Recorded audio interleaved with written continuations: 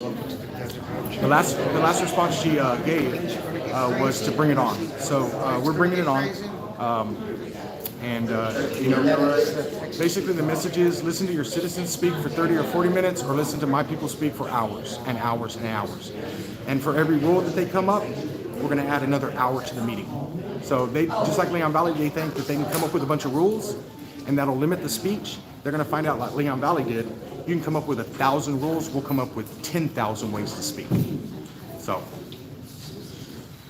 hopefully we don't have to bring 1,000 people here in person. So the meeting's about to start. Everybody be quiet. No talking in the chat. No talking in the chat.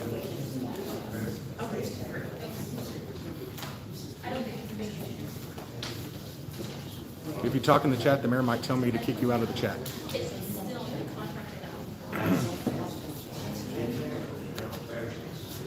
Oh, warning.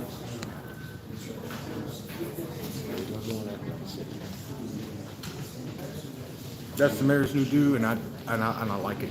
I really like it. I prefer froze, but that'll do. All right. Signed up.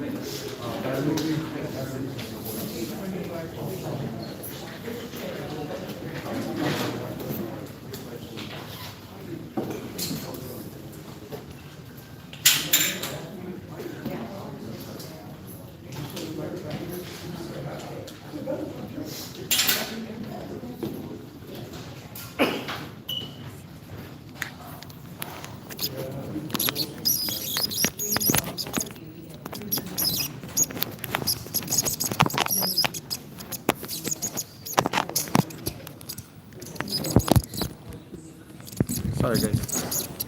Had to do a little adjustment on the. That's stupid. That is stupid.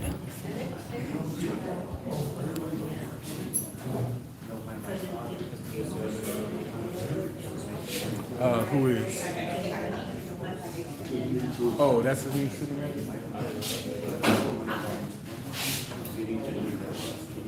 there. Who is? I think my name is Taylor. We're gonna have to do another English call.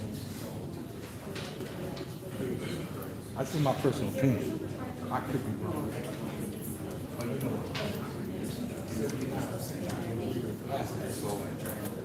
And bridge were jacked up.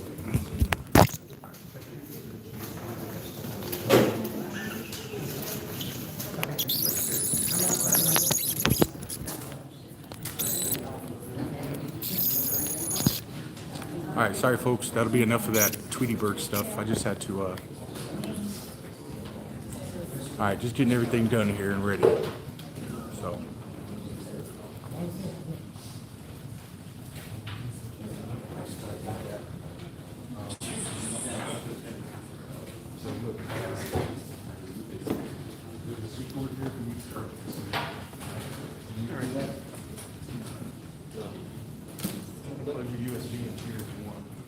So, oh, you got a battery pack, right?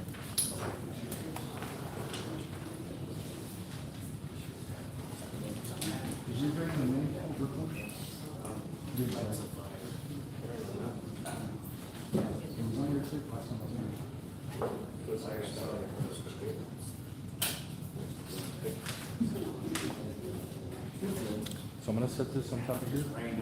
That's the audio for the podium. All right.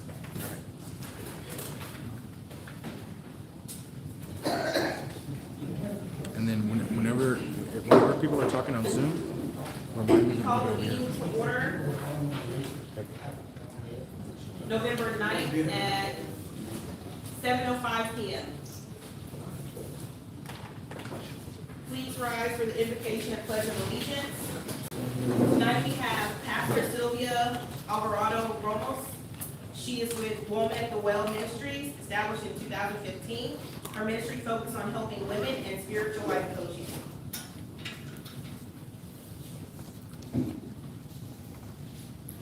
Good evening, can we please bow our heads? Heavenly Father, we thank you for gathering all of us today in this important endeavor. We ask that you bestow your guidance and blessings upon each attendee. May we honor one another by keeping an open mind. May we voice our truth and listen with an open heart. Bless everyone present today that each may be able to share his or her contributions and gifts. Grant good health and safety to our first responders, the citizens of Kirby, and our loved ones. Bestow peace and good to all of us. We ask for your wisdom and grace to use our talents for the betterment of others. May the various activities related to this day be a success through your intervention. With gratitude, we offer this prayer in the name of Jesus. Amen. Amen. To the flag of the United States of America and to the republic for which it stands, one nation, under God, indivisible, with liberty and justice for all.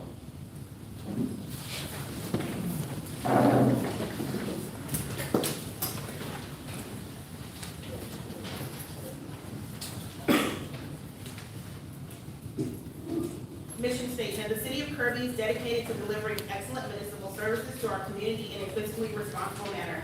Please call roll.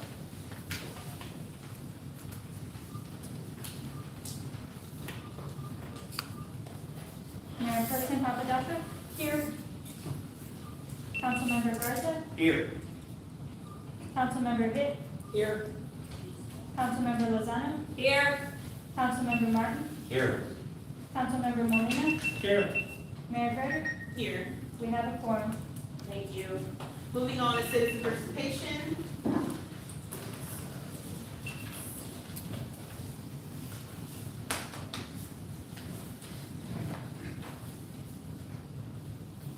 Okay, first we have Ms. Susan Street.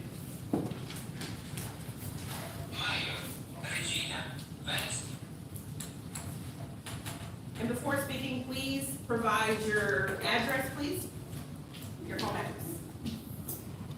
Good evening, council. My name is Susan Street, and I live at 5222 Coral Nest. I'd like to ask for your attention while I'm speaking. With regard to amending the citizens participation ordinance, why is it so hard for this council majority to be reasonable and listen to your constituents? That being said, I'd like to ask why no one considered using the citizen participation section from a sister city in the Northeast Partnership. Why didn't the Converse, Shirts, or Live Oaks process have a hearing for this? You really had to go so far afield as to dig up Alpine, Texas? This example certainly shows a heavy-handed council in their attempt to limit residents' ability to participate in their local government. I'm wondering if this ordinance has been challenged on its limiting freedom of speech. Being boisterous while speaking should not be grounds for loss of privilege.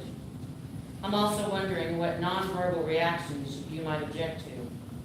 Would shaking your head in disagreement be grounds for expulsion? Insulting the honesty or integrity of the council means what exactly? The people are allowed to question our elected officials and their actions. Are you really considering banning the use of cell phones and computers in the audience? Does that include you all too? Are you planning to disallow Zoom or emailed comments during citizens' participation? Are you planning to limit speakers to residents only? What if they own a business here or their parents live here and they have concerns? These rules seem a bit overzealous and extreme. Some of these restrictions are so outdated that the meetings would never attract the younger generation or encourage their already apathetic outlook on government. May I suggest that council leave the 5-minute rule as it is, but add an additional 2 or 3 minutes to speak on specific agenda items. I doubt that it will be needed very often, but it would be reasonable as required by the Open Meetings Act. And let me just tell the city secretary that you do not have to read my email now. Thank you. Thank you. Next, we have Tori Reese.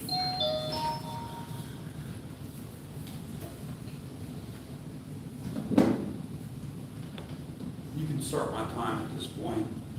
I am going to play a translation that was sent to me by a concerned citizen.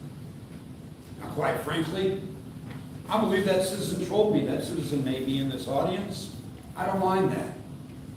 Unlike some public speakers, people in presence, here included, I understand that what I do may not be liked by everybody. And the person who wrote this masterful 13-page letter to me in Latin enjoyed my suffering as I translated it. Guarantee you they did. Going to request, as per law, additional time to translate this. I'm not asking for the 5 minutes that I'm entitled to. It'll be about 2 minutes of time that I'll read the Latin. Actually, I'm going to play it because I would never be able to pronounce that. And then I'll go through with that. So before I continue, Ms. Secretary, will I be given that additional time for the translation?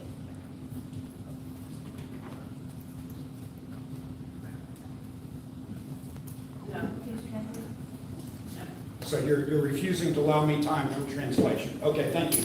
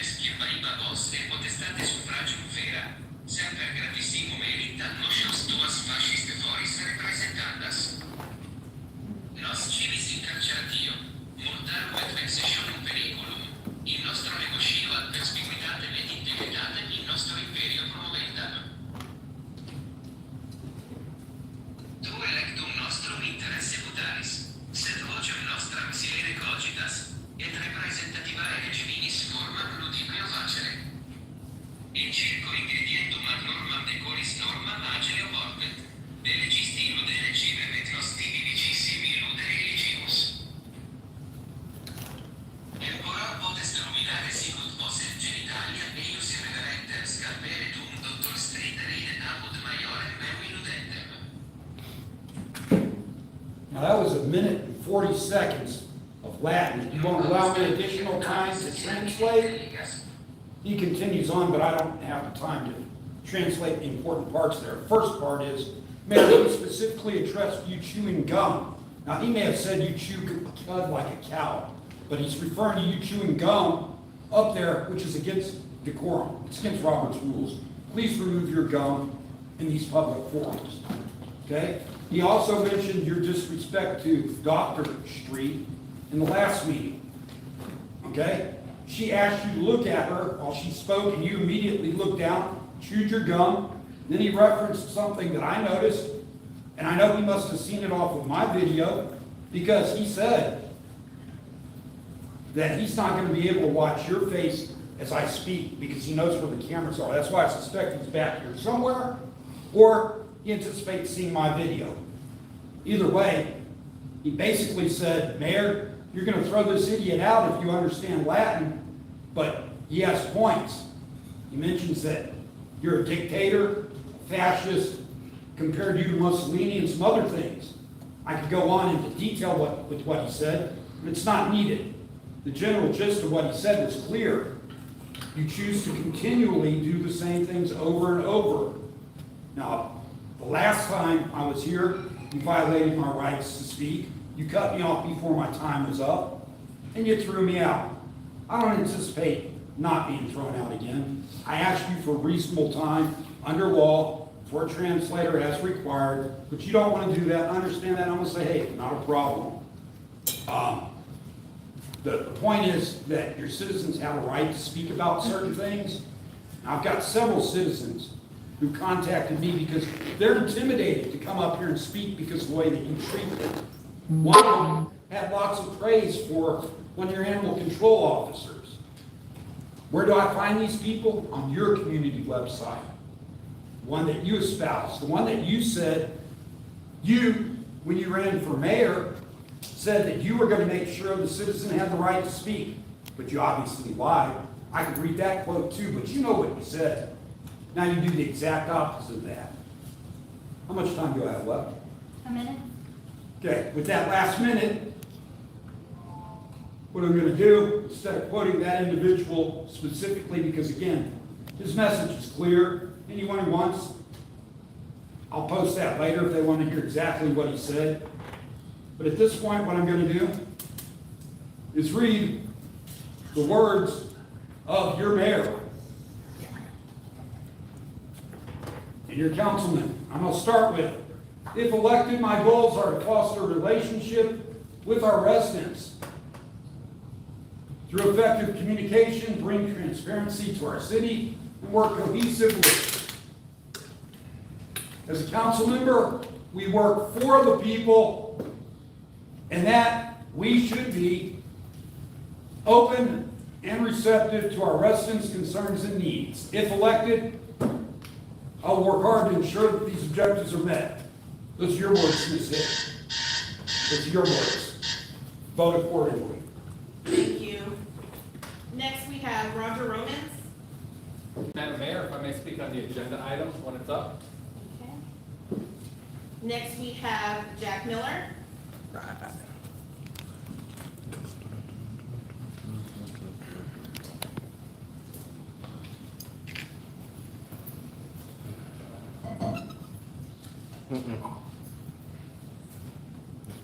Oh, that's yours, I'm sorry.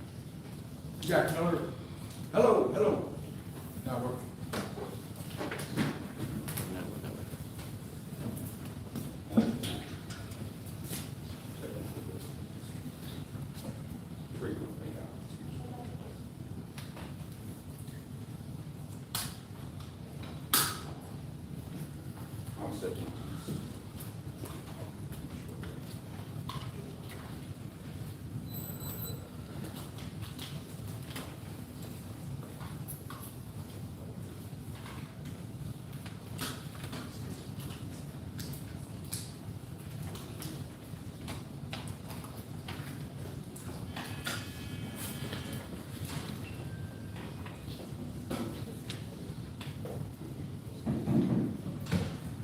Thank you. No problem.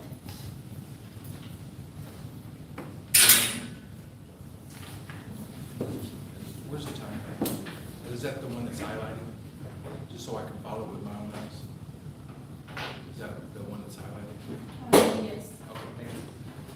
Jack Miller, 4839 Duke Road. For those of you that are here in attendance and do not know who I am a resident of Kirby for the past 13 years.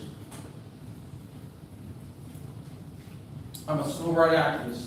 I'm about 90,000 people. No, I think we're at what? We're 140,000 people that follow me and watch me deal with bad police officers. I go after them, I hunt them, I provoke them into taking their bad actions and putting it on my camera, and then I utilize my attorneys and the legal process to deal with it. After I go to their police department, their chief, and try to get them corrected, and then that fails. That's who I am, that's what I do. I also go to where the Constitution is on fire.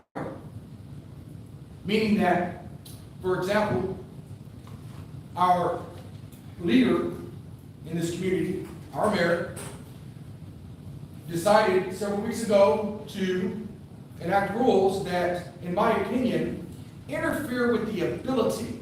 They don't censor specific speech, although there was a vote last meeting debating on whether to use the word damn. So that seems to be rearing its head, censorship of specific speech.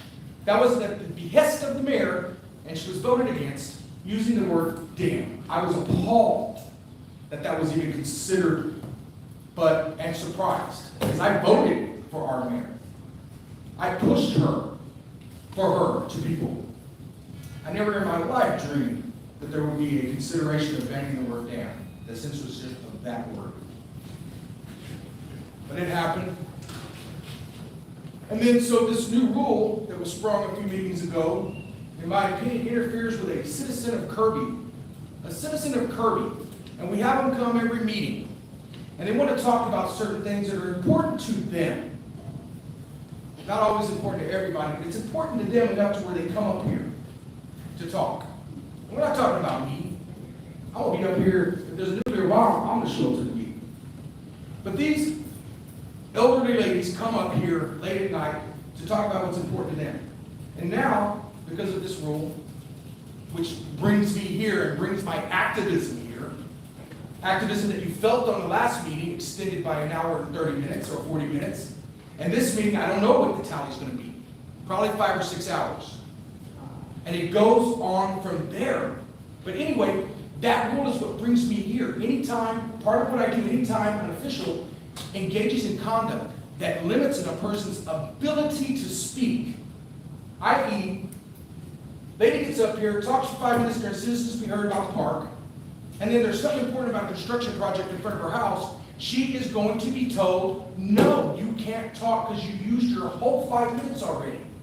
There's citizens that don't even know this, that are going to come up here and do it, and then they're going to be told no.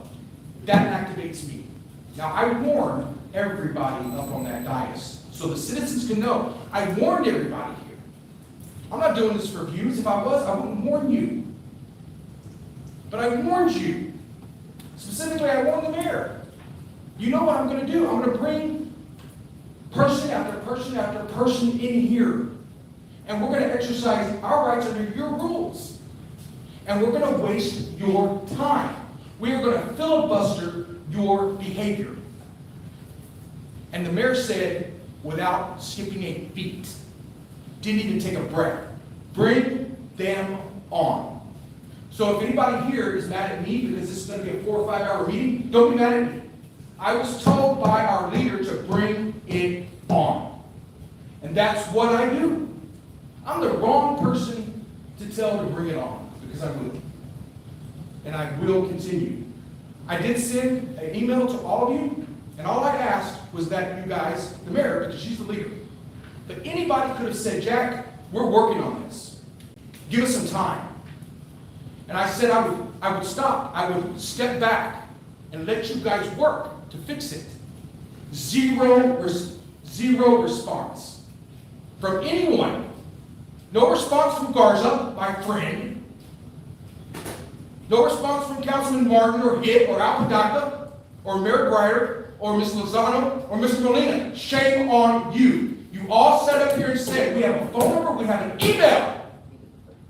That's how you can communicate with us. Well, I did. And not one response. Shame on you for that. Stop this behavior. I'm not going to stop. Thank you. Thank you. Next, we have Patrick White.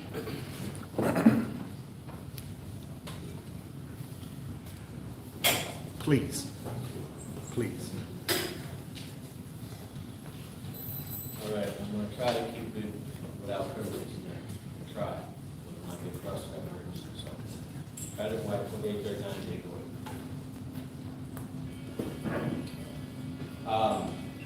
Mission statement for Kirby to provide something blah blah blah in a fiscally responsible manner, correct?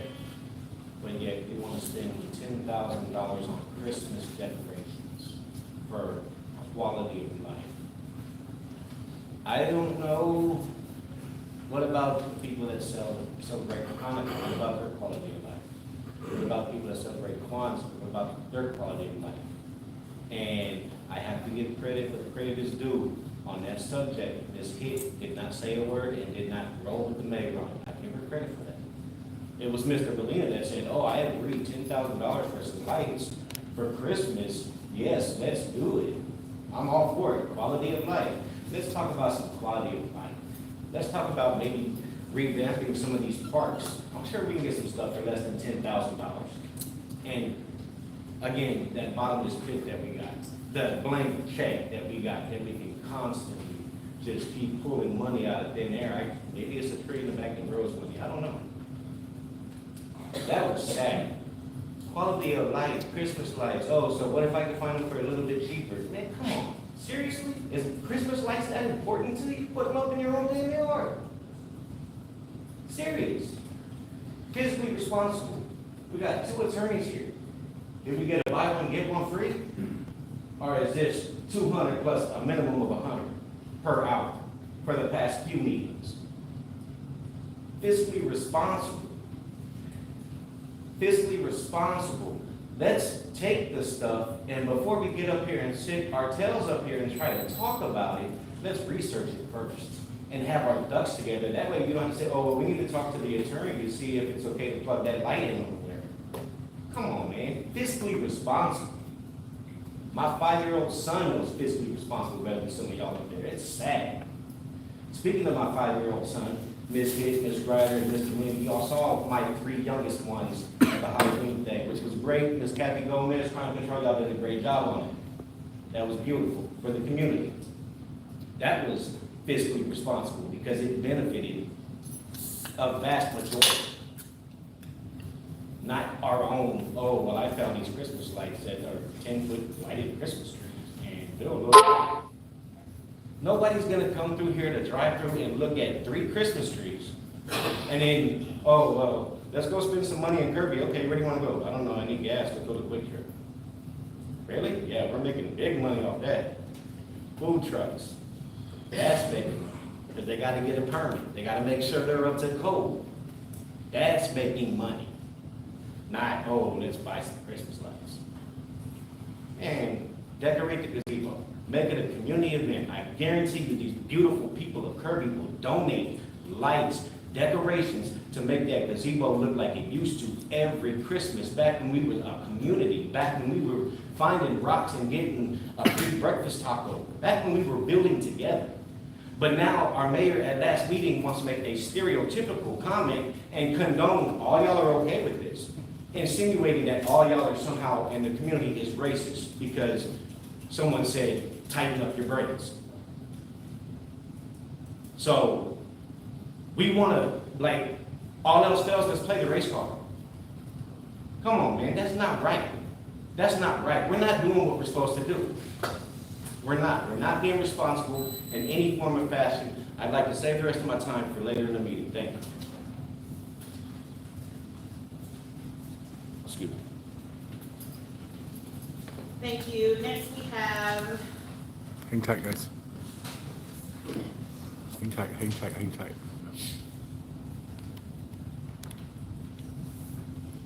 Sorry, guys. yes, that's all we have, is emails and Zoom. Mike.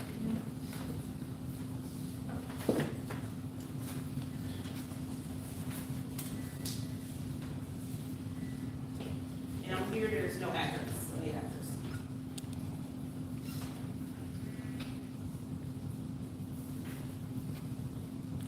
Guys, when you're sending in your emails, make sure you put your addresses on there. That's the rules. We just want to go in order from what you have. Just tell me the first one, I can mark it off. If you don't, they won't read it. Susan Street, Brett McCain. Brett Oh, McCain's so you have email. Brett King, you want to do that one first? Yes. Okay.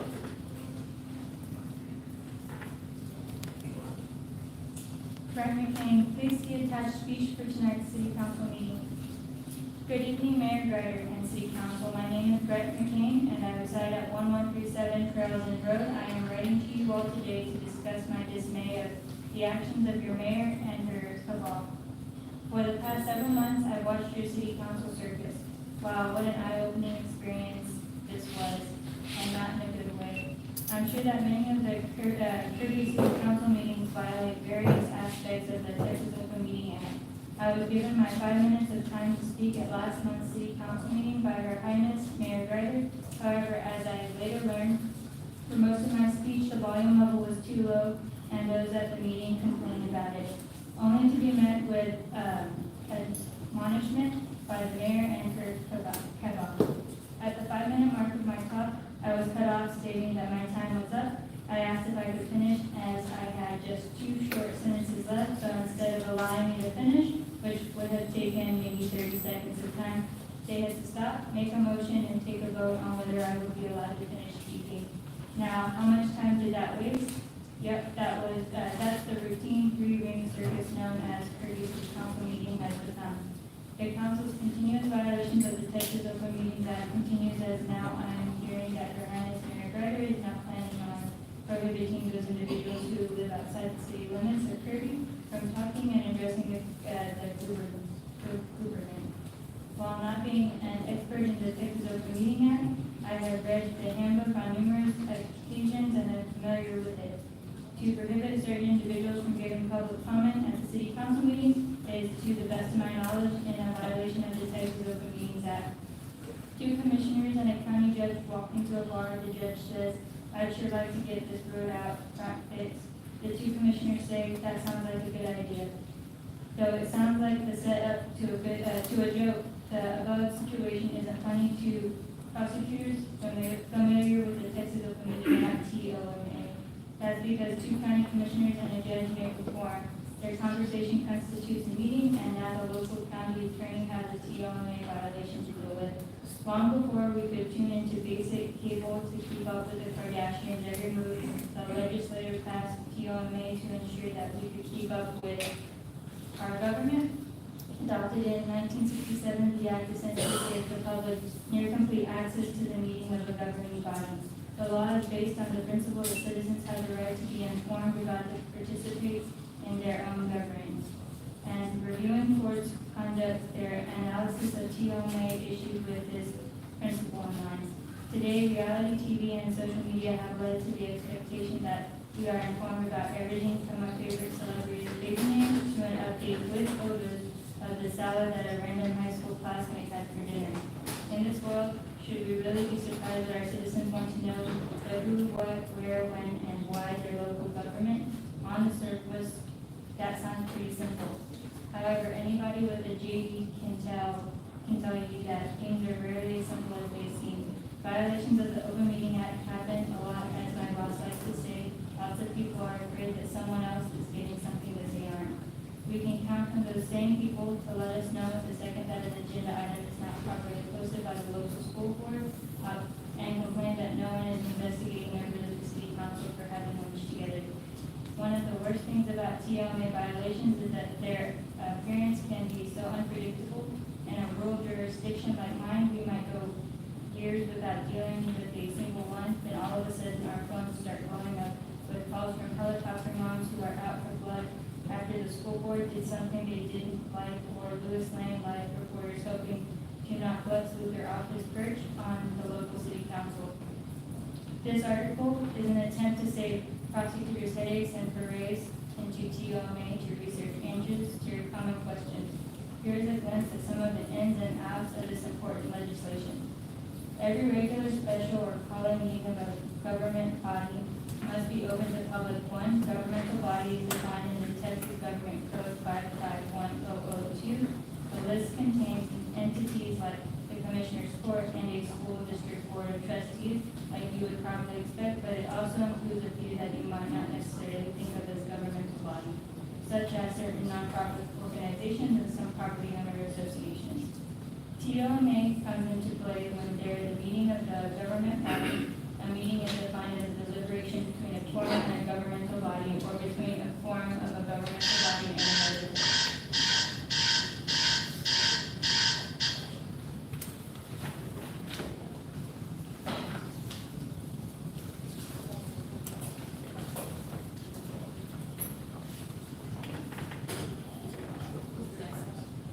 Seth Adams.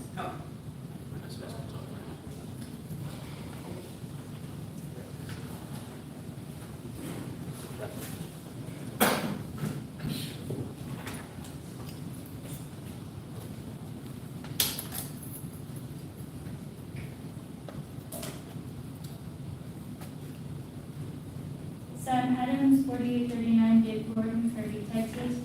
Dear esteemed members of the Kirby, Texas Council, I address you today with a heart burdened by the recent ordinance regarding the forum of regulation instituted by Mayor Gardner, which seems to obstruct the very essence of freedom and expression within our beloved community. In the spirit of justice and righteousness, it is imperative to recognize that this ordinance appears to restrict the constitutional right of every individual to speak and express opinions openly. It starts as an impediment to the democratic principles we hold dear, those principles upon which our nation was founded. The foundation of a thriving democracy rests on the unimpeded liberty of its citizens to voice their thoughts and concerns, to engage in open discourse and debate. This ordinance, however, seems to suppress this essential liberty, hindering the expression of diverse viewpoints and impeding the free flow of dialogue. Transparency and inclusivity are vital elements in the decision-making process of any justice society. The implementation of such significant regulations without due consultation and consideration for the voice of the people raise serious questions about the integrity and fairness of the governing process. I appeal to the council to reconsider the implications of this ordinance and its compatibility with our constitutional values. It is imperative to consider its potential impact on the well-being of our community and its adherence to the principles of justice and equality for all. I implore you to consider this open forum or meeting where the voices of the people can be heard without restraint. This forum is pivotal in addressing the concerns of the community, allowing for a resolution that aligns with the collective welfare and embodies the values of democracy and equality. Your urgent attention is this matter is crucial. I implore the council to take immediate and judicious action to uphold the rights of our community and safeguard the democratic spirit that defines us. Yours in the spirit of equality and justice, Sam Adams.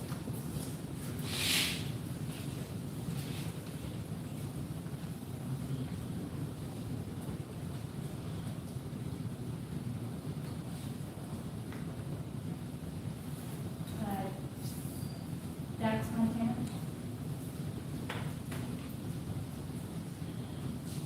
Dax, Montana, 4839, Dick Gordon, Kirby, Texas. Esteemed council members of Kirby, the air hangs heavy with the arctic stench of injustice in our beloved township. I pen these words not in defeat, but as a rallying cry for the recent decorum wielded under the guise of maintaining order, curtails the very essence of freedom we hold dear. Their use of an insidious ploy to stifle and the wild symphony of voices that give life to our public spaces. The decree mastermind by Mayor Ryder is a slap in the face of liberty and enshrined in our Constitution. It shackles the soul of open dialogue and unspoiled expression, a direct assault on the bedrock of democracy. The cacophony of opinions, the unbridled fervor of discourse is the pulse that beats in the heart of Kirby. Attempting to muzzle this raw energy is nothing short of betrayal to the ideals that this nation was built upon. They trampled the freedom, fought for a mockery of the very First Amendment. The audacity, the sheer nerve of this decree compels us to stand resolute and unwavering. We implore the guardians of justice, the stewards of our community, to thrust this overreaching decree into the spotlight of Grand Coliseum where unbridled voices echo, untethered by the shackles of suppression. Let the council face the people, strip the filter and restriction to hear the unsanitized, crude, and unmitigated concerns. For democracy to thrive, the unfettered chaos of discourse must reign supreme. The council is not a wielder of a tyrant's whip, but a defender of the liberties of the populace. Now is the time to rise against that oppressive outreach, to rekindle the flame of liberty that flips in the wind of suppression. The future of our township hangs in the balance. The decision to either uphold the values of freedom or to bow to the oppressive whip of a few rests in the hands of the council. It's time to stand as the vanguard of justice to safeguard the voices of the people against the echoing shadow of tyranny. The liberty of speech is not a privilege to be dulled out, but an inherent right bestowed upon every citizen. It's the cacophony of diverse opinions, that reverent debate, the unfiltered truth that propels us forward as a community. To stifle these voices is to strip us of our very identity. The courage to rise against these suppressive shackles is the defining moment for Kirby. Let the council embody the spirit of the people, unyielding in their resolve to preserve the very essence of democracy. We implore you to rise as champions of justice, to untangle the knots of suppression and restore the unrestricted freedom that defines us, with the trust that you will stand with the people shoulder to shoulder in this battle for our unbridled rights. Yours Gas, Montana.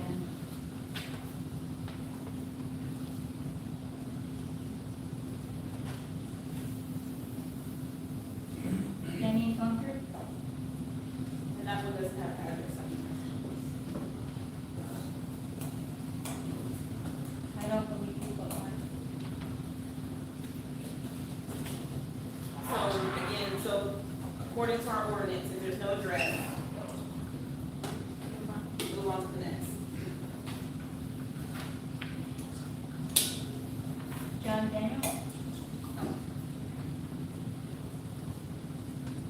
John Daniel, 4839 Dave Gord, Kirby, Texas. Dear members of the Kirby, Texas City Council, the dark shadow of concern looms over our town cast by the recent ordinance regarding reform, an edict that seems to wrap its fingers around the throat of our constitutional freedoms. This decree birthed from the hands of Mayor Grider appears to constrict the very lifeblood of our community, the freedom of expression and the right of articulate opinions without fear of suppression. It says that the hands of authority are tightening around the neck of democracy, suffocating the voices that give our town its identity. In a land where democracy should breathe freely, this ordinance poses as threatening the essential right to speak and to be heard. The fundamental liberties we cherish etched in the Constitution are at risk of being trampled on by the weight of this restrictive directive.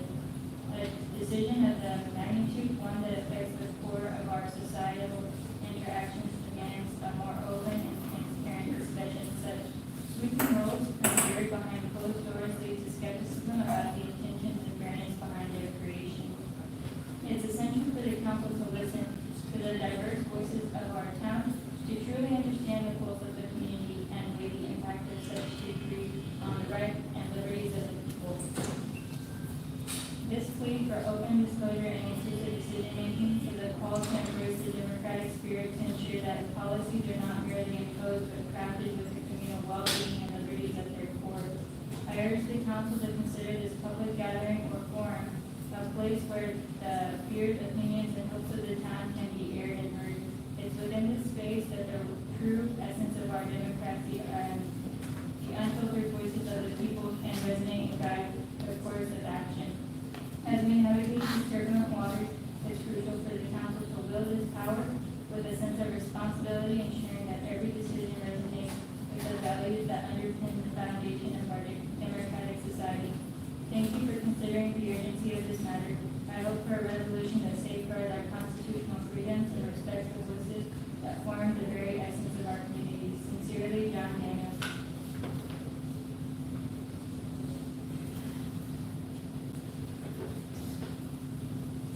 Christopher Michael Hunt.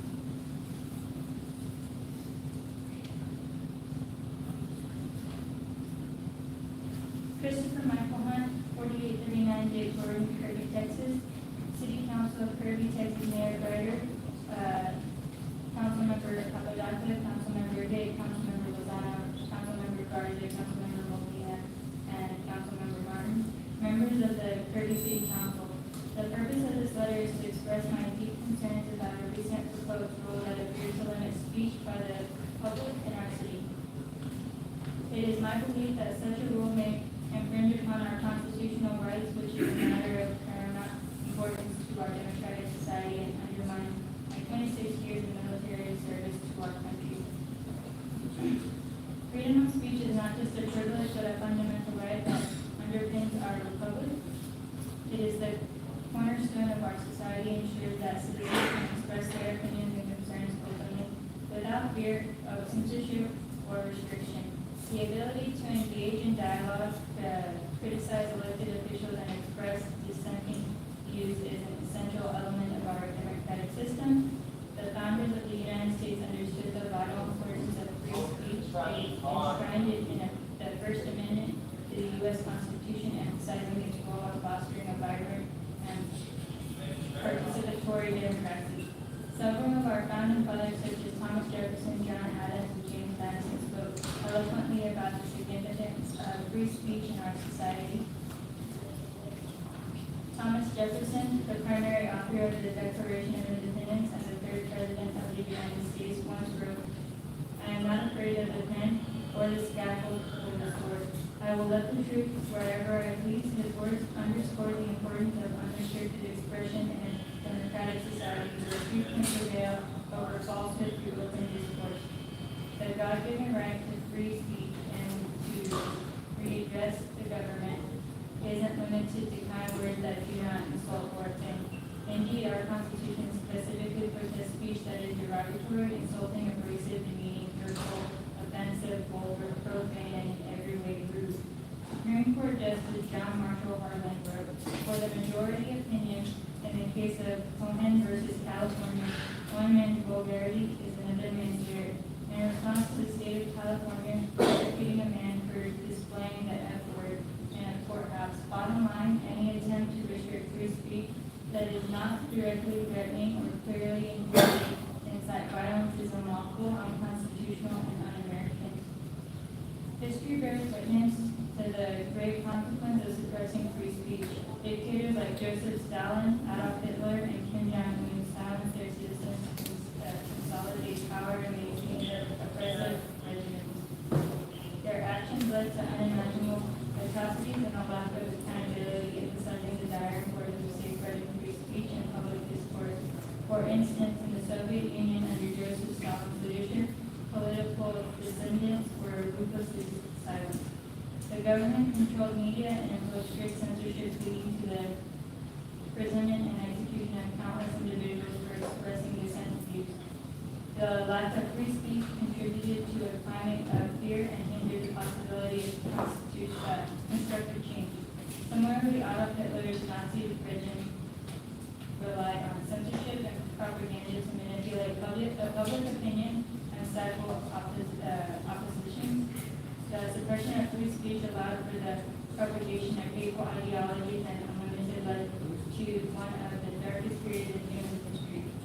In North Korea, under Kim Jong-un's rule, freedom of speech is virtually non-existent. The regime strictly controls information, preventing its citizens from accessing external sources of information and suppressing any form of dissent. The consequences of such restrictions are well documented and have resulted in severe human rights abuses. All these brutal regimes began small with common sense speech restrictions like those currently proposed in Kirby. It is vital to remember that protecting free speech is a cornerstone of democracy. It is a fundamental right that should be upheld and cherished as it allows citizens to participate in governance, express their concern, criticize officials, and work together for the betterment of our community. I kindly request that you reject any such proposed rule and use it with legality to ensure it aligns with the principles of our Constitution. It is crucial that citizens of Kirby are provided with the opportunity to express their opinion, including negative, offensive, and derogatory opinions.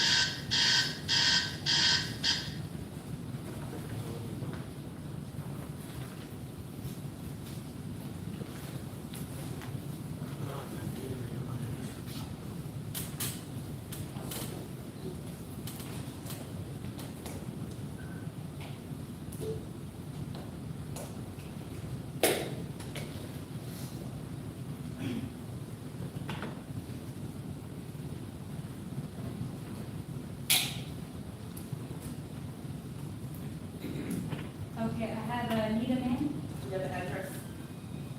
Was not stated, I don't believe.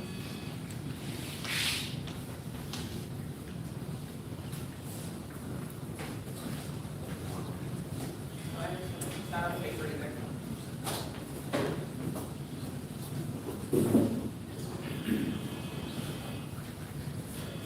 I have Martha Crawford.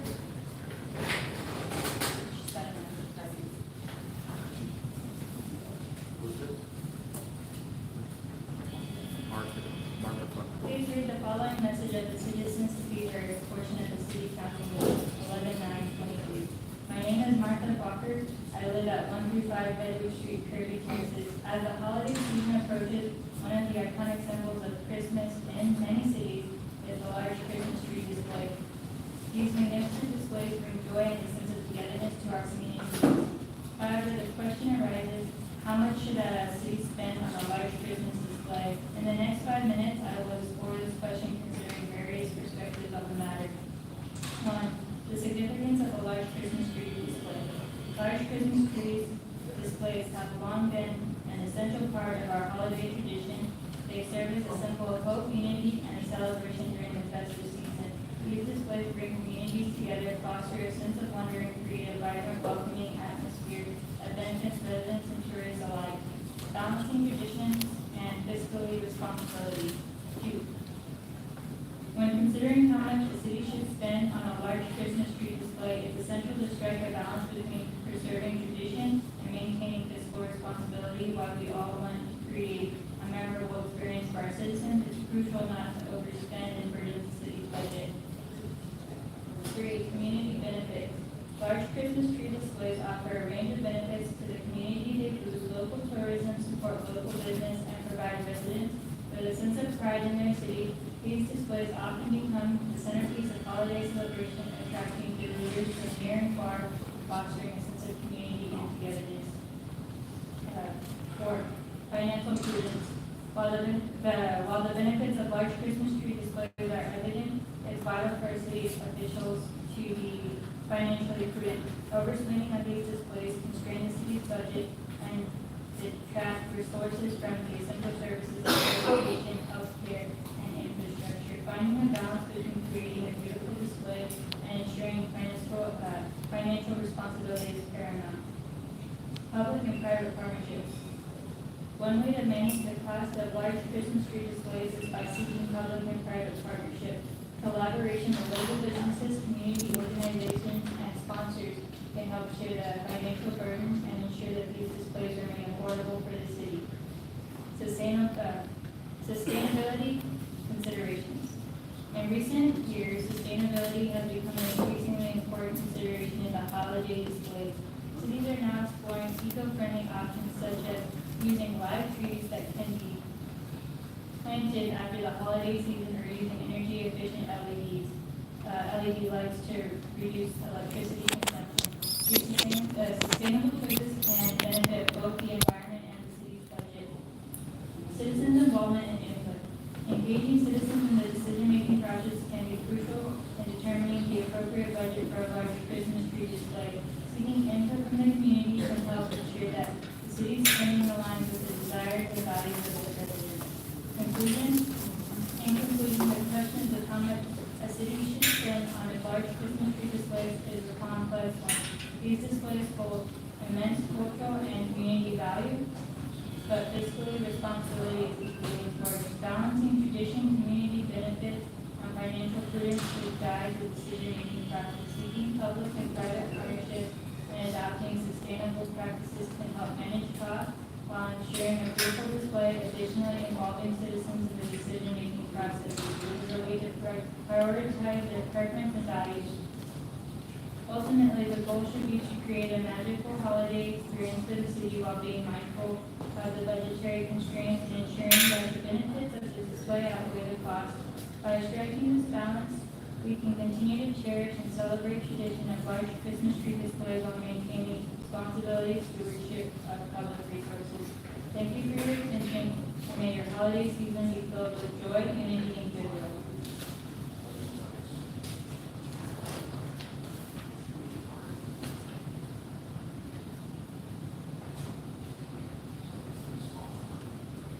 Just Bob.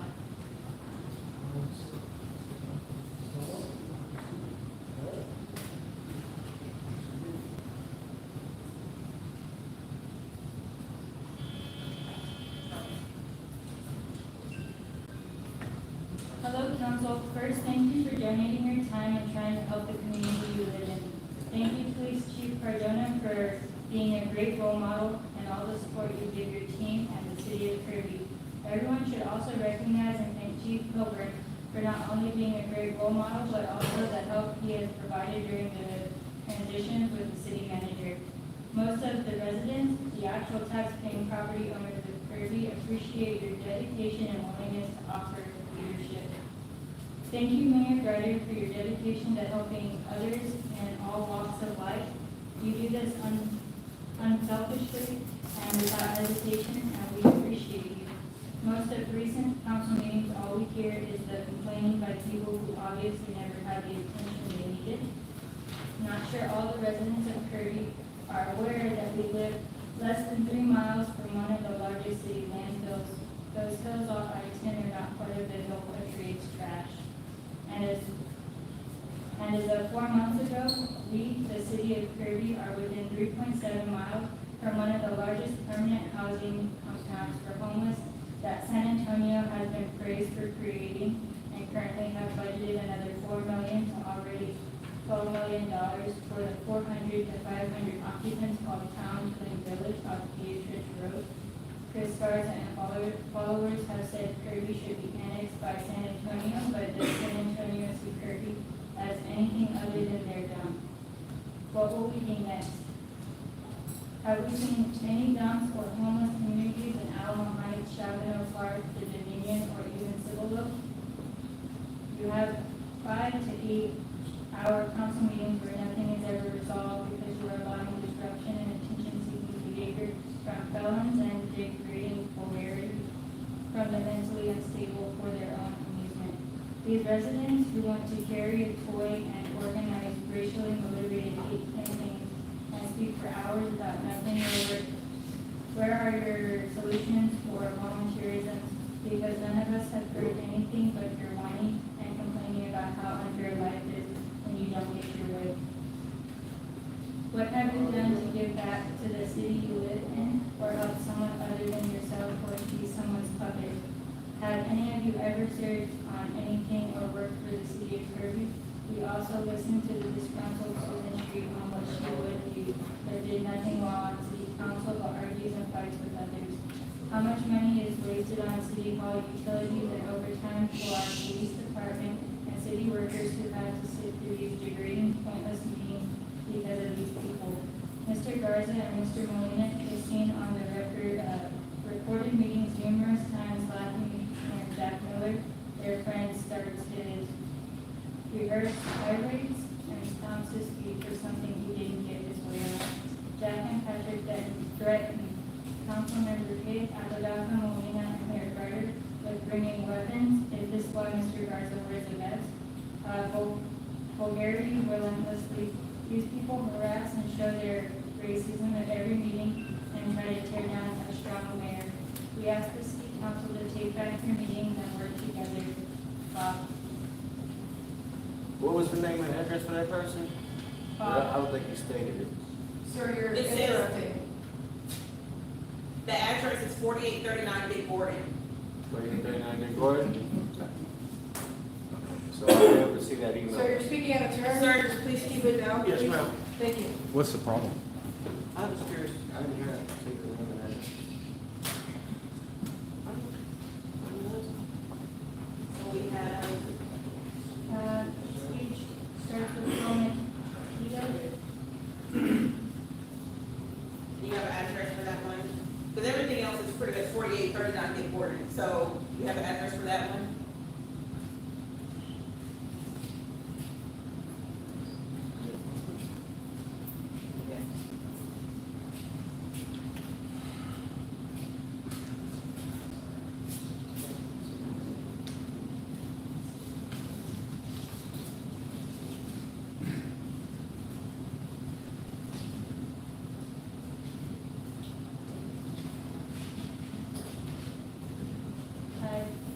I have an email address.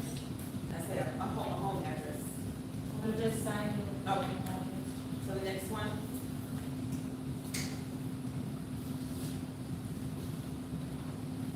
Annabelle Campbell. Okay, and that's 4839 Big Gordon. That's on the paper. Yes.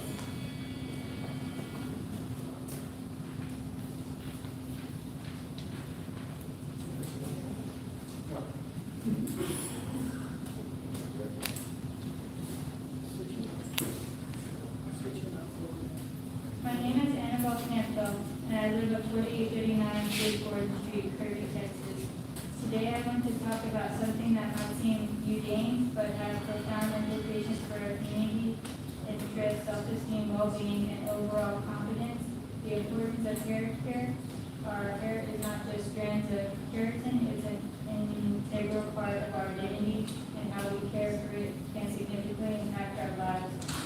the next 5 minutes, I will delve into the reasons why hair care is essential and share some tips for maintaining healthy and beautiful hair. First and foremost, hair is a defining aspect of our appearance and plays a pivotal role in our self-image. It's often one of the first things people notice about us. The way we style our hair can convey aspects of our personality, culture, and individuality. A good hair day can boost our self-esteem and give us the confidence to face the world. Conversely, hair concerns can lead to feelings of insecurity and self-doubt. Taking care of our hair, then, is not just about aesthetics, it's about nurturing and self-esteem and a sense of self-worth. Beyond the emotional aspect, the state of our hair can also be an indicator of our overall health. Healthy hair often reflects a balanced diet and a well-maintained lifestyle. Conversely, hair problems can signal underlying health issues such as nutritional deficiencies, hormonal imbalances, or stress. Regular hair care can help us identify and address potential health concerns early on, promoting overall well-being. Furthermore, hair care is not limited to aesthetic, but extends to practical consideration. Properly maintained hair is easier to manage, reducing the time and effort required for styling. Healthy hair is less prone to breakage and split ends, leading to fewer hair-related frustrations and expenses. By investing in hair care, we can save both time and money in the long run. Now let's delve into some tips for effective hair care. Regular washing starts with the basics, keeping your hair clean.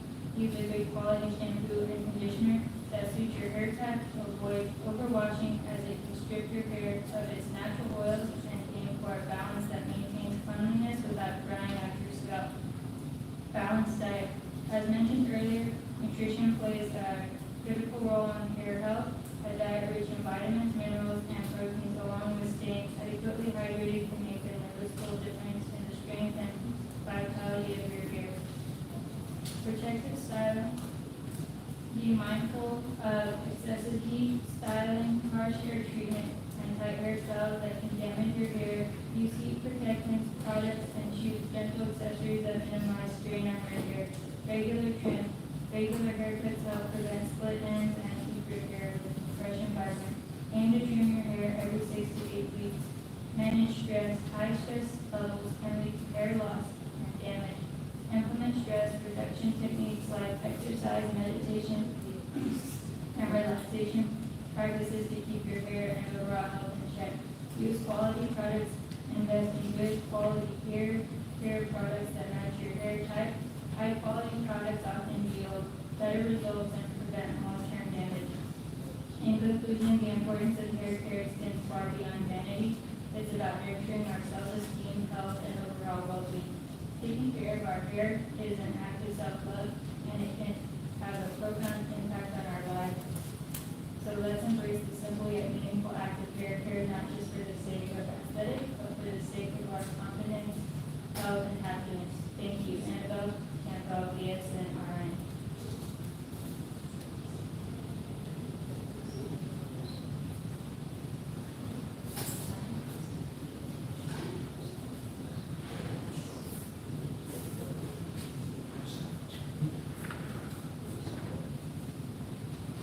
John P. 4839 Dick Gordon.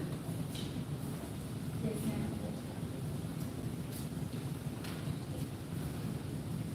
Ma'am, I appreciate your work. Thanks for what you do. Evening all, my name is John P. 4839 Dick Gordon. First, let's remember the honor of the millions of Americans who have served us in the uniform of our military. Stand tall, brothers and sisters. We have one day, but as true servants, we work to divert towards those who gave it all and pray that the Lord had intentions on us. Unlike our mayor, we know our role and respect our place and the sacrifices of others. Citizens of Kirby, I come before you today with a deep sense of concern for the direction our beloved town is taking.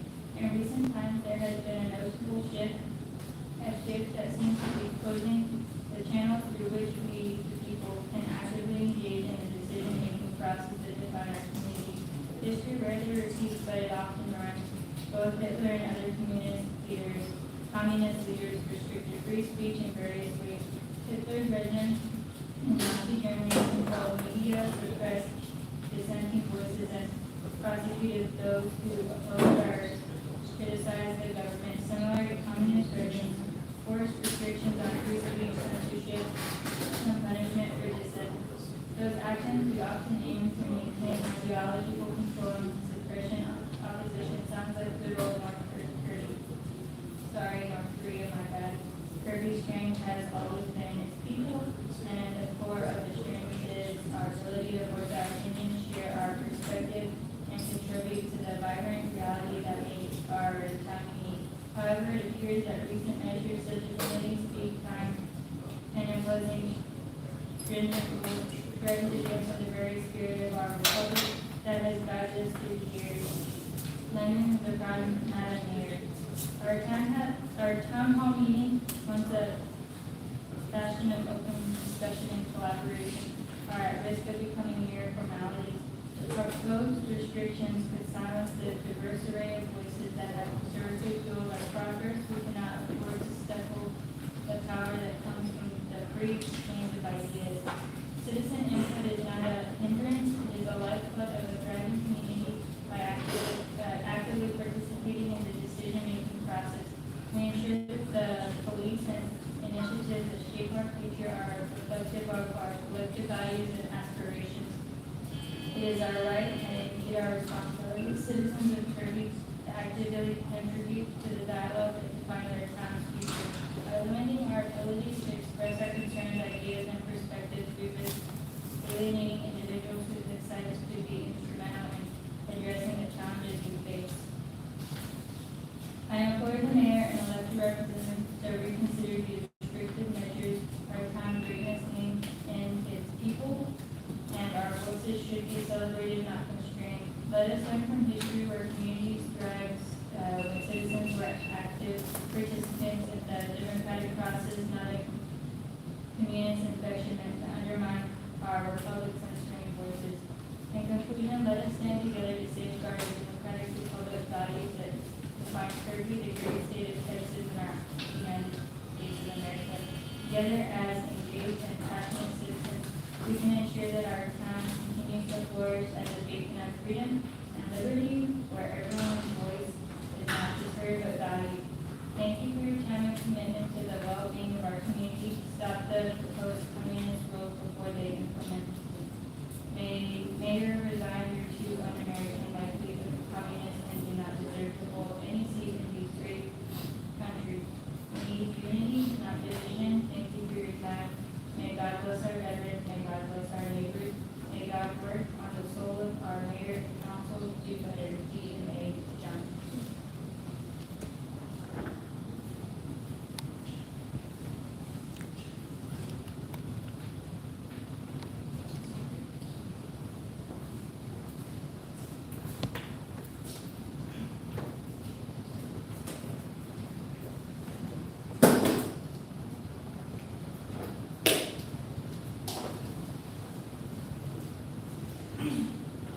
Wilfred Wagner.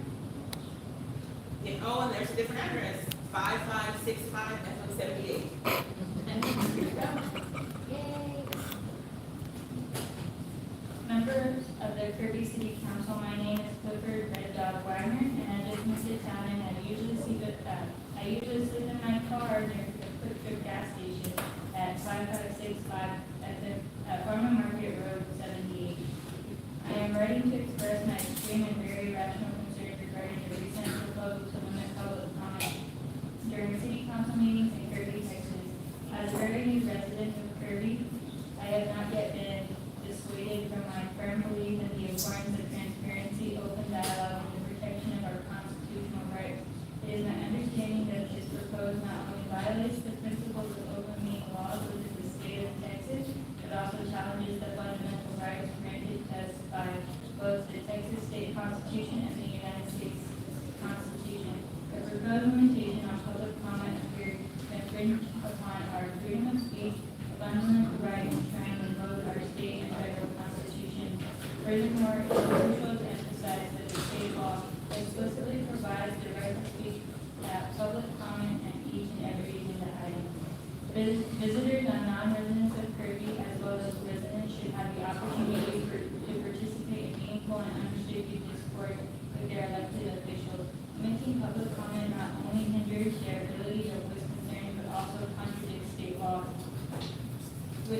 enshrines the rights of all citizens regardless of residency and engage with the council.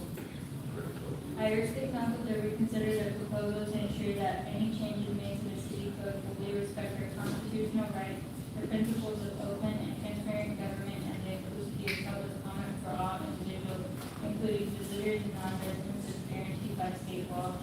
The voices of the citizens of Kirby, as well as those who visit our city, should always be heard and valued in accordance with both state and federal law. Thank you for your attention to this matter, and I look forward to a productive and inclusive discussion on this issue during tonight's council meeting. With all due respect, Clifford Red Bell Wagner.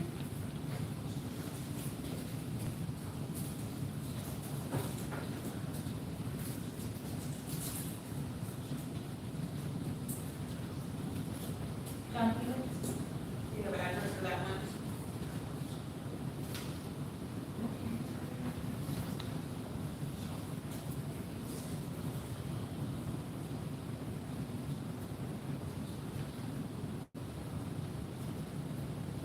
I do not. He does claim that he is a resident of Kirby. Do you have a physical address?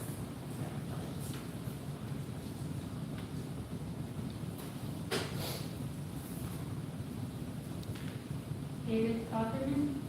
4839 Dick Ward. Yes. I, David Copperman, am writing to express my deep disappointment and concern regarding recent events that have raised questions about the protections of free speech within the city of Kirby. As a resident and proud member of this community, I believe it is crucial for our city to uphold and protect the fundamental rights of its citizens, including the right to free speech. Freedom of speech is one of the cornerstones of our democratic society and is enshrined in the United States Constitution First Amendment. It is a right that we must hold dear and protect, as it allows us to engage in open dialogue, express our opinion, and participate in the democratic process. However, recent actions and decisions by the city have raised concerns about the extent to which free speech is upheld and protected. These concerns are shared by many residents who believe in the importance of open discussion, even when it involves dissenting on or unpopular opinions. I kindly request that the city of Kirby reconsider its approach to free speech and ensure that the rights of its citizens are protected.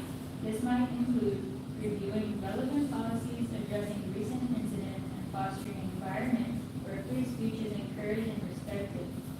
I believe that open and respectful dialogue can lead to a stronger and more unified community. It is essential that the city actively works to protect the rights of all its residents and fosters an environment that values diverse perspectives and encourages the free exchange of ideas.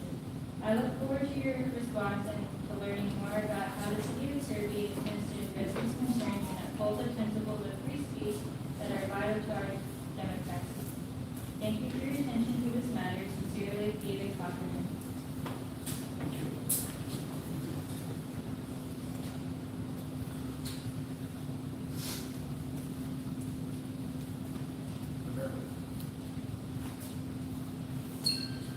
Michael Elizondo. 4839 Dick Ward.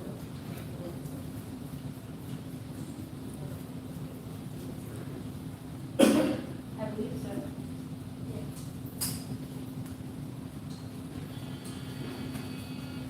Hello, ma'am. I am Michael Elizondo and a citizen of Kirby. I live at 4839 Dick Road, and I am so disappointed with the mayor. She treats the citizens with great disrespect by yelling at them and infringing with their First Amendment of the Constitution and the 14th Amendment. Congress shall make no law respecting an establishment of religion or prohibiting the free exercise thereof, or abridging the freedom of speech or of the press, or the right of the people peaceably to assemble and to petition the government for a redress of grievance. In 1868, however, the 14th Amendment was added to the U.S. Constitution, and it prohibited states from denying people liberty without due process. Since then, the U.S. Supreme Court has gradually used the due process clause to apply most of the Bill of Rights to state government.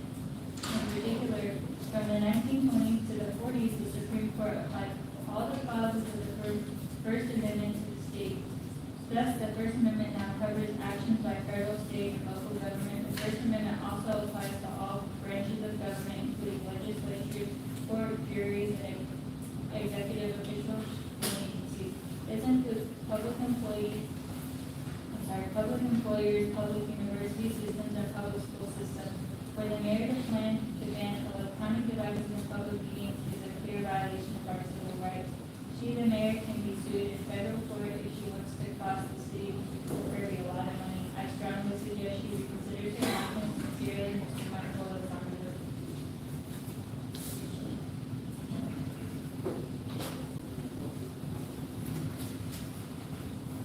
Amanda Burt. 4839 Dearborn. Yes. Amanda Miss Piggy Bird. Piggy Red. Hello neighbors. Things have been tense recently, and I would like to propose we establish an official city song to help build camaraderie with our neighbors. I propose these lyrics. Please sing as you read the lyrics to have the full effect. I don't have a good singing voice. In the heart of Texas, the city so quiet, it's Kirby, y'all, and we're here to shine. With him and after that, Molina and tell how much of the Constitution do they know? Kirby, a place to be, with folks like it, Apodaca, Molina, on the MIC. We'll listen to them talk and have a laugh or two. In this Texas town, there's nothing we can't do. Well, take the name that known all around, of Kirby, Texas, we're gonna break it down. Watching it ignore amendment number 1, it censors the people, and that's no fun. Kirby, a place to be, with folks like it, Apodaca, Molina, MIC. We'll watch the talk and have a laugh or two. In this town, there's nothing you can't do. Now, Apodaca's got a twinkle in his eye. He's the life of the party, oh my, oh my. He's watching our rights every day you'll see. It's Kirby, not Nazi Germany. Kirby, a place to be, with folks like it, Apodaca, and Molina, you'll see. We'll watch them speak and have a laugh or two. In this Texas town, there's nothing we can't do. Molina, oh Molina, we can't forget how you struggle to know what to do. Elected officials do. With your charming grace, you're a sight to see. But don't worry, your secrets are safe with me. Kirby, a place to be, with folks like it, Apodaca, and Molina, you'll see. We'll watch them joke and have a laugh or two. In this Texas town, there's nothing we can't do. So here's to Kirby, where the laughs never ending, with it, Apodaca, and Molina, always pretending. We love this town and the folks that we meet in Kirby, Texas, life's a treat.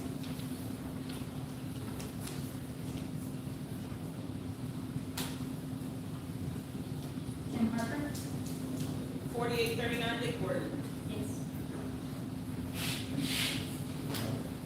Tim Parker, free speech protections are not for popular speech, but to protect speech that is not favored and in some aspects found to be reprehensible to those in power, because speech everyone agrees with does not require any protections at all. Therefore, you should allow citizens to say whatever they feel is necessary to get their point across, even if it's not agreed with that whole.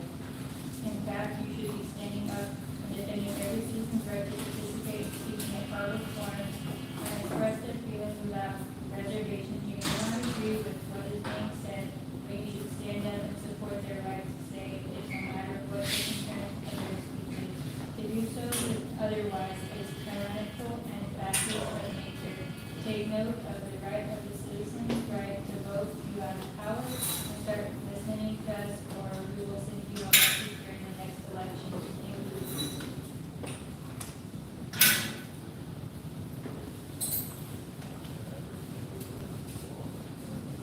This one's just signed good citizen.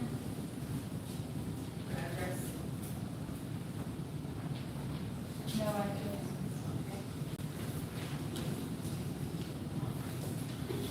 And then, We still have 2 more. okay, that's what it's okay.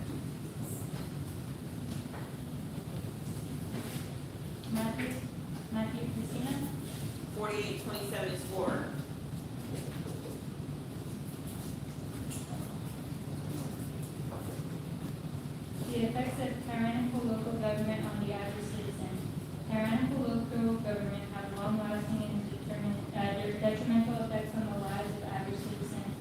those in power abuse their authority and prioritize their own interests over the well-being of the people they govern, the consequences can be severe and far-reaching. We will explore the various ways in which tyrannical local government impacts the average citizen, including curtails civil liberty and economic suppression, social unrest, and a loss of trust in the governing institutions. 1. Curtail civil liberty. Under tyrannical local government, citizens often face restrictions on their fundamental rights and freedoms. This can include limitation on freedom of speech, assembly, and expression, suppressing dissent, and preventing the open exchange of ideas. Censorship, surveillance, and the targeting of political opponents become common practice, eroding democracy and individual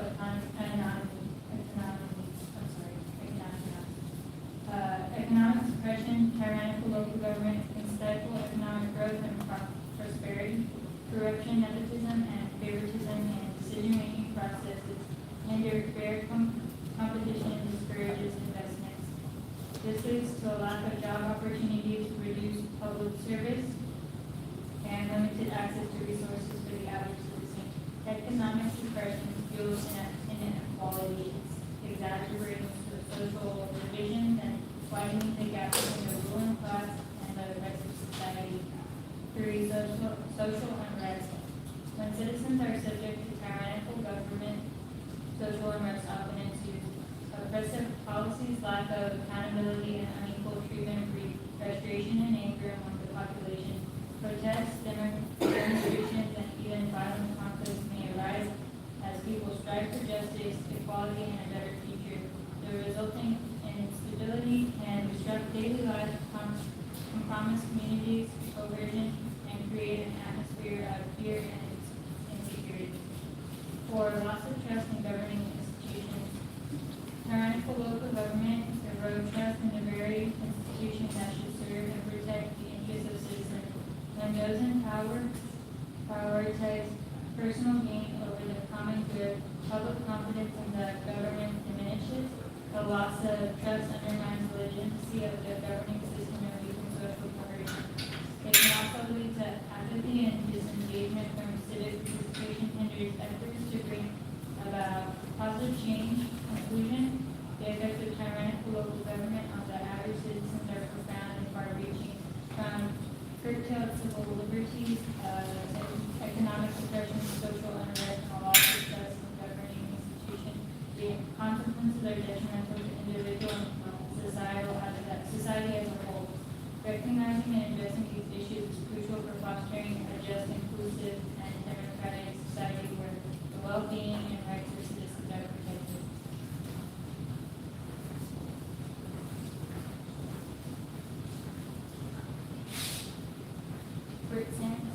You have address for that one? 5035 Frank Norman.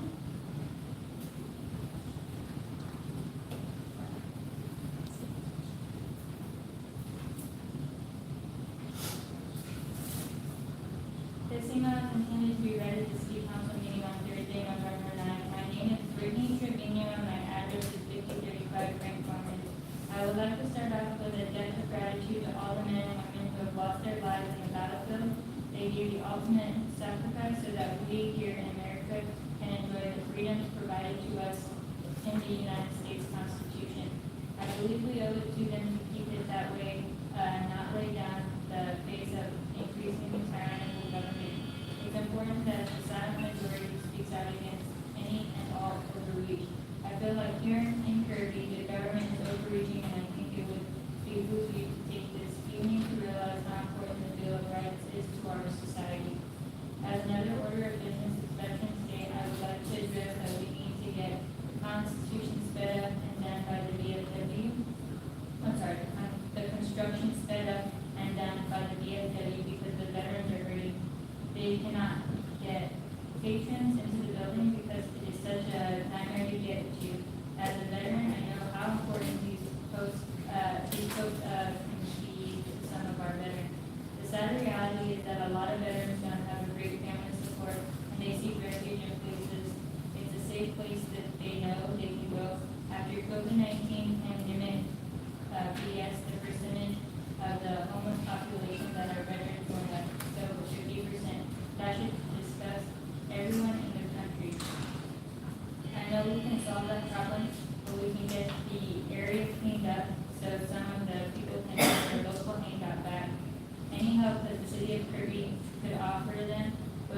appreciated because the construction has severely hampered their ability to keep the doors open.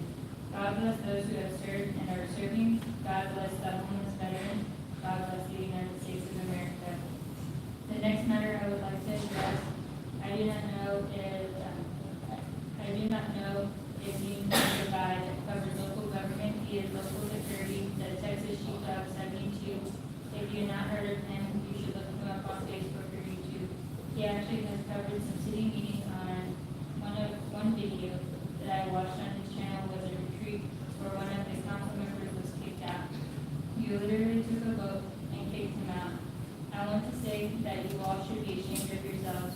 First off, that portion of the city deserves to be represented in no matter what. We elected him, we paid for retreats that are short of him punching one of you. No reason that you should reject any member from any reason, especially from a team building exercise. You cannot use the quick yes to railroad anything you want to well.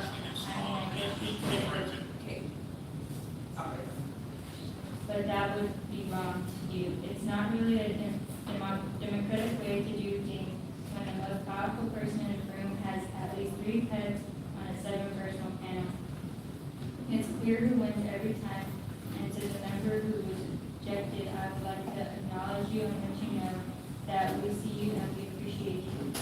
Ms. Mary, you're a beautiful, successful woman. You could be a great role model for all of those girls aspiring for big futures, for you to reflect the tyranny that wealthy people with power confuse to lord over their subjects. The choice is yours.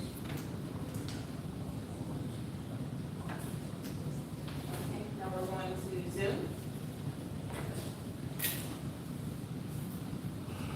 And we have, the first is Matthew Rankin. Are you gonna go by that in order?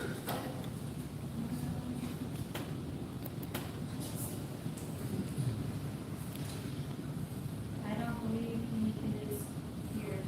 Okay, then we can go to the next one, Robert Kyle.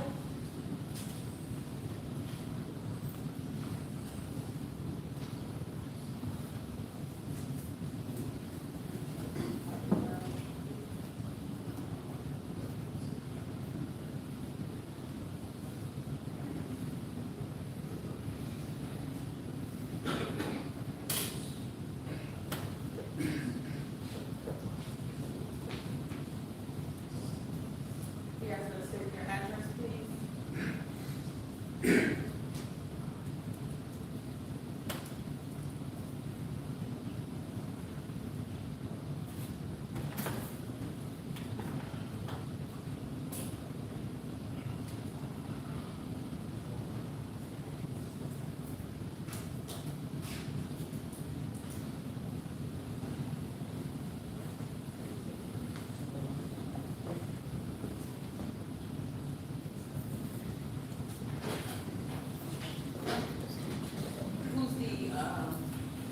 Who's the person at the top, in the blue?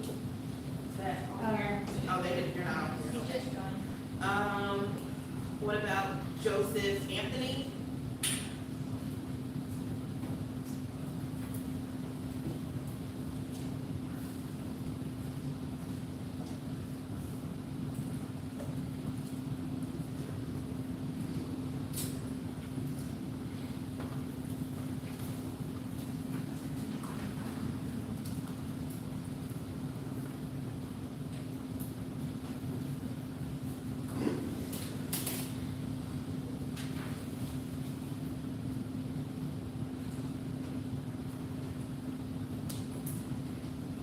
Yes, I'd like to go ahead and give a comment here about how the city of Kirby here is putting a tamper on speech.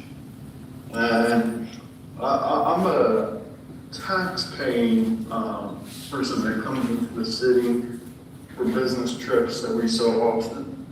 I'm enjoying that Dairy Mr. Queen Anthony, I need to you got interrupt you, there.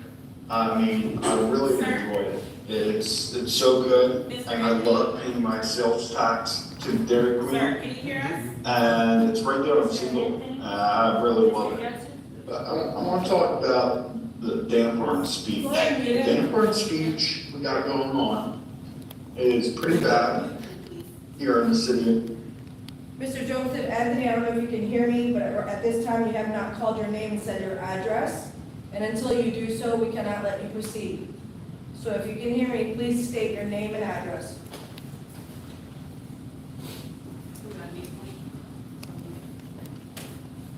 That way they can go to your house and raid your house.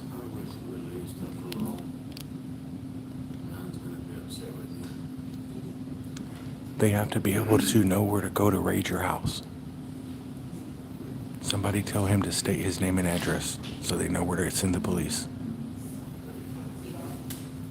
Looks like he disappeared. He lives with me. And then the next one is Ismail. They don't believe he lives with me.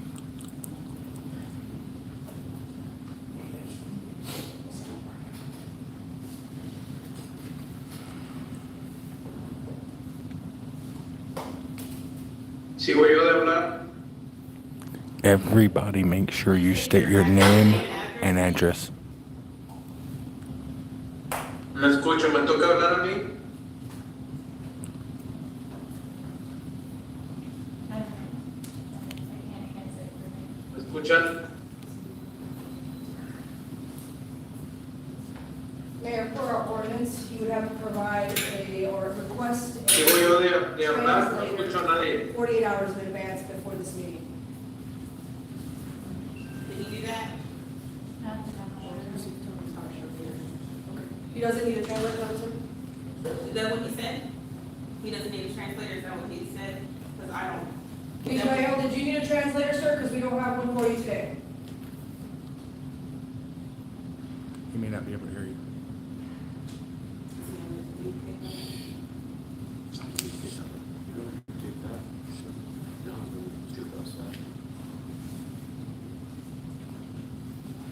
Can he hear us, Caitlin? Sir, can you hear us?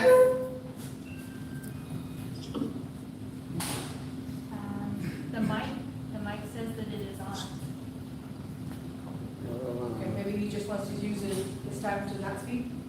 No, he wants, hold on.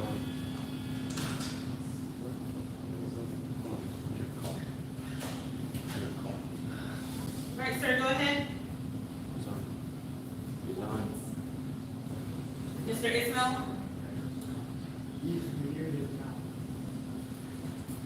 Hey, you need a translator? He's muted.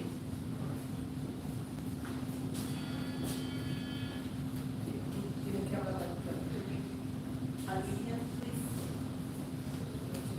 I can ask him, but I don't think I can. Sir, you can speak now, Mr. Ismail.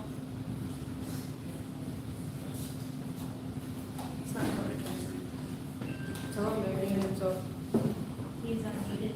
No, on his side. Sir, we can't hear you. I have him on the phone if you need me to tell him something.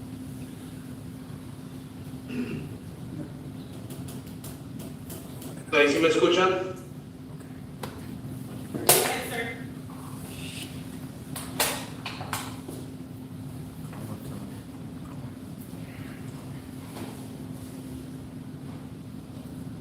¿Me escuchan o no?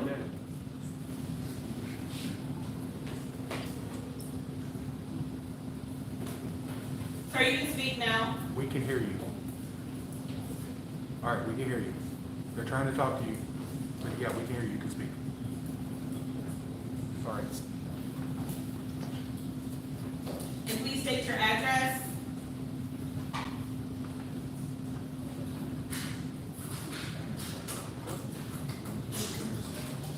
Yo quería decir algo. No sé si voy a tener un traductor o no.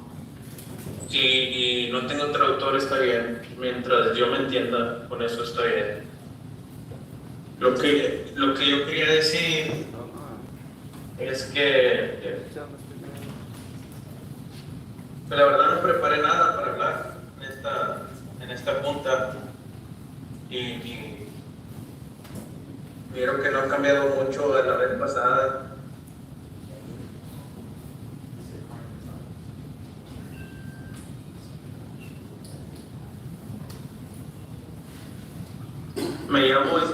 Rincón. Me llamo Ismael Rincón, mi dirección es 1102 Bollinger,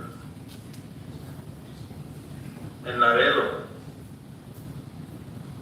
¿Sí? ¿Puedo continuar hablando? Dave, he gave his name and address in Laredo. Thank you. Estoy aquí, no preparé nada, pero veo que las cosas no han cambiado mucho a la vez pasada, la junta de la vez pasada. Voy a tener tiempo adicional, voy a traducir yo mismo.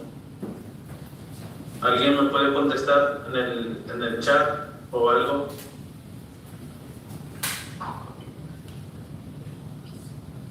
Voy a necesitar mi tiempo adicional para que me puedan entender. Ahorita tengo mi traductor aquí, está enseguida de mí. Entonces, yo quería hablar sobre, primero quiero proponer algo a la ciudad de Kirby, cambiar las banderas que tienen, en lugar de que diga City of Kirby, que diga South Kirby o algo así, con una bandera de Corea del Norte, en honor a Corea del Norte. Porque son muchas las similitudes de Kirby y de Corea del Norte. Entonces, también lo que quería hacer, tengo un libro que quiero leer. Tengo un libro conmigo. Ese libro es de las libertades que tiene el Corea del Norte en comparación a las libertades que hay en Estados Unidos. Entonces, quiero traducir eso al inglés. So I'm going to read a book, and this book is regarding the liberties we have in North Korea. And it's a pretty extensive book, so I'm going to read through it. I'm going to read through it, and I'm going to try and pronounce the words. Just bear with me for a bit. It's a pretty extensive book. Again, the title is Freedoms of North Korea. And I'm doing this in honor to Kirby, the city of Kirby. The similarities between the Kirby government and North Korea.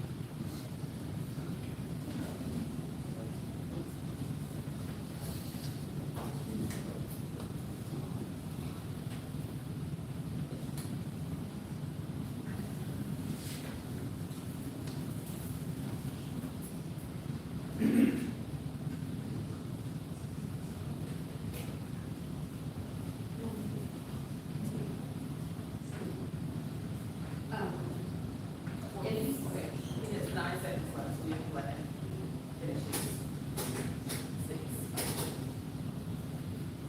So,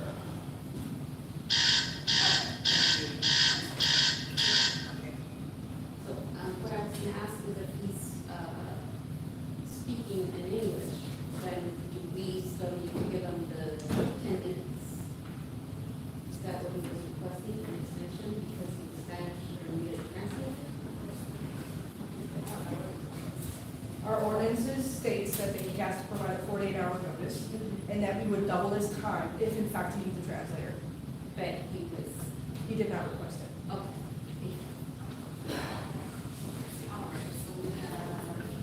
The last person that we would have again is on this list will be Robert Kyle. give him another opportunity, and if not, then we're moving on. Robert Kyle.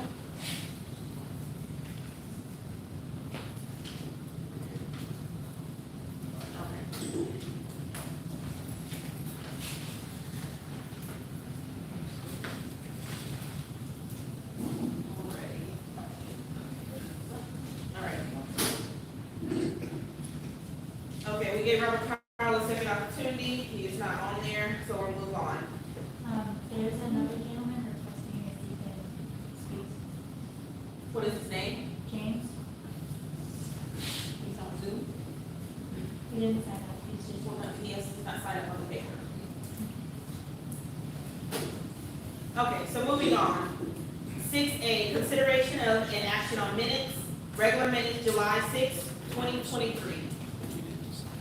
Mayor, I make a motion that we accept. Sorry, I just have one thing to put on here. I want to make sure that we add on there, my name as absent, because I'm not listed at all. So with that, I want to make a motion. Did you get that, Ms. Keelan? No. Mayor, I make a motion that we accept the regular minutes dated July 6, 2023.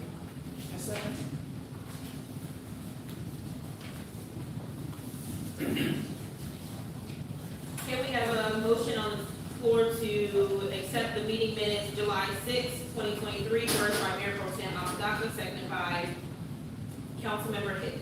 Please call roll. Councilmember Lozano, Yes. Councilmember Martin, Yes. Councilmember Molina, Yes. Councilmember Garza, No. Councilmember Hicks, Yes. and Mayor Pro Tem Amadaka, Yes. Mayor Carter. Yes. Okay, what were the changes that wasn't, what you wanted? Yeah, no, Oh, it was, but the problem was we switched changes. okay, can we, okay. Yeah, if you agree to the motion to have it with changes, then I'm all for it, but, okay. Mayor, I make a motion. So did you need to rescind it first? Okay, go ahead. Yes, rescind my motion. Okay, all right. Okay. Okay, so Mayor, I make a motion that we accept the regular minutes dated July 6, 2023, with the addition of Councilman Garza counted as absent.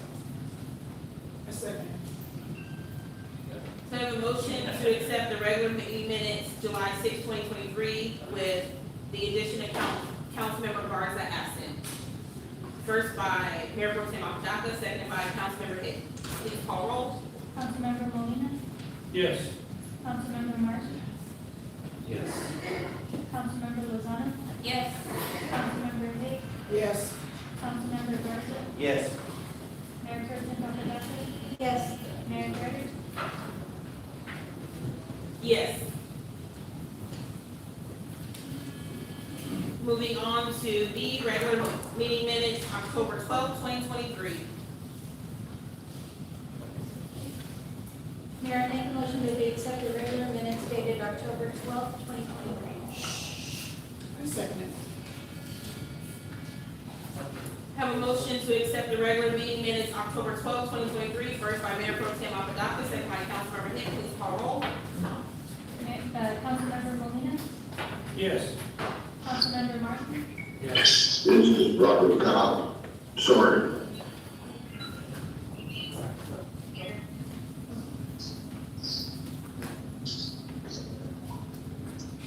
Are you able to hear me now?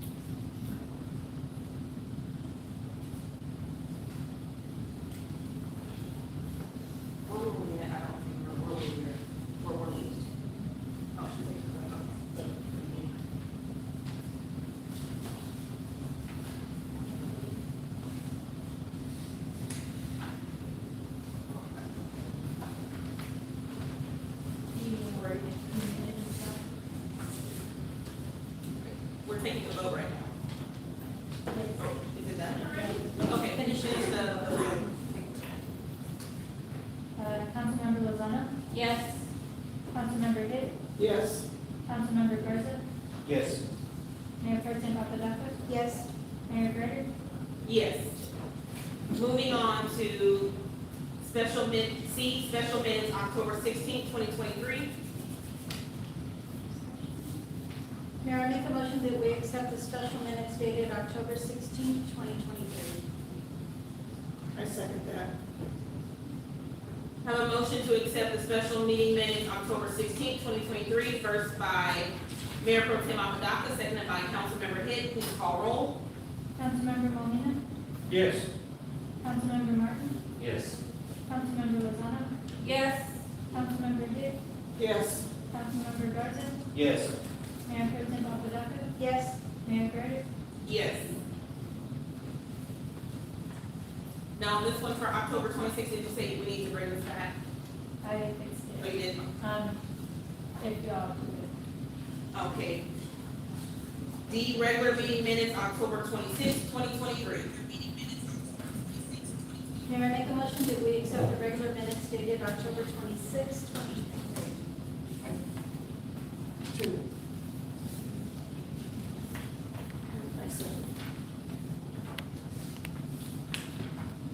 So we have a motion on the table to accept regular meeting minutes October 26, 2023. First by Mayor Pro Tem Apadaka, seconded by Councilmember Hitt. Please call roll. Councilmember Molina, Yes. Councilmember Martin, Yes. Councilmember Lozano, Yes. Councilmember Hitt, Yes. Councilmember Garza, I don't think I read through these minutes, so I'm gonna abstain, because I didn't get to read through the minutes. These were the ones you just gave us before we sat down, right? Because we got like 3 emails with the thing in it, so I'm not too sure. Because I didn't have these in my packet. Did you not put these in the packet for us, for them to review ahead of came time? in before I had the packets ready, so I gave him what I had, and then once I had the packets ready, it was with the updated minutes. Is it possible to hold off on these minutes until next time? Because again, I have not read through it. Mayor, I rescind my motion. Okay. So we'll hold off to the next, for that. Give time for review. Oh, You started a good vote and so we have to finish it? Oh, so we have to finish it. Okay, I abstain. Okay. Mayor Pro Tem Apadaka, Yes. Mayor Greider. Yes. Okay, now can we rescind the motion? So then we can go back and rescind it? You already voted to accept them. Okay, so it's just Well, done. hold on a minute. Wait a minute. You didn't give us that information before we continued on the vote. If that was the case, then some of us could have changed our vote before that happened. Prior to the motion, there's an opportunity for discussion. You didn't raise anything prior to the motion. I didn't realize I didn't have the minutes. Mayor, I don't on understand how we side of rescinded the decorum, motion. you have to be able to call the person that's here in order for them to speak. Talking out of term is an interruption. Thank you. Okay, so I'm just saying, I mean, we've rescinded motions before after the vote. I mean, we pushed the vote, and this just doesn't seem right or fair. You can, if you Crummy need to amend the lawyers. minutes later based on after your review, they can come back at the next meeting to amend the minutes that you adopted. Okay. Thank you. So just let us know if that's the case. Okay, so moving on to presentation 7A, introduction of new employees.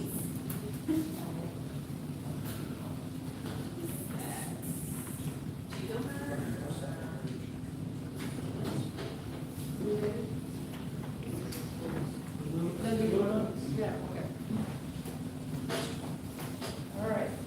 Good evening, council. I'd like to present three new officers that I'd like to swear in this evening. We have Johnny Weisenhunt, I hope I said that right, Johnny. He's right up here. Go ahead and step forward, sir. We have Helen McCleary. One step up. And we also have Andrew Gonzalez. You can step up.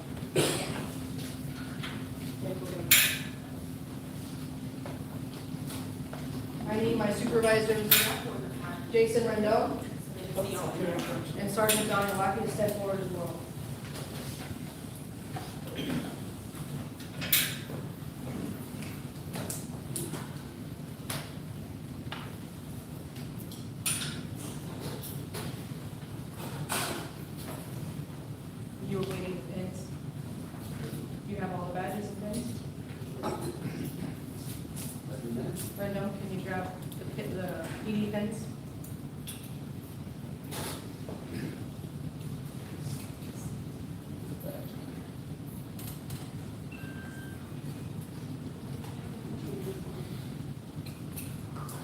you grab Officer Lee? I believe you have the rest of the evenings.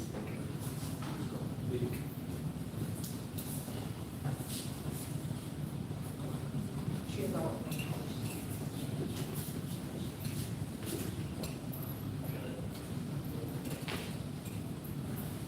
Just give it to me. As a law enforcement officer, your fundamental duty is to serve the community, to safeguard lives and property, to protect the innocent against deception, the weak against oppression or intimidation, and the peaceful against violence or disorder, and to respect the constitutional right of all persons to liberty, equality, and justice. You will keep your private life unsullied as an example to all, and will conduct yourself in a manner that does not bring discredit to you or your agency. You will maintain a courageous calm in the face of danger, scorn, or ridicule. Develop self-restraint and be constantly mindful of the welfare of others. Honest in thought and deed in both your personal and official life. You will be exemplary in obeying the laws of the land and the regulation of your department. Whatever you see or hear of a constitutional nature or that is confided to you in your official capacity will be kept ever secret unless revelation is necessary to the performance of your duty. You will never act officiously or permit personal feelings, prejudices, political beliefs, aspirations, animosities, or friendships to influence your decision. With no compromise for crime and with relentless prosecution of criminals, you will enforce the law courteously and appropriately without fear or favor, malice, or ill will, never employing unnecessary force or violence, and never accepting gratuities. You will recognize the badge of your office as a symbol of public faith, and you accept it as a public trust to be held so long as you are true to the ethics of the police service. You will never engage in acts of corruption or bribery, nor will you condone such acts by other police officers. You will cooperate with all legally authorized agencies and their respectives in the pursuit of justice. You alone are responsible for your own standard of professional performance and will take every reasonable opportunity to enhance and improve your level of knowledge and competence. You will constantly strive to achieve these objectives and ideals, dedicating yourself before God to your chosen profession, law enforcement. I welcome you to the Kirby Police Department. It is a pleasure to have all three of you here. Every single one of these officers have experience and already are released on the streets for the city of Kirby. And I am proud to say that I'm fully confident in their ability to perform, to act, in which they've already done so, and given me a heart attack in the last week. And I appreciate you for choosing Kirby. I really do. Thank you for being part of my family.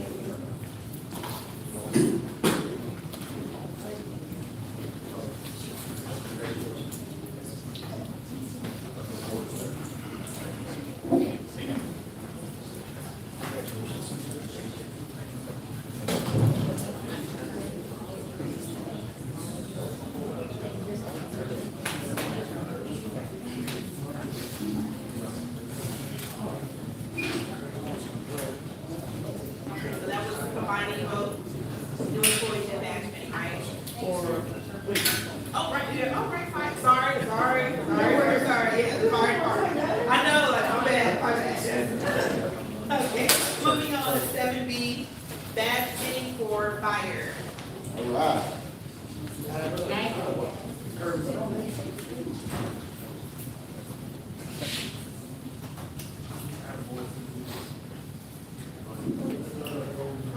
And we are honored to be here to administer the oath for firefighter paramedic Cesar Pena. Firefighter and paramedics are one of the world's most honored but dangerous occupations around. When there is an emergency in the community, firefighters and paramedics are one of the first on the scene. Firefighters and paramedics are there 24 hours a day, 7 days a week, training as well as responding to devastating fires, motor vehicle accidents, tornadoes, hazardous material, rescue operations, explosions, medical emergencies, and many other critical incidents. Firefighters and paramedics are civil servants, following standard policies and procedures for the fire service and standard operating procedures of their department. They are there to help to manage the ill or injured and to prevent death, to stabilize the incident, prevent damage, and the loss of property. It is a great honor to have the opportunity to welcome Cesar Pena to the city of Kirby and to swear this young man into service for the city of Kirby Fire Department. Please welcome Cesar Pena.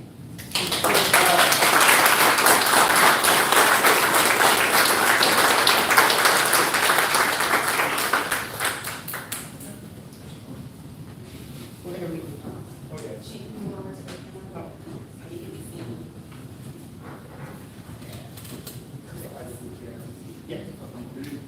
I state your name. I, Cesar Pena.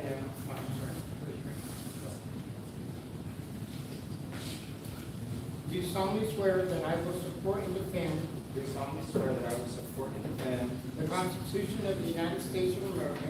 the Constitution of the United States of America, The state of Texas. the state of Texas, And the city of Kirby against all enemies, and the city of Kirby against all enemies, both foreign and domestic. both foreign and domestic. Let it be known that I have pledged and volunteered Let it be known that I have pledged and volunteered to engage in a profession that requires to engage in a profession that requires upholding the highest standards. upholding the highest standards. I understand that the fire service I understand that the fire service demands my commitment demands my commitment to the citizens which I serve, to the citizens which I serve, and my brothers and sisters and myself. and my brothers and sisters and myself. I will always conduct myself on I will always conduct myself on and off duty in a manner and off duty in a manner that reflects positively on the city of Kirby, that reflects positively. Guys, listen up. This is important. Robert Kyle. Robert Kyle is on Zoom. The city secretary communicated with him, but he never responded. His camera was off. Now I notice it's on. Robert Kyle. I don't know who that is. Robert Kyle. If you're listening or watching, Robert Kyle, you can talk, but you need to get on the chat room and tell the city secretary that you want to talk. Okay, Robert Kyle. That's the last person to talk on Zoom. James Freeman, apparently they're not going to let him talk.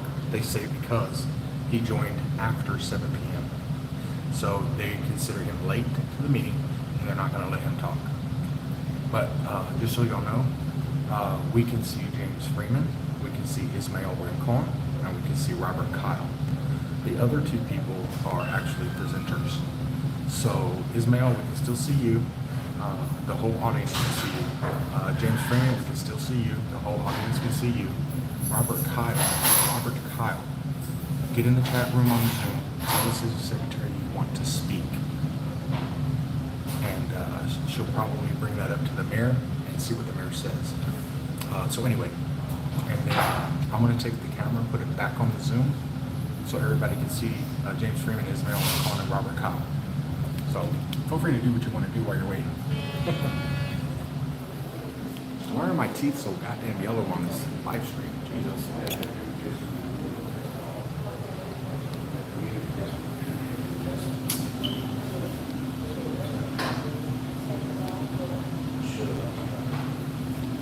to turn the camera around. There we go.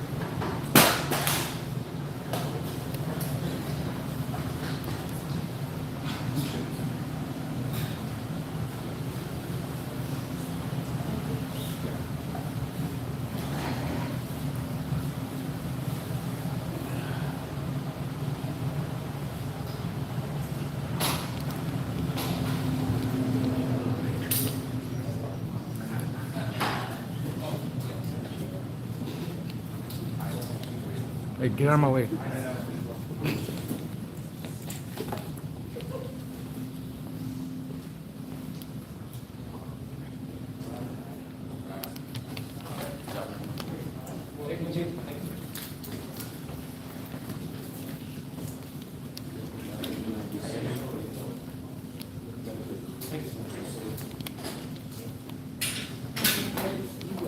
All right, moving on to 7C, presentation of waterworks. Y'all look at this jackass. Everybody keep it down. Stop blocking the aisle.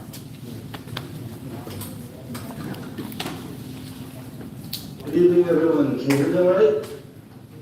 That's a Class B misdemeanor to block a fucking aisle. Is it? Okay, Yeah, perfect. look it up. I want to first of all say thank you to everyone for having us today. Super happy to be here and be speaking with you all. To give some context into why we are here, we've had quite a number of conversations with Mr. Marquise in Public Works and Mr. Hilburn, the fire chief, as well as interim city manager. We have been discussing the financial sustainability of the utilities in the city of Kirby, and cost recovery has been a big focus of our discussion, specifically for water and trash. There's also some major street fundings we know of that are street projects coming up that need additional funding as well. And then also funding is important. We want to ensure that we're keeping up with competitive market wages, especially with needing to hire new staff and so many new staff coming on board. And that comes with financial transparency of our financial positions. So we want to make sure to do that and provide the city council and the public with data-driven recommendations so that you can all be well informed and make decisions that are best for the community.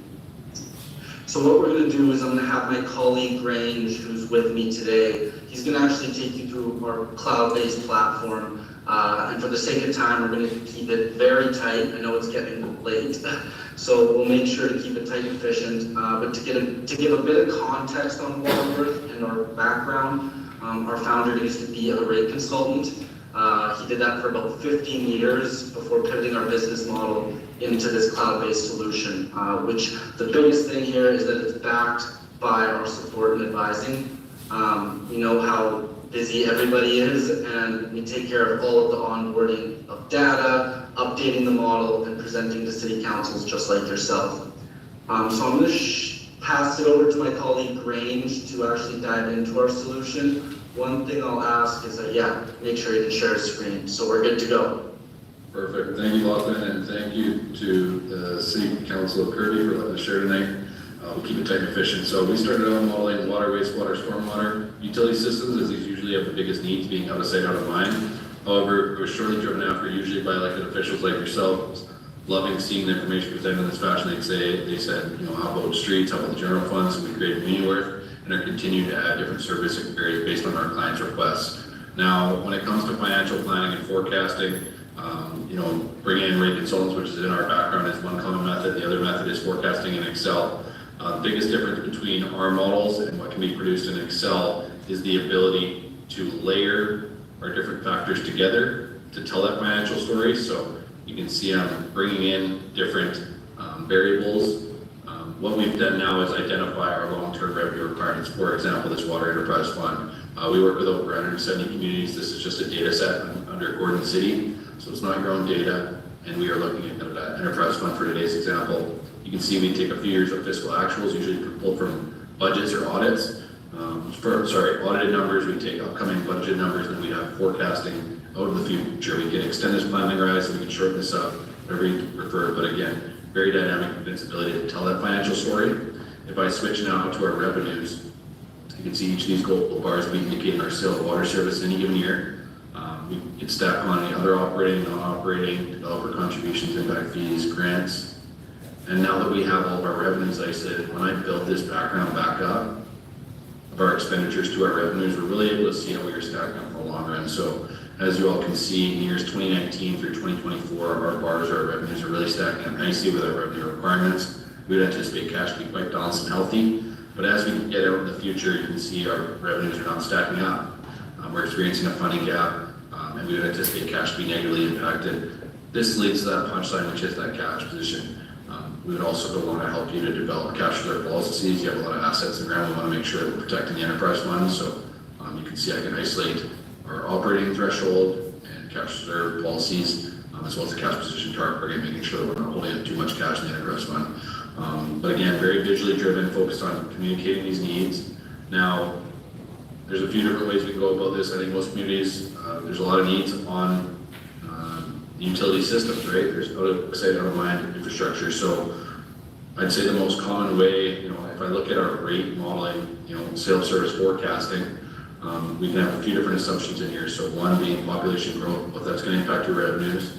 A decline in usage is also going to impact your revenues.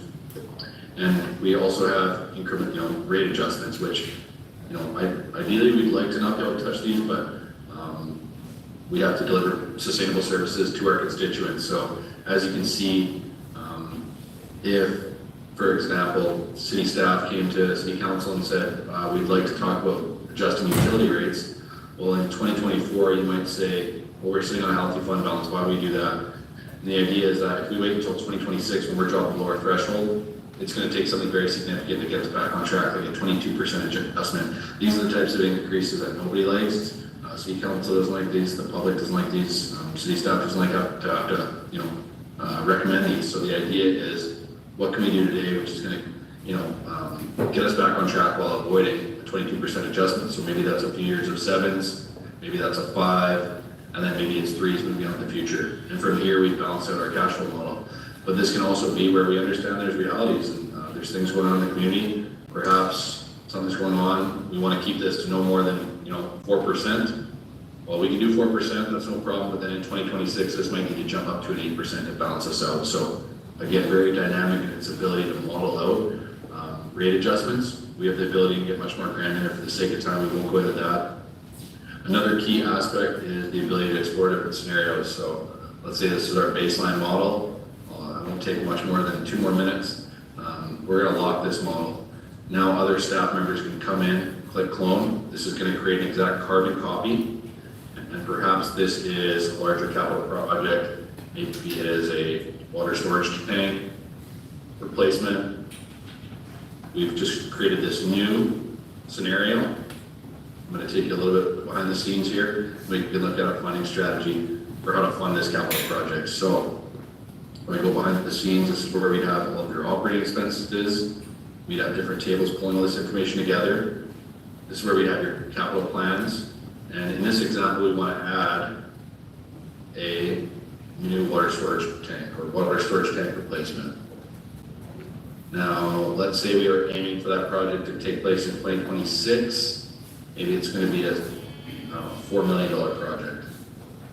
And now if we come back to the model, we can see, okay, we have this new spike in our capital spending. We obviously know what that's gonna be doing to our cash. It's tanking our cash, but I wouldn't anticipate we'd be going out for a major capital project like that without maybe looking at some bonding, spreading that cost out. So maybe we're gonna look at a 2026 bond. We're gonna propose that debt. Maybe a 20-year bond for perhaps we are going to be getting $1 million in grants as well. If we're getting a 3.25% interest rate, Waterworth calculates our interest and our principal payments. Now the last piece would be grants. I mean, we're getting a grant from EPA perhaps. And we're gonna get $1 million, which is very nice from the EPA. And from here, oh, that would be nice. You can see now, if I come back to the model, we funded this, actually I think I was $1 million short, apologies. I think I need to do a $4 million bond here.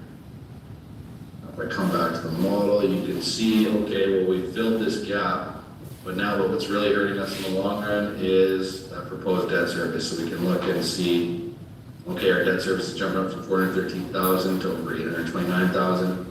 How does this impact us and how does this fix our long-term position? Well, maybe we need to be a bit more aggressive with our rates. So maybe these twos now might need to be, I think we had 7.75 and then threes moving out in the future. You can see that this debt service is hurting us in the long run.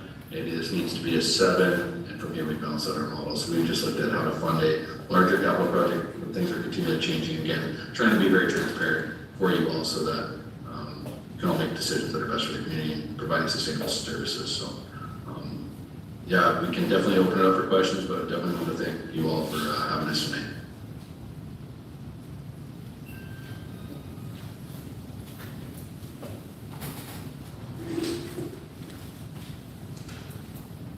Okay. Thank you so much for your presentation. I don't have a question, I just want to make a motion. Mayor, I make a motion that we move our executive session 8A and 9A behind 10ABC, so we don't have to have particular regard from benefiting the project sitting in our mind. A second. Okay, but, there's,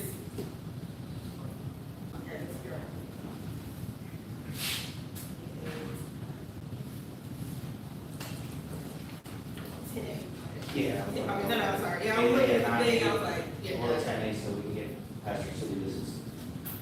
Okay, we have a motion on the table to move 10A before 8A and 9A. First by Councilmember Garza, seconded by. Hold on, that wasn't, it was moved to move all the time, so it's ABC, yeah, in front of 8, 9. That was the motion. Oh, you want everything, okay.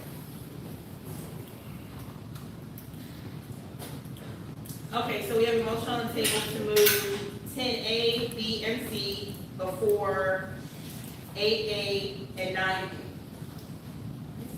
First by Councilmember Garza, seconded by Councilmember Martin. Please call roll. Councilmember Lozano? Yes. Councilmember Vick? No. Councilmember Garza? Yes. Councilmember Molina, Yes. Councilmember Martin? Yes. Mayor Pro Tem Papadakis? Yes. Mayor Burton? Yes. Okay, so it passes. We're gonna start at 10A. Discussion and update on Benz Engelman Road and opening timeline. Good evening, Madam Mayor and City Council. Humberto Zamorano for Austin Bridge and Road. I'm the project manager for the Blackman Road project. So the question is, when are we going to open the intersection of Benz Engelman and Blackman Road? Right now, I have scheduled the milling machine to come in on November. Excuse me a second, I just got too tired. 20 hours of work.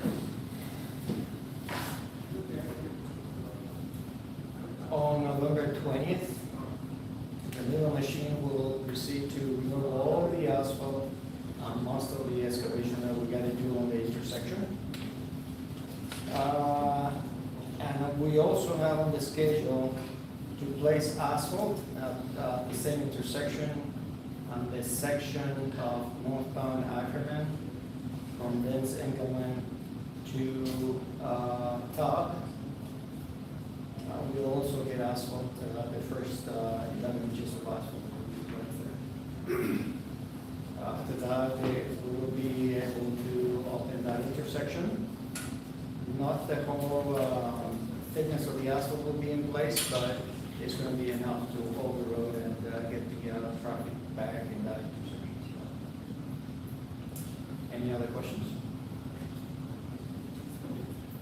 You're saying that the milling machine will come on the 20th, and asphalt placement will soon come after that. Yes. So that will take how long? Or when will you be able to open this up? I would say if we can do the asphalt on the 10th of December, I'm trying to do it before the 15th because of the holidays. The last 2 weeks we lose a lot of workers. They just take the whole year away. So I'm trying to, I have it on the schedule right now between the 11th and the 15th to do the asphalt. If we are successful on that weekend, 16 or 17, immediately we can open.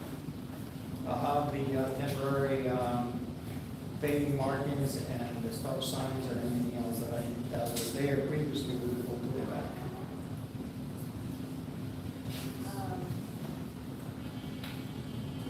I have a question for contacts. So between this time, obviously, there's gonna be, you know, holidays and such. Who is the contact, who is the person, our business owners or even staff here, they need to contact somebody when it's the weekend or holidays during projects like this? You can contact the project superintendent,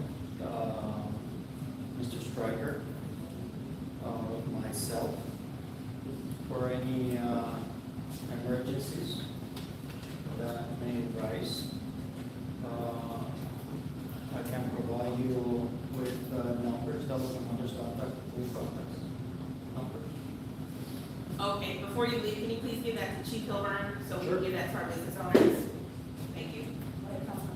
Okay, so I just want to be sure that, you know, we're all on the same page on all this. You're talking about opening up the intersection, but most of what we're discussing, right, is going Vince Engelman towards the Walmart. I don't know what is in the order. East, yeah, we're talking about just, I mean, that particular part, right? I mean, when you're talking about laying asphalt and stuff, you're saying we're gonna open up the whole intersection between there all the way to town. Yeah, the portion of asphalt that we got, it's just about inside those fencing. Okay. It's a little bit more upward, going southbound Ackerman, but no more than a couple of hundred feet. That's where the project starts. Yes, and I think what's affecting the businesses the most in that corner right there is just, you know, going east on Vince Engelman. So, you know, getting that open as quickly as possible is the hope of the goal. And that's the reason why I asked for this to be presentation like that. Thank you. Anyone else? Yeah. When we're talking about this milling and coming back north, are we doing the entire street, or will it be just the northbound lane that will be redone? At the intersection, Yeah, from the intersection. it's going to be the southbound and northbound of the whole intersection, both sides. So you'll have the curb and everything? There is no curve in the intersection. No, but On the upper side of the intersection, there's curve on the south side. But the road is wide enough to get the traffic in there. We can put the low profiles for any work that goes in like curb or sidewalks. The sidewalk comes up to the corner of Ackerman and then Singleman. It doesn't go to the other side stays the way it is. So that will allow us to put the traffic, no problems. Where I was going with this is that you're saying it'll be complete or the asphalt, but there may be some work still going on after the 15th of December. That's correct. There's some other I just things. want to make sure that we understand that because, we may be thinking, oh, you're done, and no, really you're not. There's still people working out there. There's gonna And be- you're going to go probably another month or so trying to finish up the driveways or curb or sidewalks or whatever it may be. Yes, there is work like that. Okay. Northbound Engelman, northbound Ackerman will not be open. Only the southbound will be open because we still have to put the curb on top of the asphalt and sidewalks and the driveways. Once we finish that, then we can come back and finish the rest of the asphalt and then we can open northbound. So you're doing the asphalt in two sections, basically? Yeah, actually, it's in three sections. There's 13 inches of type B asphalt Okay. to begin with, but the curb sits on 11 inches of it. And then after we finish the 13 inches of asphalt, we have a type V, 2.5 inch, which will finish everything. So it has to be in 3 layers. And do you have a schedule for that to be completed, like, are we looking in February, we're looking into? Northbound, fully completed, but this is only segment 1, which is from Ben Singleman to Todd. Will be in January. That will be completed in January. We're gonna move immediately to segment 2, which is from Todd to Harris. And then the next segment up to all segment. So we anticipate, right now in the schedule is completion will be in June next year. Completion of the whole project. The gas main is going to be completed on November 17th. So all the work that you see around the city hall for the gas main will be completed on November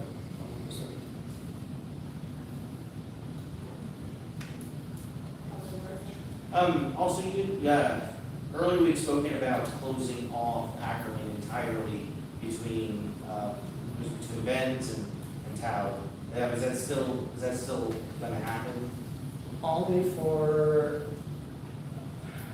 2 or 3 days at the most. I did not close it completely because all the problems we had with the sanitary sewer. It took us about 2 months to rebuild the sanitary sewer. There was a lot of debris, tree roots, lots of cracks. Now we gave all that information to the consultant, and we're waiting for them to tell us which parts of the sanitary sewer needs to be replaced. We also had conflicts with the services, the sanitary sewer services for the houses, where we had to, we're replacing every single one. Some had the flow reversed, and so we needed to dig a lot more and go farther into the property to be able to finish it. That's what we're doing right now. Thank you. Okay? Okay, everybody's good. All right, thank you. Thank you. Moving on to 10B, discussion and possible action on the ordinance O-2022-911 that outlines the citizen participation policy during city council meetings. Chief. Mayor, I'd like to have a few moments to talk to not only council council, but the citizens, on some extensive research that I've been doing with the help of our treasurer Valerie, to get. Can we let Mr. Roman speak first? Sure, yeah, Since he absolutely. signed up for that, and then we'll let you go as a citizen. Mr. Roman?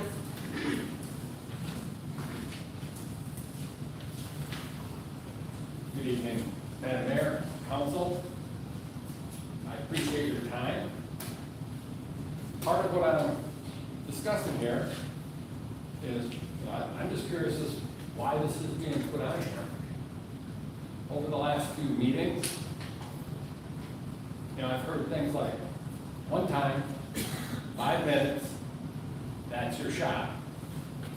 Okay, you're talking about myself, the residents, your constituents.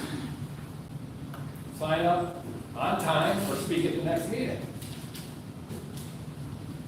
This is what's coming from our leadership to us, the residents, the constituents, your first and foremost consultants. We live here in this community, and our concerns should not be trampled on, minimized, taken with disregard.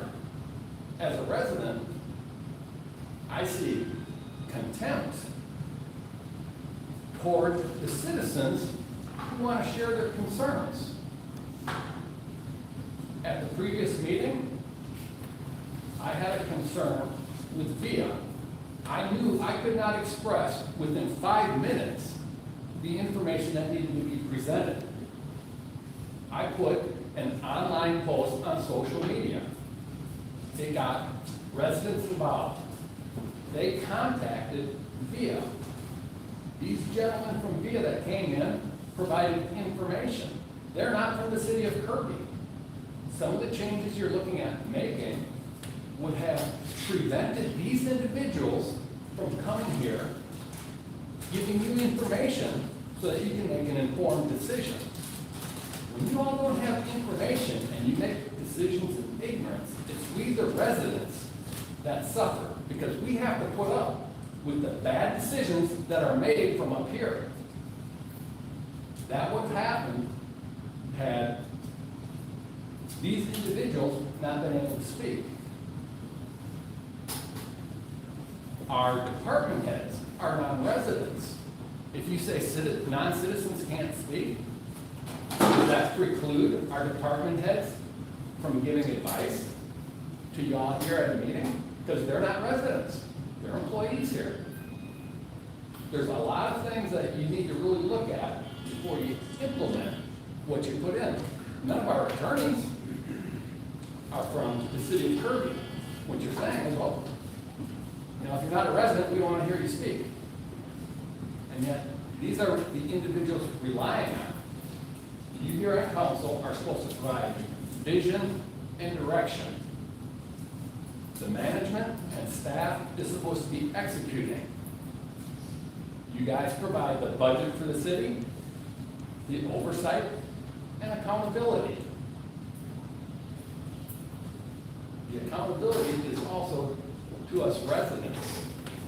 Do not put unreasonable restrictions when residents want to come up here and share valid concerns so that you all can make informed decisions. Thank you. Thank you. Thank you, Mayor. I think what I'm about to read to you, it took me quite some time to write with all the research that I've done.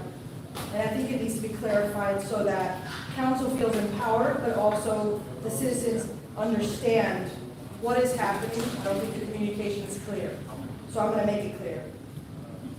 Texas Penal Code 4205, disrupting a meeting or procession. A person commits an offense if with intent or to prevent or disrupt a lawful meeting, procession, or gathering, he obstructs or interferes with the meeting, procession, or gathering by physical action or verbal utterance. This offense is considered a Class B misdemeanor offense, and what that means in the state of Texas is that you may go to jail. The law is not simple, it's not black and white. A criminal law can be held invalid even though it may not be unconstitutionally applied to the defendant's conduct, meaning that although a defendant is arrested for the law established within respect to the elements of the crime, the law itself can be held invalid. Under the federal law, it is clear that city councils may impose content-neutral time, place, and manner restrictions. Time, place, and manner restrictions are simply that, a rule regulating the specific time in which a person may speak, the location from which a person can speak, and the way the speech can be made. For example, a city council may choose to limit public comment to certain points in the proceeding and subject to any state law, limit the amount of time a person may speak, if it has been deemed reasonable. This is not a law and a rule that Mayor Greider created. She did not create this. This is a law established by the federal constitution in which many of the people here say they uphold and respect.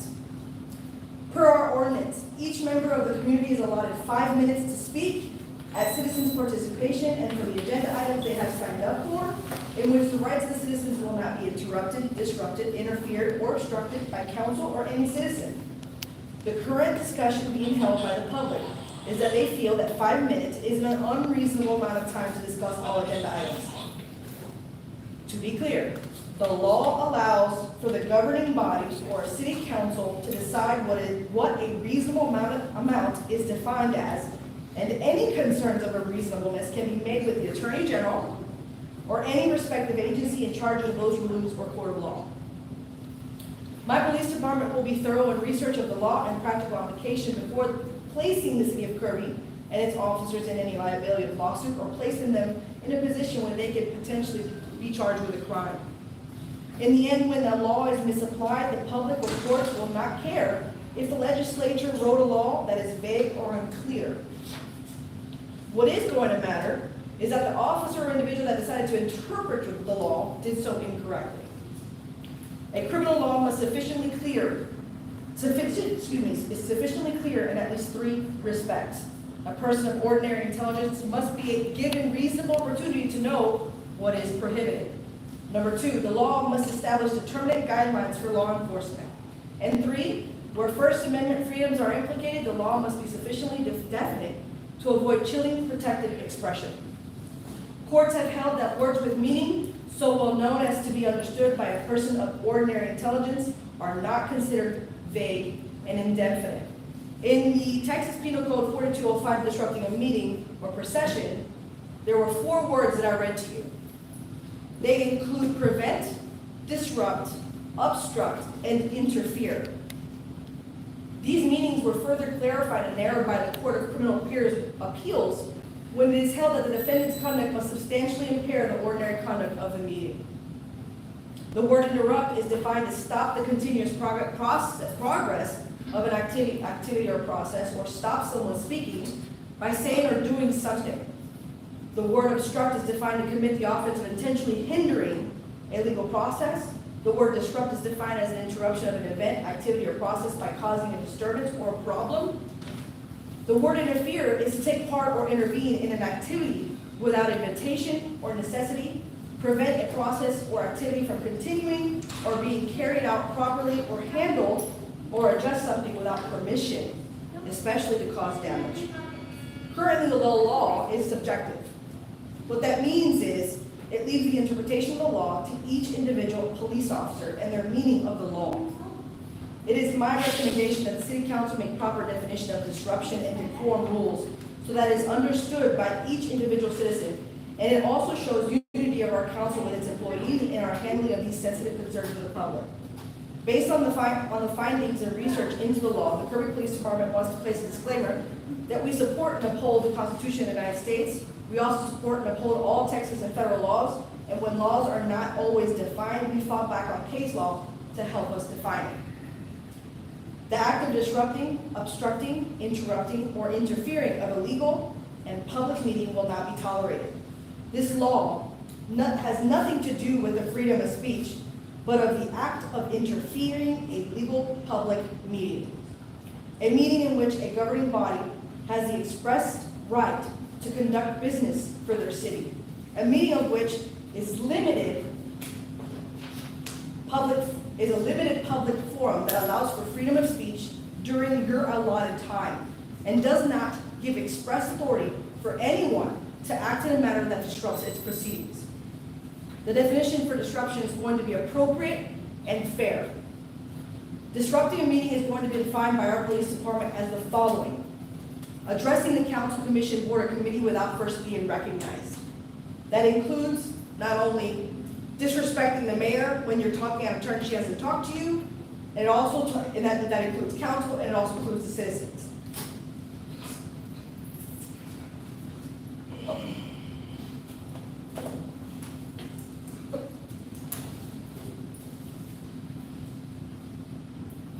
Failing to relinquish the podium when requested to do so, or when your citizens' participation time has expired. All citizens need to consider that there are people waiting to speak before and after you. Interruptions of anyone's First Amendment right will not be tolerated. Obstructing or interfering with the meeting, procession, or gathering by physical action or verbal utterance. This includes the following: the mayor, also known as the presiding officer, in which her duties are assigned in our ordinances, will inform you that your specific action is disrupting the meeting. If you are removed because of your lack of cooperation or your continued disruption, you may be arrested by Texas Penal Code 4205, disrupting a meeting. If you refuse, you are interrupted. Well, that's your first warning, Mr. Miller, first warning. I'm sorry. Second warning. I'm sorry, I can't hear you because Your I have a first hard warning, sir. She's I'm Your sorry, first warning, you're sir. interrupting. Okay, You're I hear what you're saying. interrupting. Okay, You're First interrupting, please stop. Okay, what's the warning for? I'm sorry. I want to make sure. Point of order before, you're interrupting, you're being disrupted. Noted, thank you.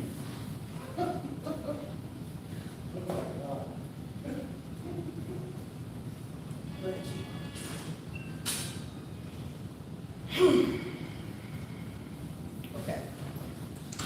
If you're removed due to lack of cooperation or continued disruption, you may be arrested for Texas Penal Code 4205, disrupting a meeting. If you refuse to leave the public meeting after being informed by the presiding officer that you must vacate, you may be arrested for Texas Penal Code 30.05, criminal trespass. If during your dismissal, you are cooperating with your removal, but you continue to yell, shout, or scream, continuing to interfere, obstruct, disrupt, or interrupt the meeting in such a manner where the presiding officer would not be able to maintain decorum or proceed, you may be subject to arrest under Texas Penal Code 4205, disrupting the meeting. The final one is acting in a disorderly manner for the purpose of preventing the transaction of the business for which the meeting was called together. I will repeat myself. The law focuses on the act of disruption and not your freedom of speech. The City of Kirby and Council simply want a professional setting where the council and the citizens can both express themselves and provide the best possible future for Kirby. Unnecessary disruptions of the meeting prevent this council's right to govern and hold a proper meeting, which is within the government's body's legal right to do. Utilize the time provided to you by the governing body in respect to its decorum as you please. I am asking council and the public to take this notice seriously. The law applies to council and citizens alike, and they will be enforced. Thank you for your time. Thank you. Yes, Councilor Rosano? Yes, ma'am. So, I'm gonna read off this. So, I wanted to explain my reason for voting the way that I did on extending citizens' time to speak on agenda items during our last city council meeting. I was stuck on the term reasonable, and when or what would be considered a reasonable amount of time to allow citizens to speak. After reaching out to TML Legal Department and our city attorney's guidance, we received clarification on what is considered a reasonable amount of time. Most cities, both large and small, provide citizens with 3 minutes during citizen participation to speak on the agenda items only. According to the Office of Attorney General, that time is considered reasonable. The city of Kirby allows 5 minutes for our citizens to speak. That is 2 more minutes above what other surrounding cities provide and what I would consider reasonable and generous. As far as citizens claiming that their First Amendment is being stifled with the time limit, that is further from the truth. Every citizen can sign up before the meeting and is given 5 minutes total to speak during citizen participation or when the agenda items come up. We are not stopping citizens from speaking or stifling their right to free speech, as evidenced tonight, where we had 20 citizens or residents come up and 5 minutes were allotted without interruptions. And that, to me, is allowing them the expression of freedom of speech. But the council does have the authority to place a time limit in order to conduct government business. And that's according to House Bill 2840. The council also has the authority to request that citizens follow the rules of decorum, which includes refraining from using profanities, shouting, unruly behavior, intimidation, and threats of violence. Basically, any behavior that impedes or disrupts the orderly conduct of our meeting. I have received numerous complaints from Kirby residents who are afraid to come to our meetings due to safety reasons. Our council chambers should not only be a place where residents can have the freedom to speak, but also have the freedom to feel safe and secure. And I just wanted to give clarification to the city council and to our residents in regards to the ordinances from the city of Alpine, Texas. It was not the mayor or any other council member that presented these. It was me. And in my search for looking for decorum on how our city and our meetings should be conducted, it is not that I wanted this to be adopted in its entirety, but to point out certain items in these articles, such as how members of the public, again, would not engage in any of the unruly shouting, distracting side conversations, or speaking out when another person is talking. Profanity, using profanity, intimidation, or threats of violence. Those are just some examples. I presented it in your packet, those rules of decorum from Alpine. And again, it's not the entirety of it that I was referring to, but just certain things that would allow us to maintain decorum in our chambers and would allow us to, again, conduct our business. And as the chief said, and as how I would like to see, is that we also have an enforcement of the decorum, given a warning, and if that warning, give it a second warning, and if that doesn't stop anything, then having our chairperson request police officer to escort the person out. As far as the phone issue, it's not to ban phones to be used to record, because I understand that that's being done. I was referring to people taking phone calls or letting, not silencing off their phones, but speaking on their phones or having side conversations again on the phone while they're here. And then the other thing is, of course, also expecting that our citizens, just like our council members, to behave in a respectful and professional way, and that, because we all are here, we are all here to, because we want the best for our community, and we want to conduct business, but we also need to set those limits, and that's where I stand with it now. Thank you. First, Patrick White has time left, and he signed up for this agenda item. How much time do I have left, Mayor? 59 seconds. 59 seconds. It won't take long, bro. Okay, real quick, Mr. Lozano, you are right and wrong in the same sentence, or, excuse me, the same paragraph that you spoke of as far as the reasonable. And yes, Attorney General even looked at it, and most cities in Texas offer their citizens 3 minutes per agenda item. That's the part you're not getting in there. And item, and is one. So it's 3 minutes per item. So if you want to go to 3 minutes, but let us have 3 minutes for every item, go for it. Because if you think about it, there's roughly 6 items on there today. 300 seconds in 5 minutes. That's 50 seconds an item to speak on it. Not enough time. It's 3 minutes an item. That's how the Attorney General sees it. It's not my time. That is what's considered reasonable.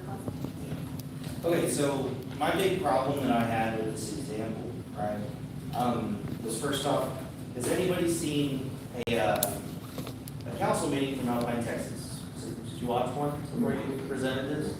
So we don't know how this is working out for them. We don't know how. Sorry, point of order. Yeah, directing questions to another council member directly, Okay. So Mayor, we did not have anybody who actually watched anything from Alpine, Texas. So we are just. It's gonna get good, guys. It's gonna get good. The only example of how another city does it, when we have plenty of cities surrounding us who can give us that much of a better example of how they do things. This is only one example as well. I mean, we're gonna make a point. I mean, the least we could do is gather a few examples. Not to mention that we also, this really wasn't an issue prior to allowing people to speak. I mean, prior to this, we were starting to actually roll through meetings pretty well because it was just a matter of allowing people to speak. The whole idea of pressing our police chief to start threatening citizens with arrest that's got to be the icing on the cake for this whole thing. I mean, listen, I wanted a decorous meeting as much as anybody, but I got to tell you, going this route this isn't feasible. I mean, honestly, I think what we need to do is reestablish how our meetings are going. We need to give what to me would be reasonable is 5 minutes to speak at the very beginning, 3 minutes per item. I mean, for the most part, we didn't have 20 people speaking at the beginning of a meeting to begin with.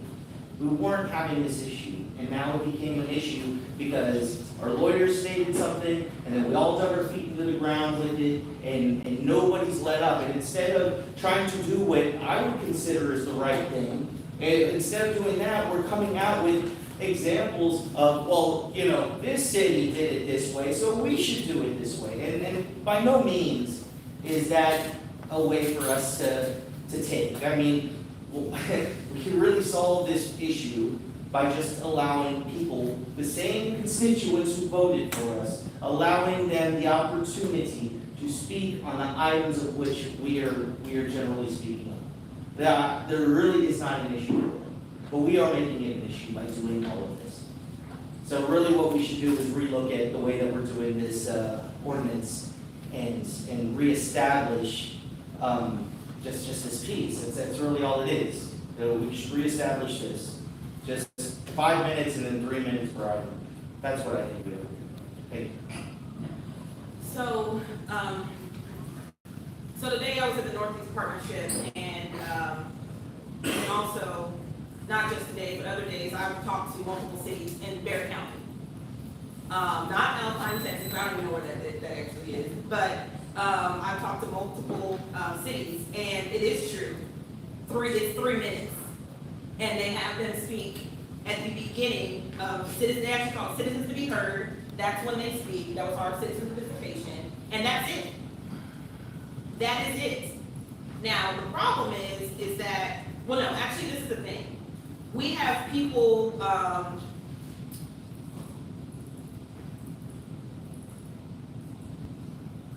You're correct. None of this ruckus that goes on in here is going on in other places.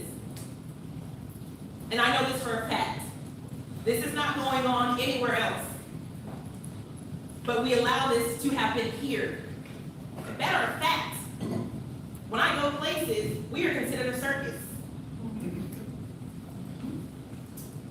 So I think we need to get it together, and then also for our citizens who really want to speak on stuff. Think about it, last council meeting, we had actually some citizens come in here who had serious concerns, and it was drowned out by 40 people talking about recipes and other stuff.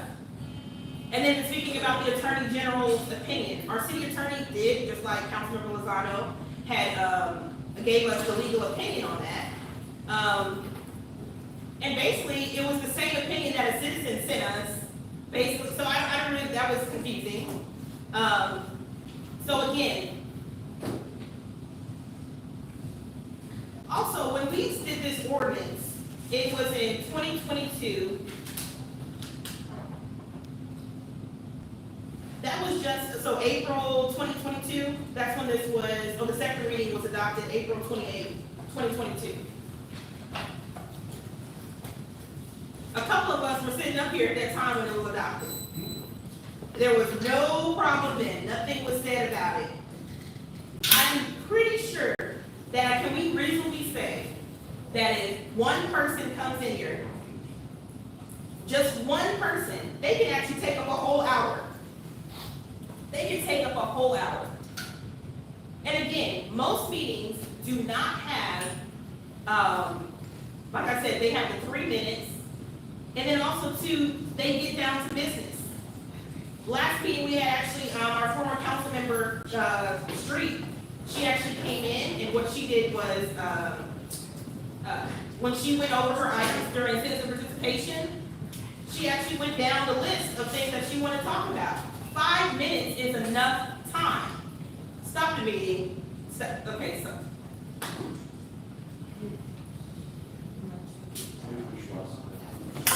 The fuck is that? Okay, so again, 3 minutes is reasonable time, and yes, other cities, because I actually spoke with them about how do they do their citizens to be heard, and that's what they do. They don't allow just for, and matter of fact, honestly, when I said 5 minutes, they were like, oh, wow, like you get, like they were like 5 minutes. Because the thing is, we gotta remember that people don't just come here just to talk to us tonight. All of us sitting up here get people come to us and talk to us throughout. We'll get some, I'm pretty sure some people already got messages tonight, some people get messages tomorrow. They have 2 weeks to talk to us. They contact us on email, they call us, they meet us places. So again, 3 minutes is sufficient and that is reasonable. That is my opinion. And yes, we do. The form and all that, the cursing and all this, the ruckus and the circus, it needs to stop. Anyone else? Mayor, I have no problem with time limits. What I have a problem with is when the citizen is truly concerned, and wants to speak, we don't have to lie at the time.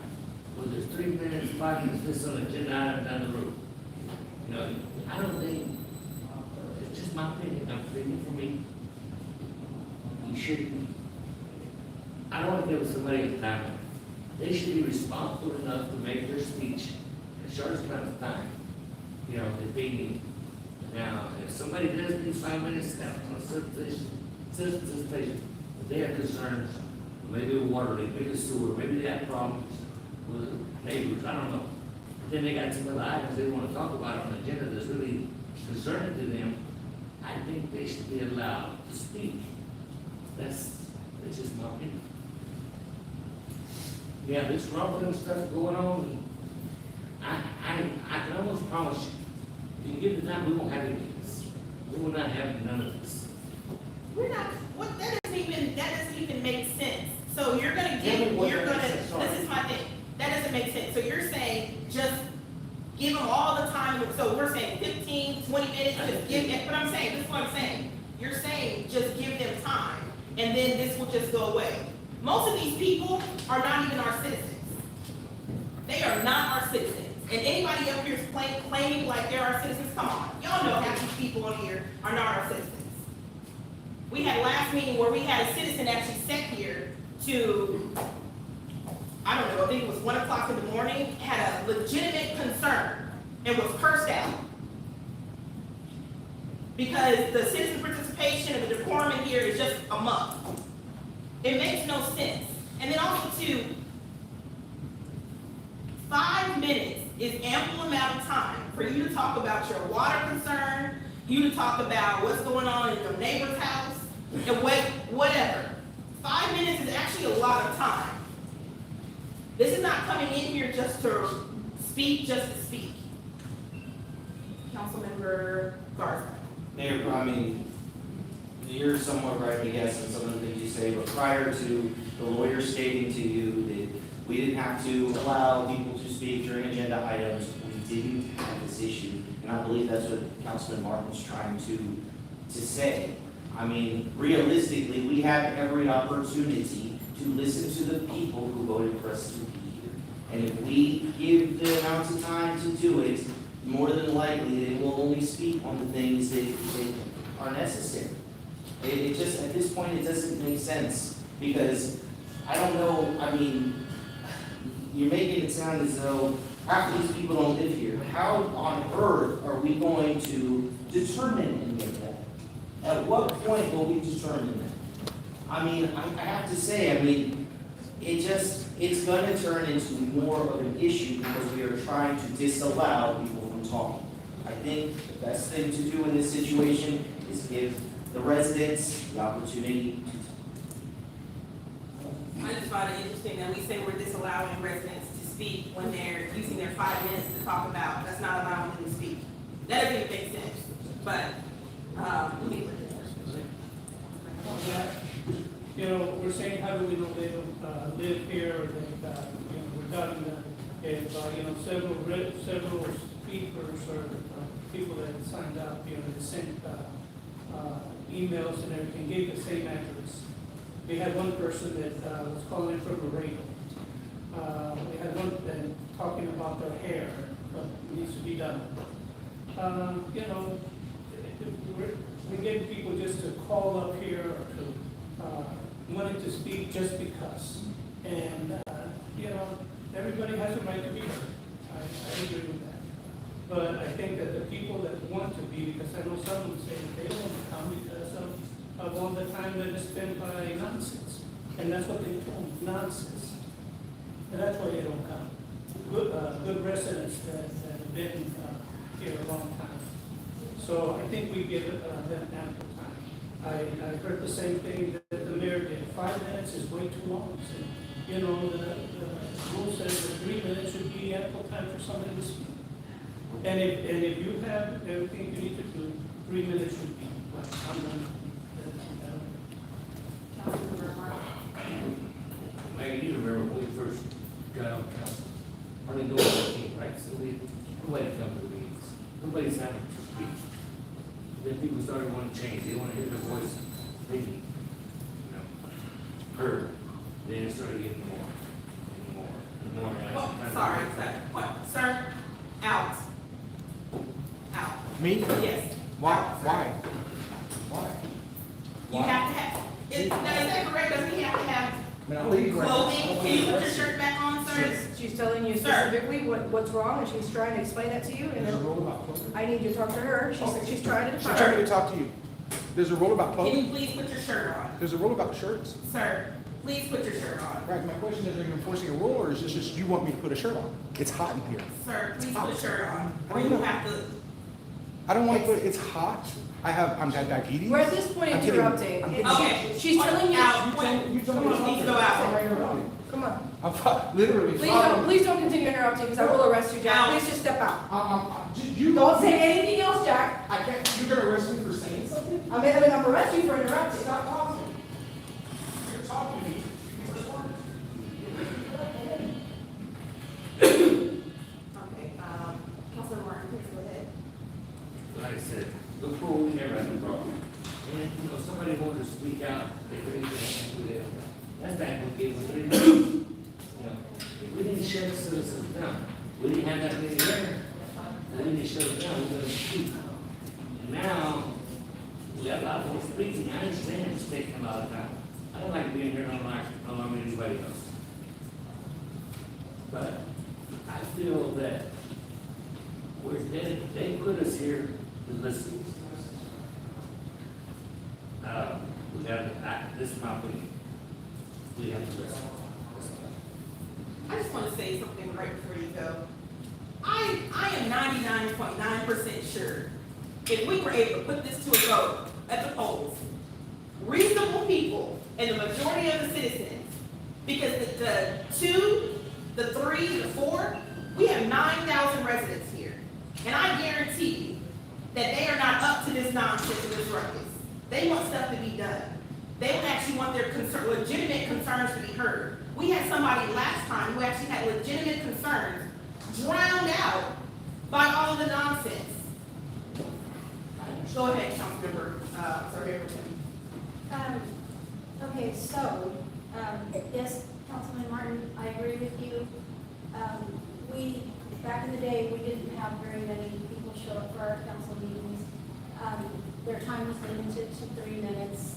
They got their points across. COVID came along, that kind of all changed. We encouraged people to come to meetings, they started showing up. So when we changed the rule to 5 minutes, I think that in itself was positive for the citizens. Now, and just to be blunt, we all know that all of this going on is just for a paycheck, right? I mean, just being honest. And I don't understand why 5 minutes is not enough. I mean, I've been here longer than anyone. 3 minutes was long enough back. We increased it to 5. I understand people want to get their voice heard, and I encourage people to speak. But there's another way. They can come for citizen participation. They can send emails. I don't get very many emails from citizens about issues, and I don't think anyone else really does get a lot of emails. That's also another avenue to give your opinion or request something. But we've already increased the time, so that right there is progress.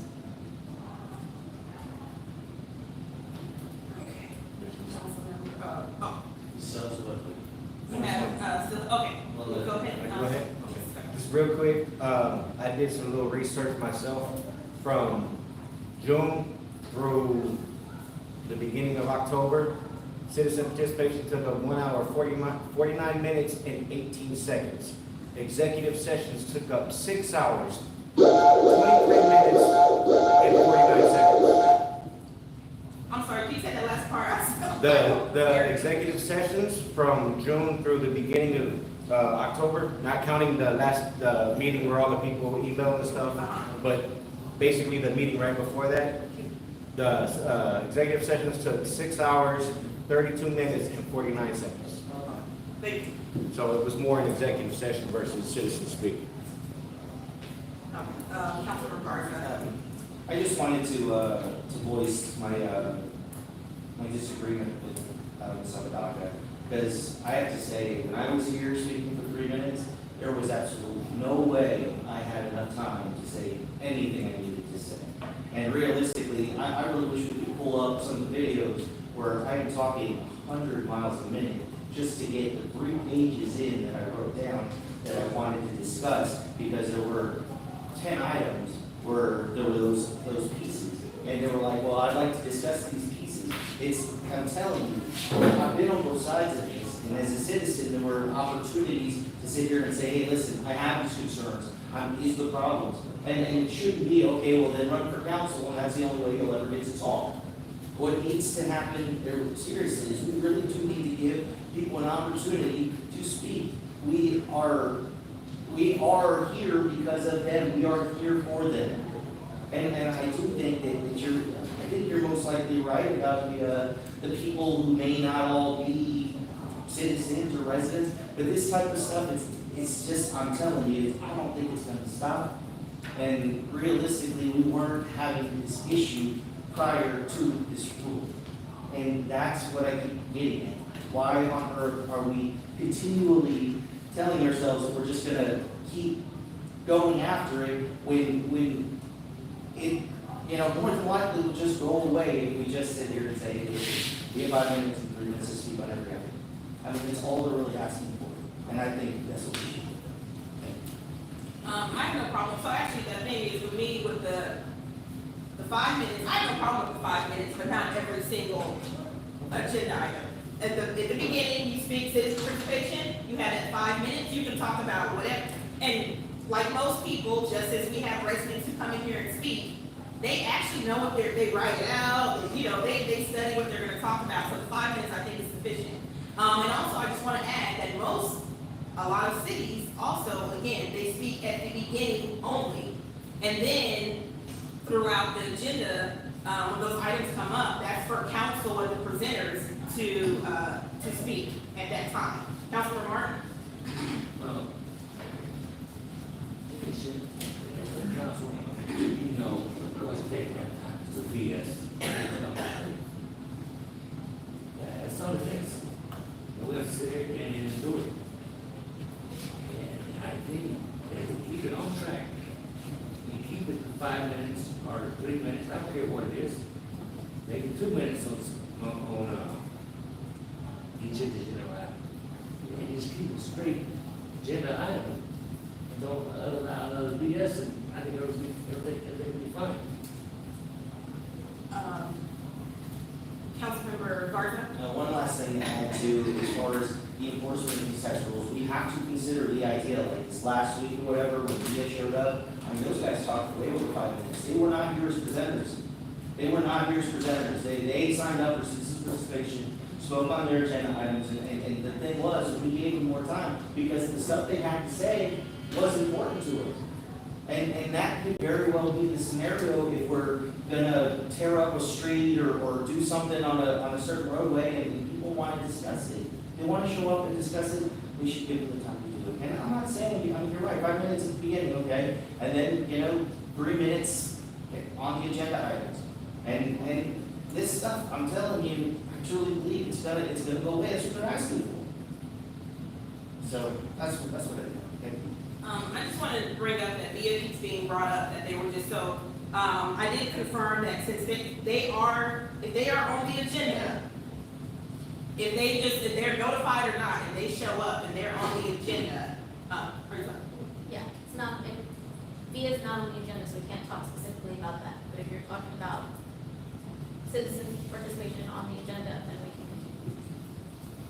can. Okay, so don't talk about. We can't talk about the VIA issue because it's not on the agenda.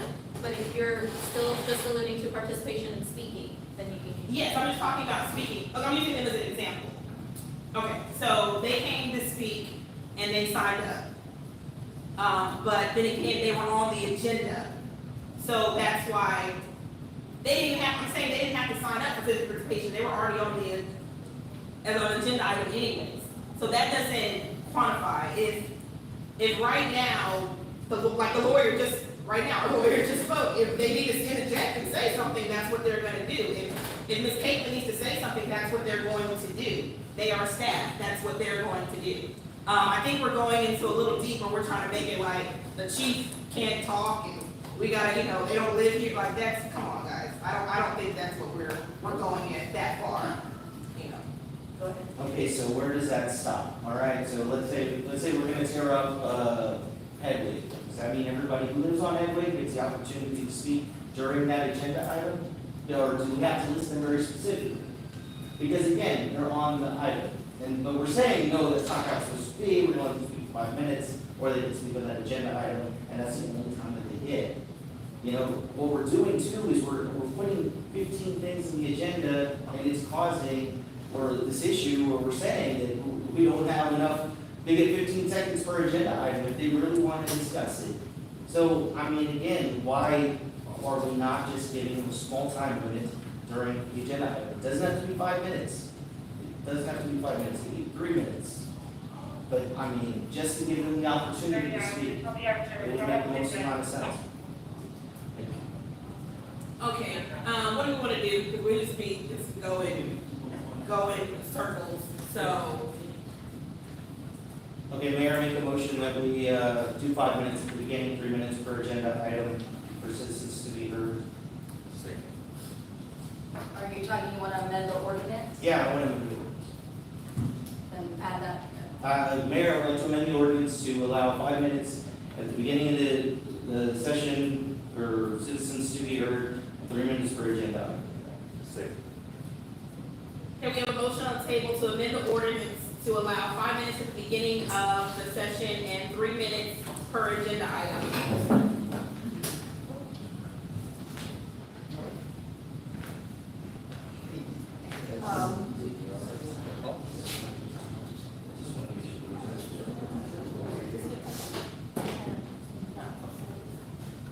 Please call roll. Councilmember Molina,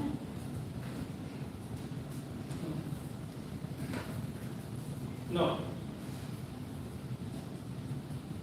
Councilmember Martin, Yes. Councilmember Lozano, No. Councilmember Vitt, No. Councilmember Garza, Yes. Mayor Pro Tem Papadakis, No. Mayor Greider, No. 2 to 5. Does not pass. So, do we want to come and get some concrete, like, come back and? Hold on, we just voted on it, right? So that's it, I mean, we're done. Is that how it goes? Right, and then what I got told a little while ago, we just got voted on it, so it's done, so now we gotta keep the same ordinance that we have. Your motion was denied. If she wants to continue discussion, she can continue discussion. There could be a different motion. Okay, Mayor, make a motion. I make a motion that we allow 5 minutes at the beginning and 2 minutes, for every agenda. That was to change the ordinance to allow 5 minutes for the beginning and 2 minutes for every agenda. We can make other motions, right? Yeah. Okay.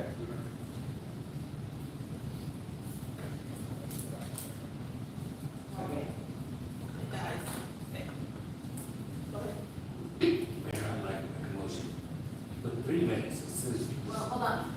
He made a motion, so either you're gonna have a second, or it's gonna die. I said it. I said it. I'm sorry, I didn't hear that. Mayor, I make a motion that we allow 3 minutes, it says 2 minutes per item. Second. Okay, we have a motion on the table to allow 3 minutes of citizen participation and 2 minutes per agenda item. First by Councilmember Martin, seconded by Councilmember Garza. Please call roll. Councilmember Molina, Yes. Councilmember Martin, Yes. Councilmember Lozano, No. Councilmember Vitt, No. Councilmember Garza, Yes. Mayor Pro Tem Papadakis, No. Mayor Greider, No. 3 to 4. Mayor, I make a motion that we leave the 5 minutes during citizen participation and no minutes per agenda item. I second that.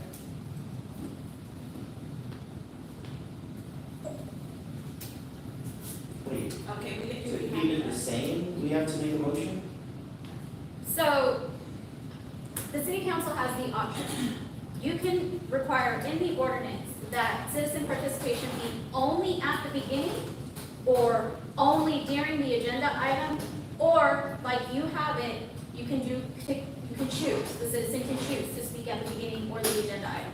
If you want to make a motion to clarify that they are only allowed to speak at the beginning during citizen participation, you can amend the ordinance to do that. And that's Which is the motion that Mayor Pro Tem made. So it would take away the speaking during agenda items. They can still address the agenda items, but only at the beginning of the meeting. So we're taking away people's right to speak on We agenda have a items? motion. So the Mayor Pro Tem has made a motion, so is there a second? Well, that's why I'm just asking to clarify. I'm just asking to So the clarify. motion was on the floor to 5 minutes at citizen participation and no minutes during the agenda items. That's what the motion was, first by Mayor Pro Tem Apodaca, seconded by Councilmember Hill. Please call. Councilmember Molina, Yes. Councilmember Martin, No. Councilmember Lozano, Yes. Councilmember Hitt, Yes. Councilmember Garza, Absolutely not, no. Mayor Pro Tem Apodaca, Yes. Mayor Gray, Yes. So it passes.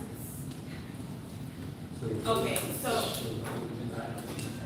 no, they're just talking at the beginning. Yes, that's it. We're just talking at the beginning. Okay. For.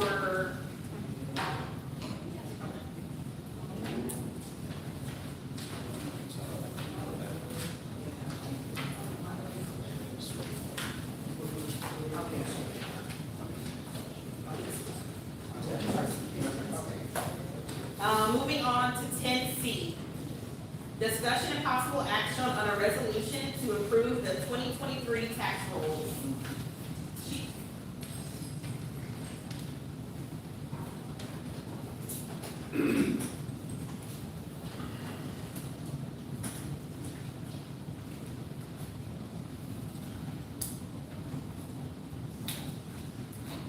Before you start, Sergeant, can you go outside and just make sure everything's okay, secure the. Yes, ma'am. Please, thank you. Go ahead, Chief.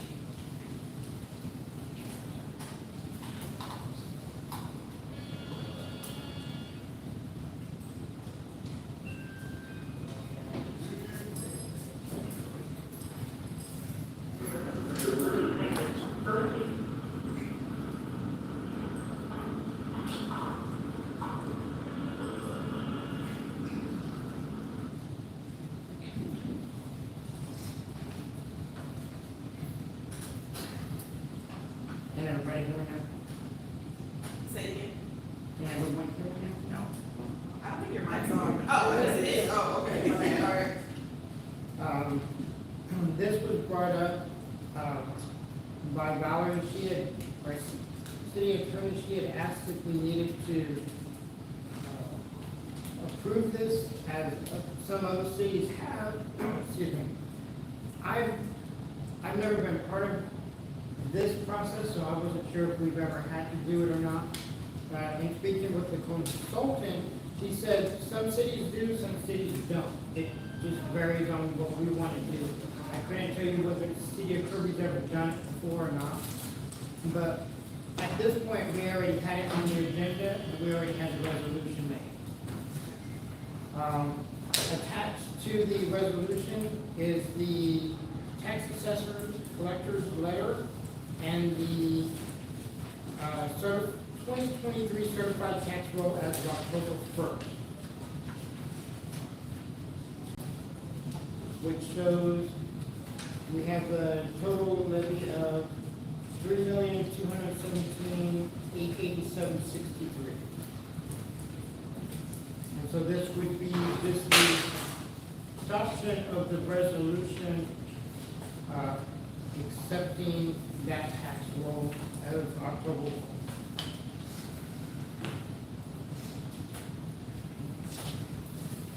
Okay. Anyone have anything?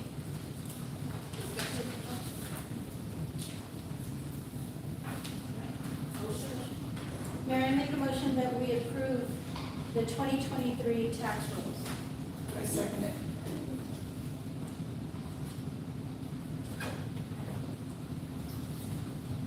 Can we have a motion on motion to approve the 2023 tax rolls, first by Mayor Pro Tem Apodaca, seconded by Councilmember Hitt.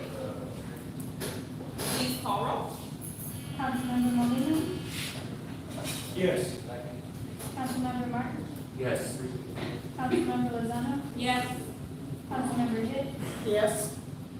Councilmember Garza, Yes. Mayor Pro Tem Apodaca, Yes. Mayor Gray, Yes. All right, passes. Okay. All right, so now we're going back to 8A, executive session, the city council meeting in executive session pursuant to Texas Government Code Section 551.071, consultation with attorney, and 551.074, personnel matters discussed following. A, consultation with attorney to receive legal advice and updates regarding internal affairs investigation related to council member regards and complaints. And the, oh, sure. I talked to the attorneys earlier about this, and I just want to make sure it's okay with y'all, it's okay, the city ain't held liable, because this was not an internal affair investigation. It was an investigation with a complaint, employee against the city council. It was not an internal affairs investigation, and they said it's okay, it's verbiage. I just want to make sure that they don't come back and fight the city, you know, with this type of verbiage in it, when it wasn't in the first original. That's all. I just want to check that with y'all, see which other building is.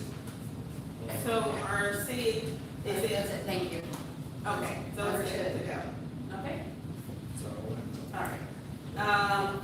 So the regular meeting ends at 10:26. Did you read the executive session? I read, yes, I Okay, did. sorry, I didn't hear it.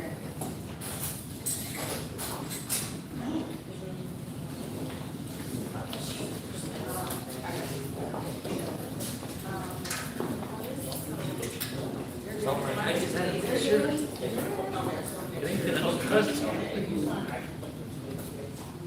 Sure, great stick.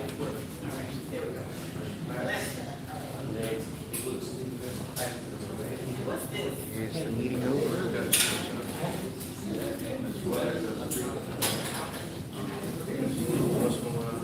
How you gonna say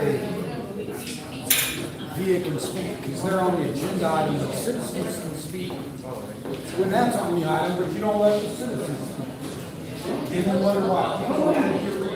So, do I need a print? Yes, I can turn it right now, I'll try that for you. Okay, just sign right here? Okay, got it. All right, thank you. Oh, yeah, okay. Thank you. Yes. Done, done, done. I'll tell you something. My blood pressure is gonna go to the roof. Do I interrupt? Huh? Do I interrupt and then restart the meeting? You just mute them and make sure they can't see anything. Because it'll stop here, they can't see it, they can't hear. So if they're muted on our side, you're good.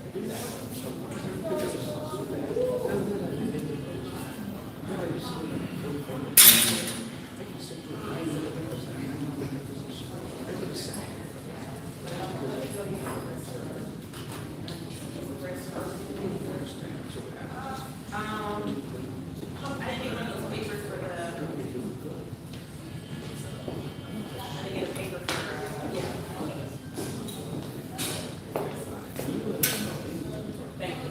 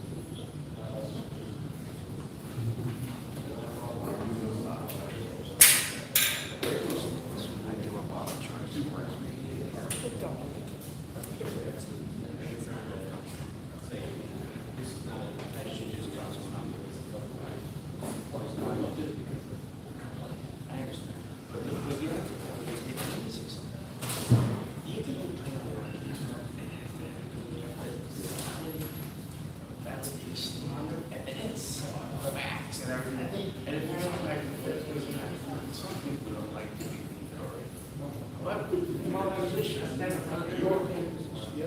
No, I just get a vote for the session. Okay. I don't know. Like I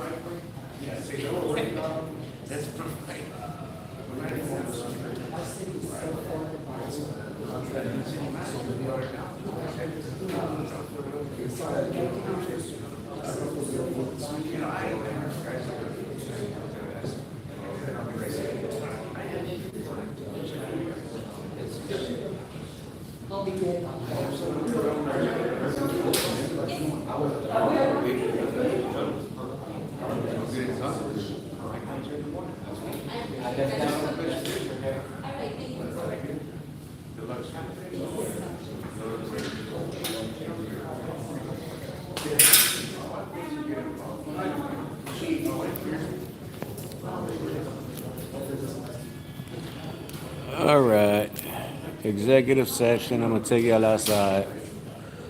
Take y'all for a little walk. Sorry, technical difficulties. Work with me. Hold on. Ugh. Oh shit. Oh shit. You know what?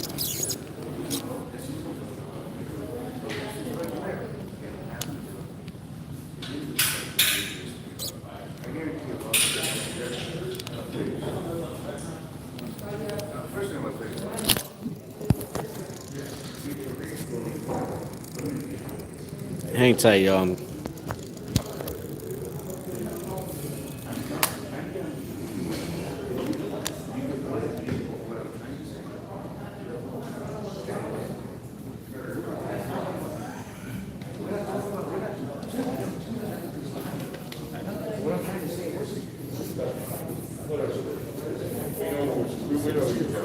Chief Caprona. She was just at my house.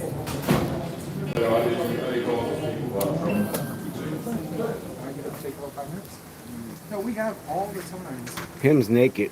We have all the times that I've spoken, and for the record, very rarely do I take a full 5 minutes. Sometimes I speak for like 45 minutes. Blue Lives Matter. But she is contentious of me because I told her she was a technical braids. And she's gonna let me in. How am I gonna be contentious if you're nasty looking braids? Can I have a, You can borrow this, I ain't Here. giving you my lighter, you thief. Here. You're in the executive. How am I gonna be contentious if you're nasty looking braids? well, I can't go in because I got kicked out for not having my fucking shirt on. Turn it around and talk to your people. Yeah, I got kicked out because I didn't have a fucking shirt on. You know, here's the thing. And let me tell you, when we came out, me and the chief came outside, she called 2 or 3 officers out here. Because Another one. I guess she felt unsafe. And I let her fucking have it.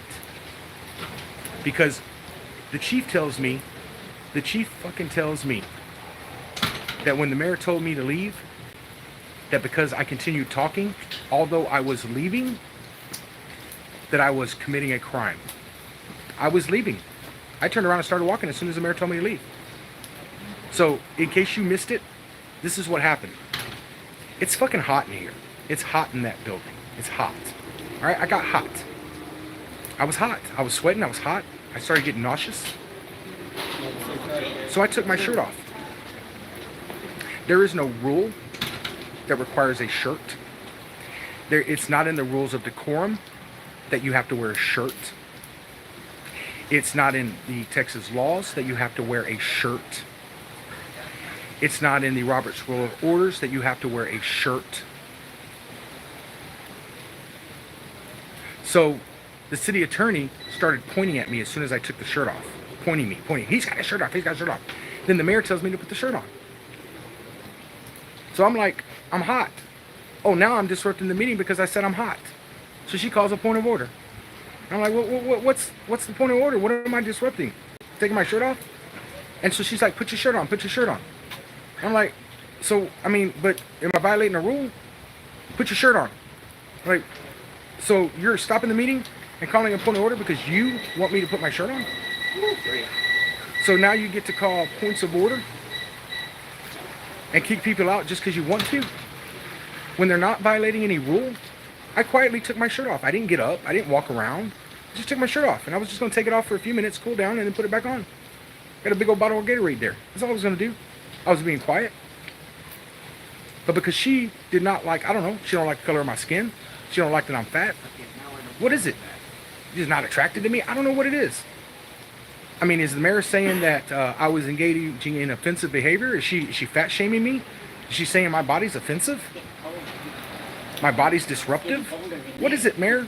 I'm asking, what is it, Mayor? What is it? Is my body offensive? Is that what you're saying, Mayor? Is it because I'm fat? Because I'm white? You don't like my wig?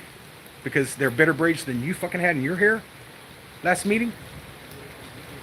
What is it? But anyway, the bottom line is, I was kicked out, not because I violated any rule or law, but because the mayor just didn't like that I didn't have a shirt on. And then, look, I'm sitting here smoking right by the fucking door, and they're too goddamn scared to come here and tell me no. Fucking cowards. Fucking cowards. Write me a fucking ticket. I'll gladly pay that fine. It's fucking raining out here. I ain't standing out in the fucking rain. I'm not standing out in the rain and smoking. Fuck your fucking smoking ordinance. But, and I know it's a crime, you know, I'm smoking near the door, whatever, you know, look. I don't think they should have no smoking, so I'm going to practice a little civil disobedience to this no smoking ordinance. You want to write me a ticket? Go ahead. You want to come and tell me I can't smoke here? I'll walk off and go smoke somewhere else. Whatever. You want to write me a ticket? Give it down. I'll just pay the fine. I won't even come to court. I'll just pay the fucking fine. So anyway, and then check this out. This is the worst part. You ready for this? I tried to tell the chief, what am I doing wrong? She says, talk to the mayor, not me. She ordered me to talk to the mayor. So I turn around and talk to the mayor, following the chief's orders. I turn around and talk to the mayor. Then the mayor begins a conversation with me about my shirt. And then when I said, is it a rule? When I made a point, she said, you're fucking out of here, right? You're out of here. And then the chief jumps right on. I guess she's the queen's jester now. Jumps right on and says, get out of here.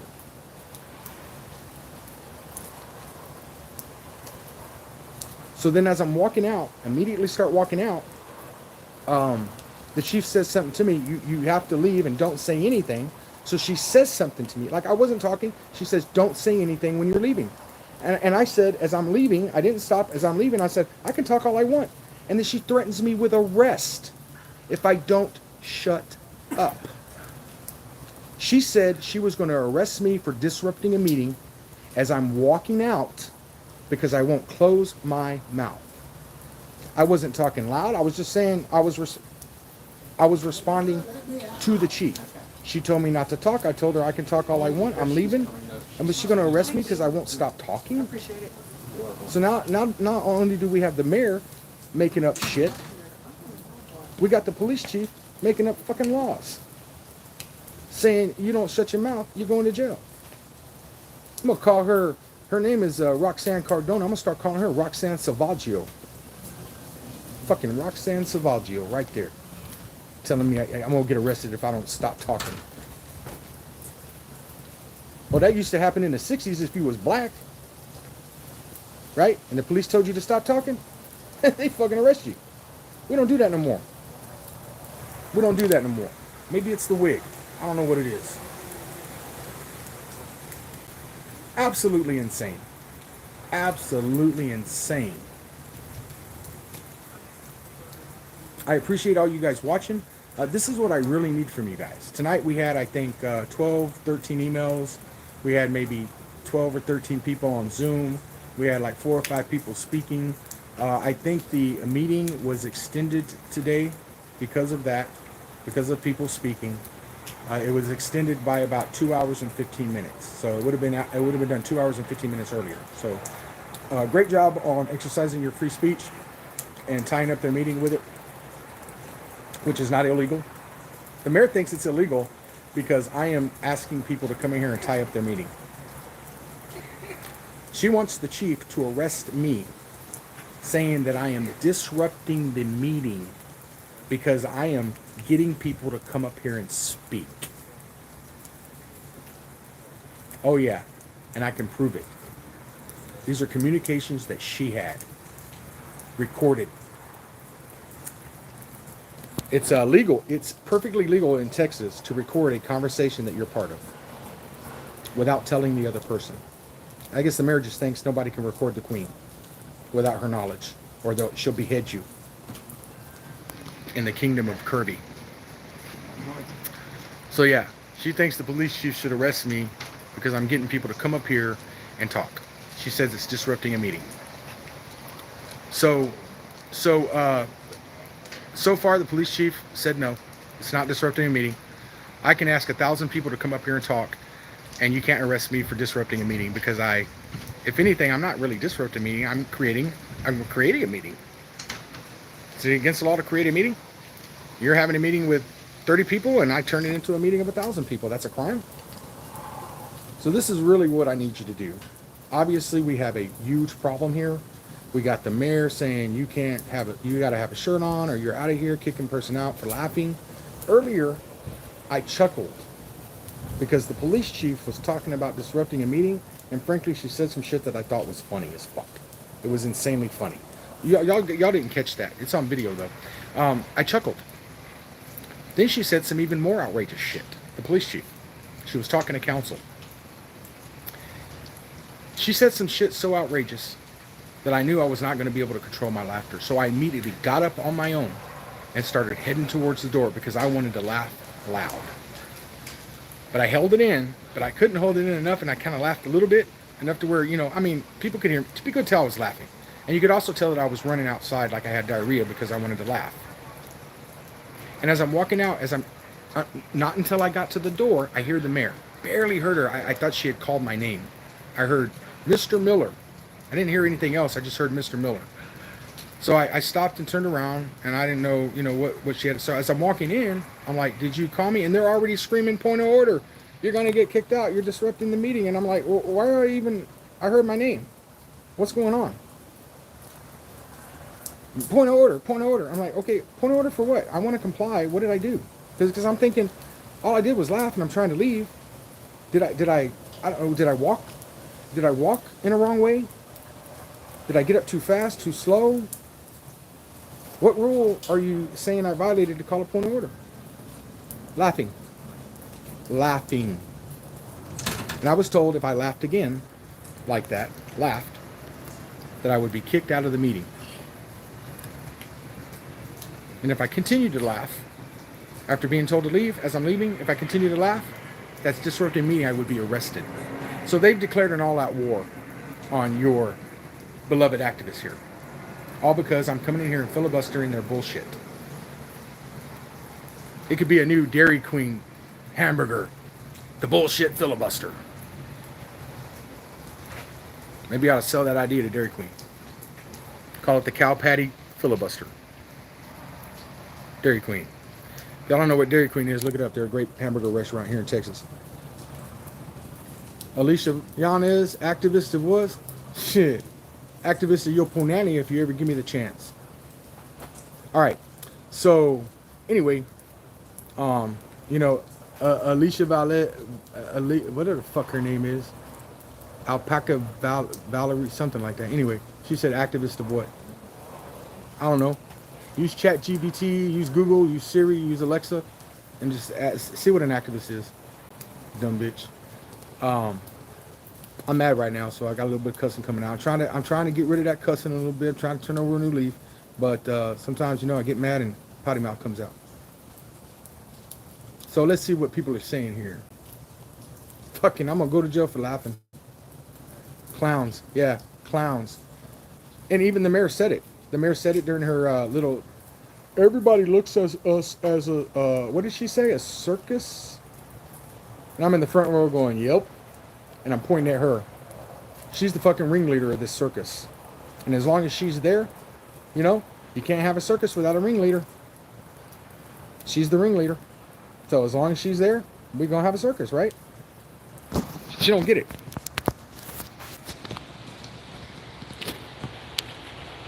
I didn't comment on her braids tonight because she actually, at the last meeting, I told her that she needed to tighten up her fucking braids because they were loose. I mean, they're loose as fuck. And, you know, I don't like loose braids. You may like loose braids. She may like loose braids. She didn't have to take them out. I mean, that's the way she wants to wear her hair. Let her wear it. You can, look, you want to wear your hair, you wear your hair any way you want to. Doesn't mean I may not like it. And if I don't like it, I may tell you. Your shit's fucked up. Your braids are jacked up, right? And at this meeting, she had apparently took her loose ass braids out, and she's actually got a pretty nice. Whoever did her hair did a pretty good job. So I gotta say, she did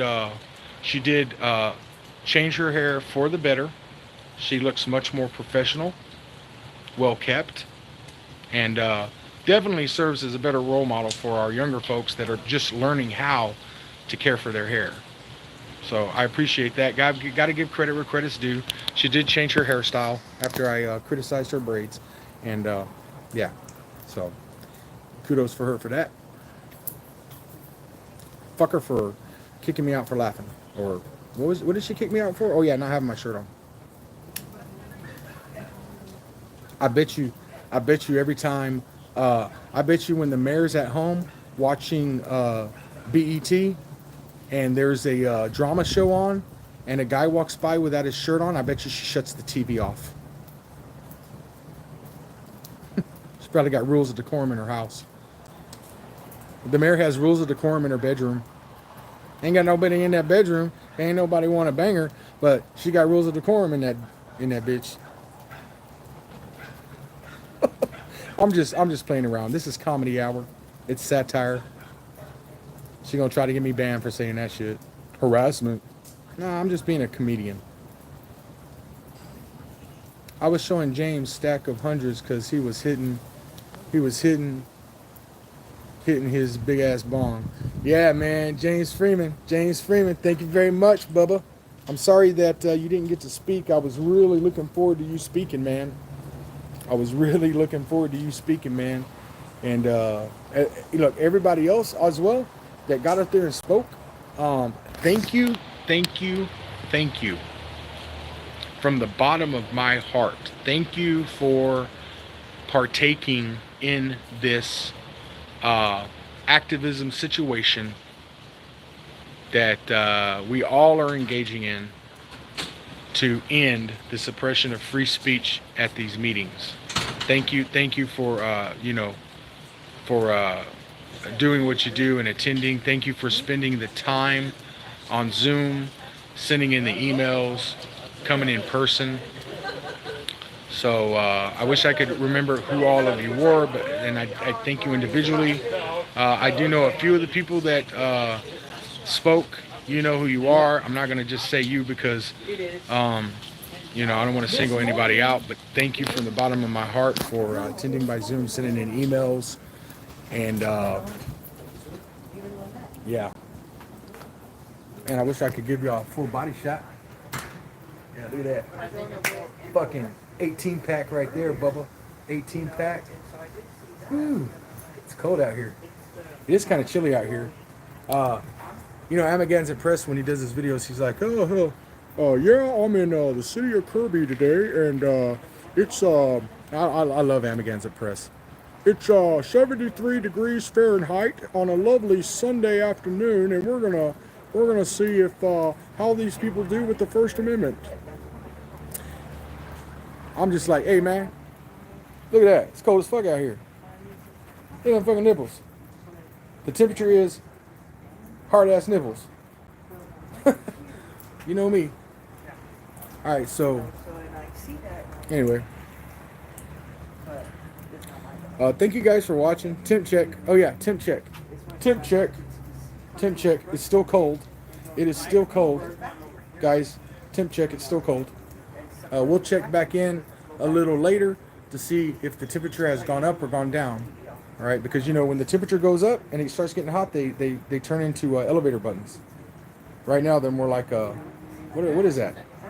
What the hell is that? What does that remind you of? I don't know. Not elevator buttons. You know what I'm talking about? When it gets hot, the nipples, they turn into elevator buttons. They get all soft and flaccid. They get all soft and flaccid like Merv's dick when he's rock hard. Merv's dick when he's aroused, soft and flaccid. I haven't talked about Merv in a long time, but yeah. My nipples, when it's warm outside, they get soft and flaccid like Merv when he's about to bang his chick. Next week, dress trans. You know, I do got what I do got to say. You know, yeah. So you know, guys, my brain's already going 1,000 miles an hour. My eccentric juices are flowing in response to what I'm going to do in response to being told I have to have a shirt on. Oh yeah, you better believe I'm going to come in with a shirt on next season.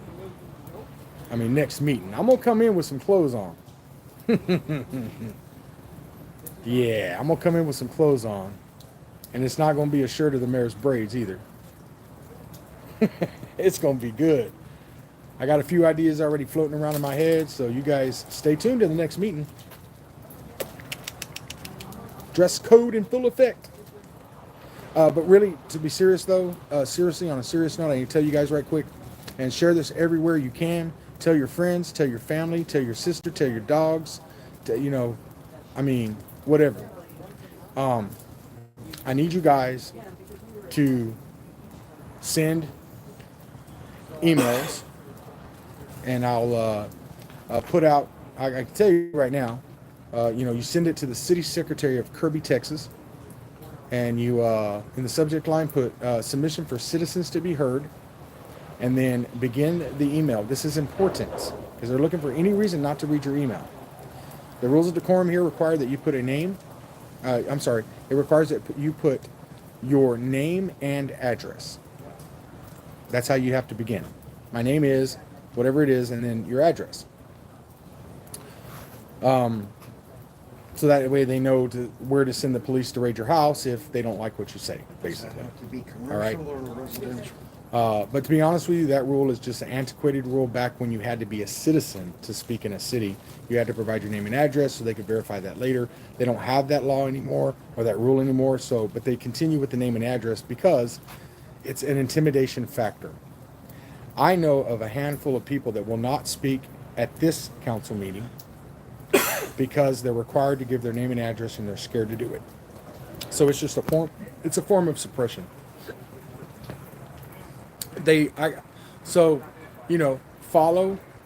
Follow the rules and provide your name and address. But I want you to keep something in mind. They have absolutely zero way of verifying your name and or your address. And because they are not police and you're not under lawful arrest, you are not required to even give a name and address. So if you give a false or fictitious one, it would be a crime if you were being detained by a police officer to give a false or fictitious name or address, but you're not being detained. And by not giving your correct name and address, you are simply violating their rules.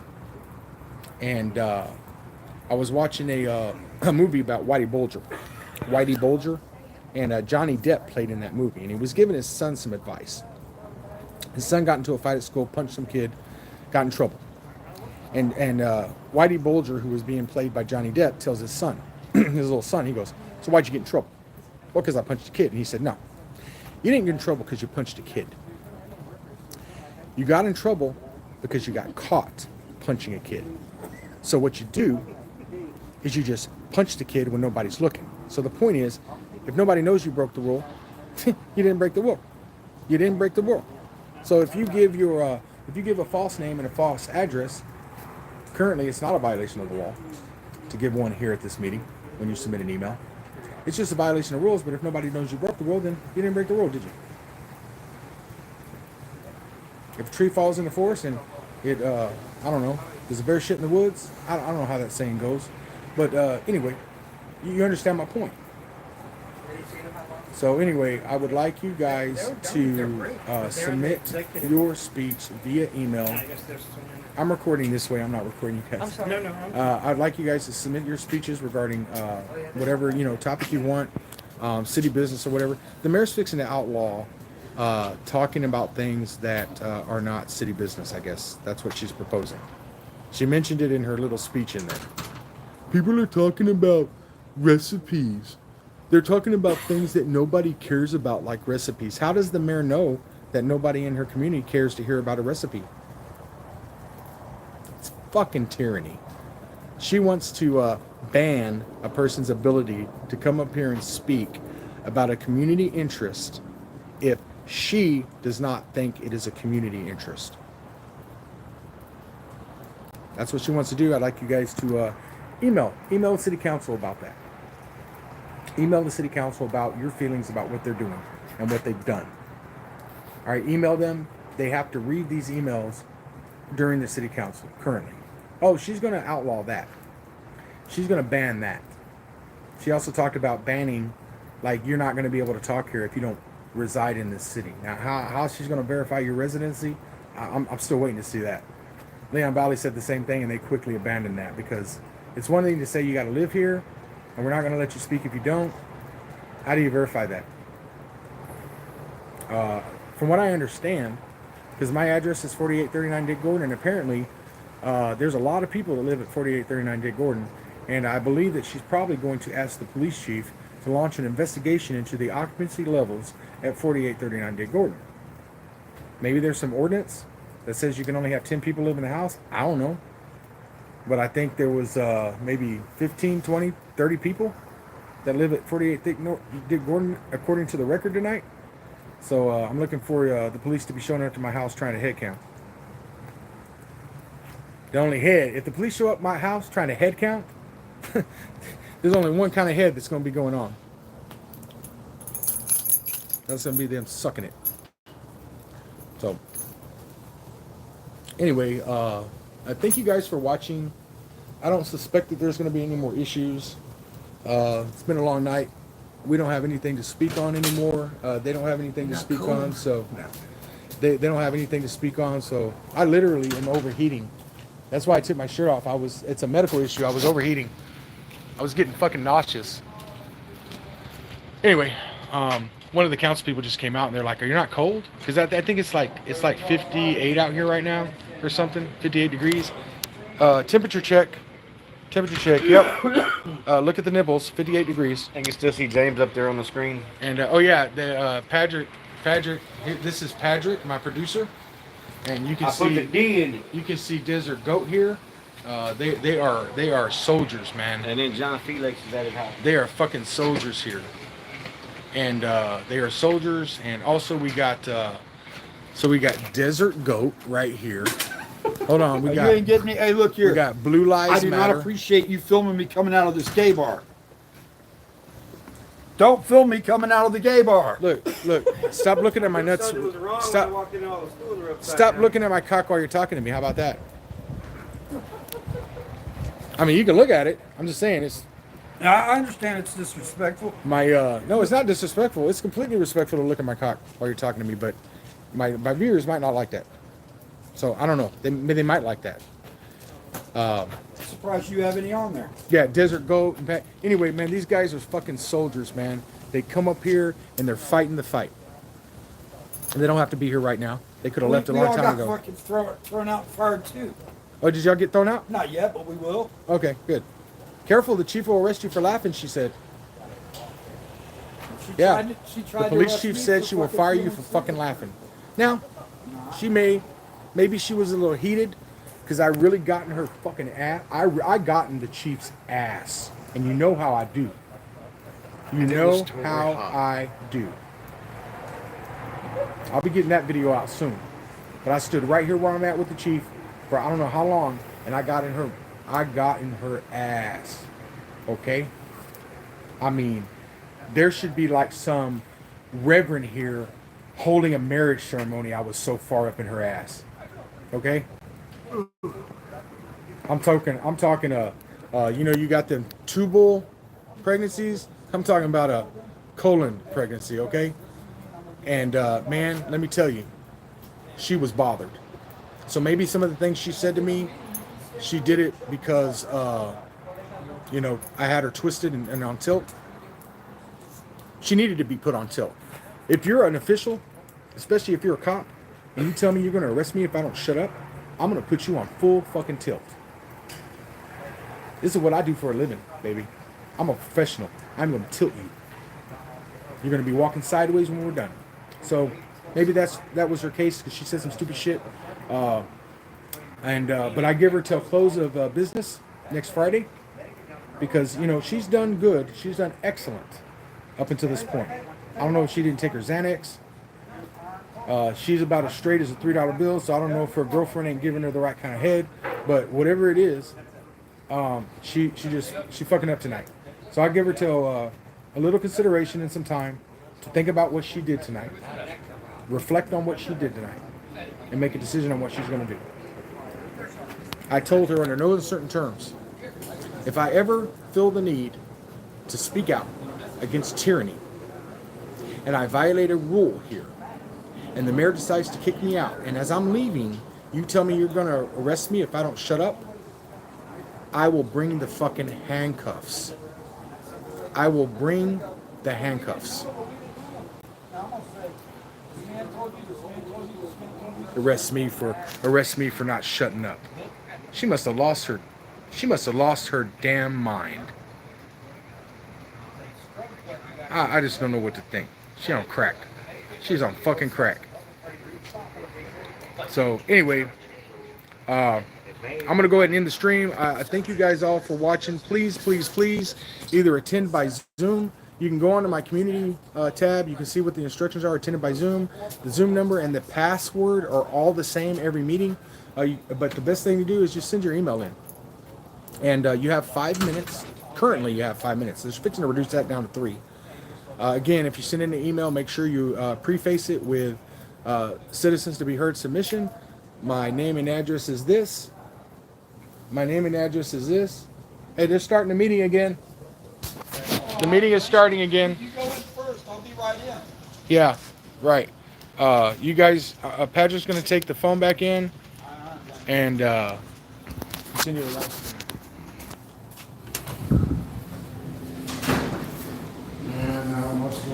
We gotta go through TSA checkpoint.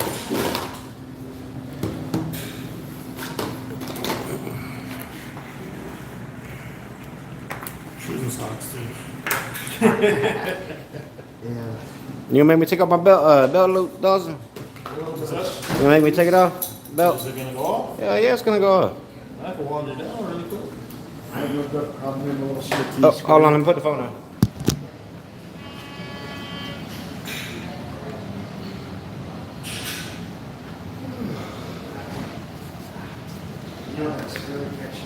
I know.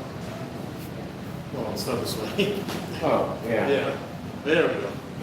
I was like, I got no metal shit in my arm, man.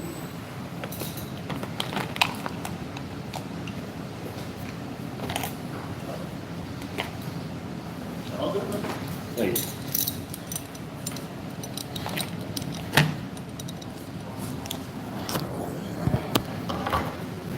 Oh, yeah.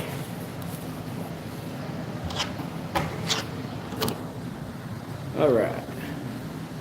All right.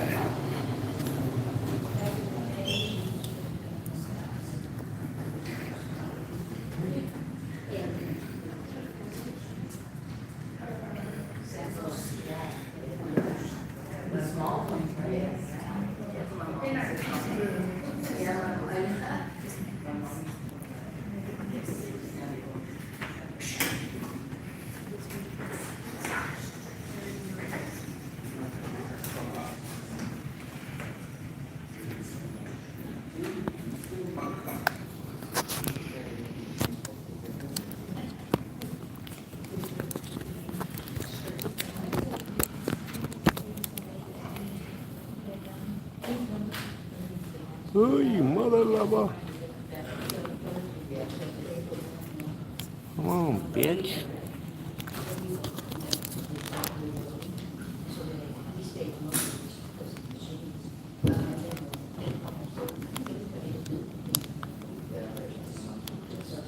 You raggedy hoe.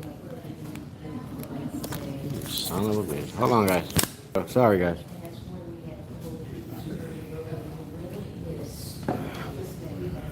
All right.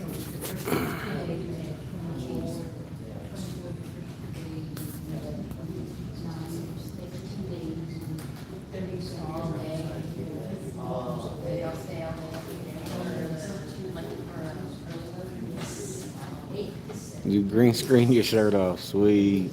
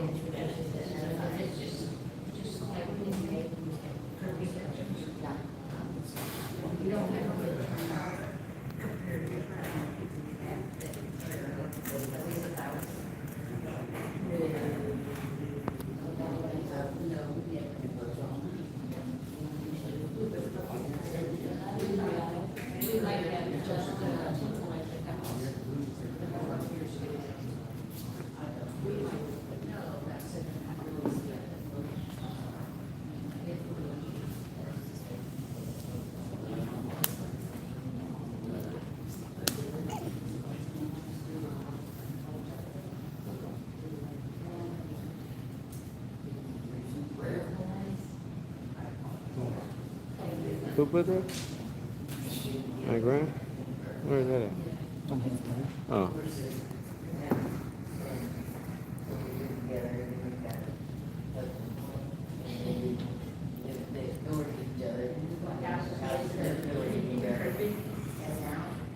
If James takes his shirt off, I'll get as close as I can to the screen so everybody else can see it. That's not tuned into his.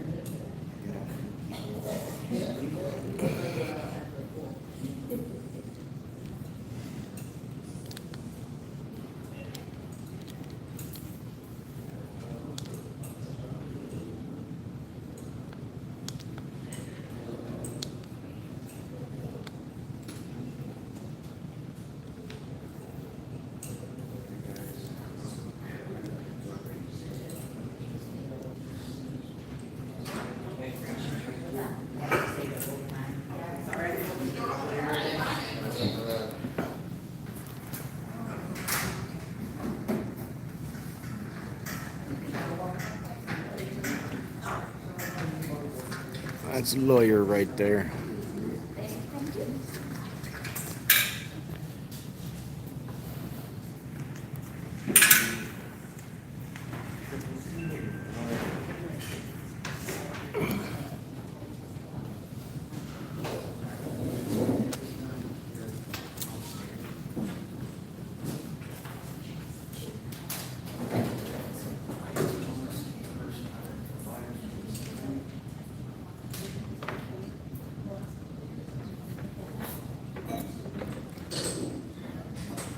Okay, so we have the, moving to 9A, reconvene the open session. It opens up at 11:10 p.m. Following deliberation in closed session, the city council will reconvene in open session to take any action required on the matter discussed in closed session. If you want a copy of the report and complaint, Please follow proper process and request through open records request. It will be released with no waiting period. Okay, moving on.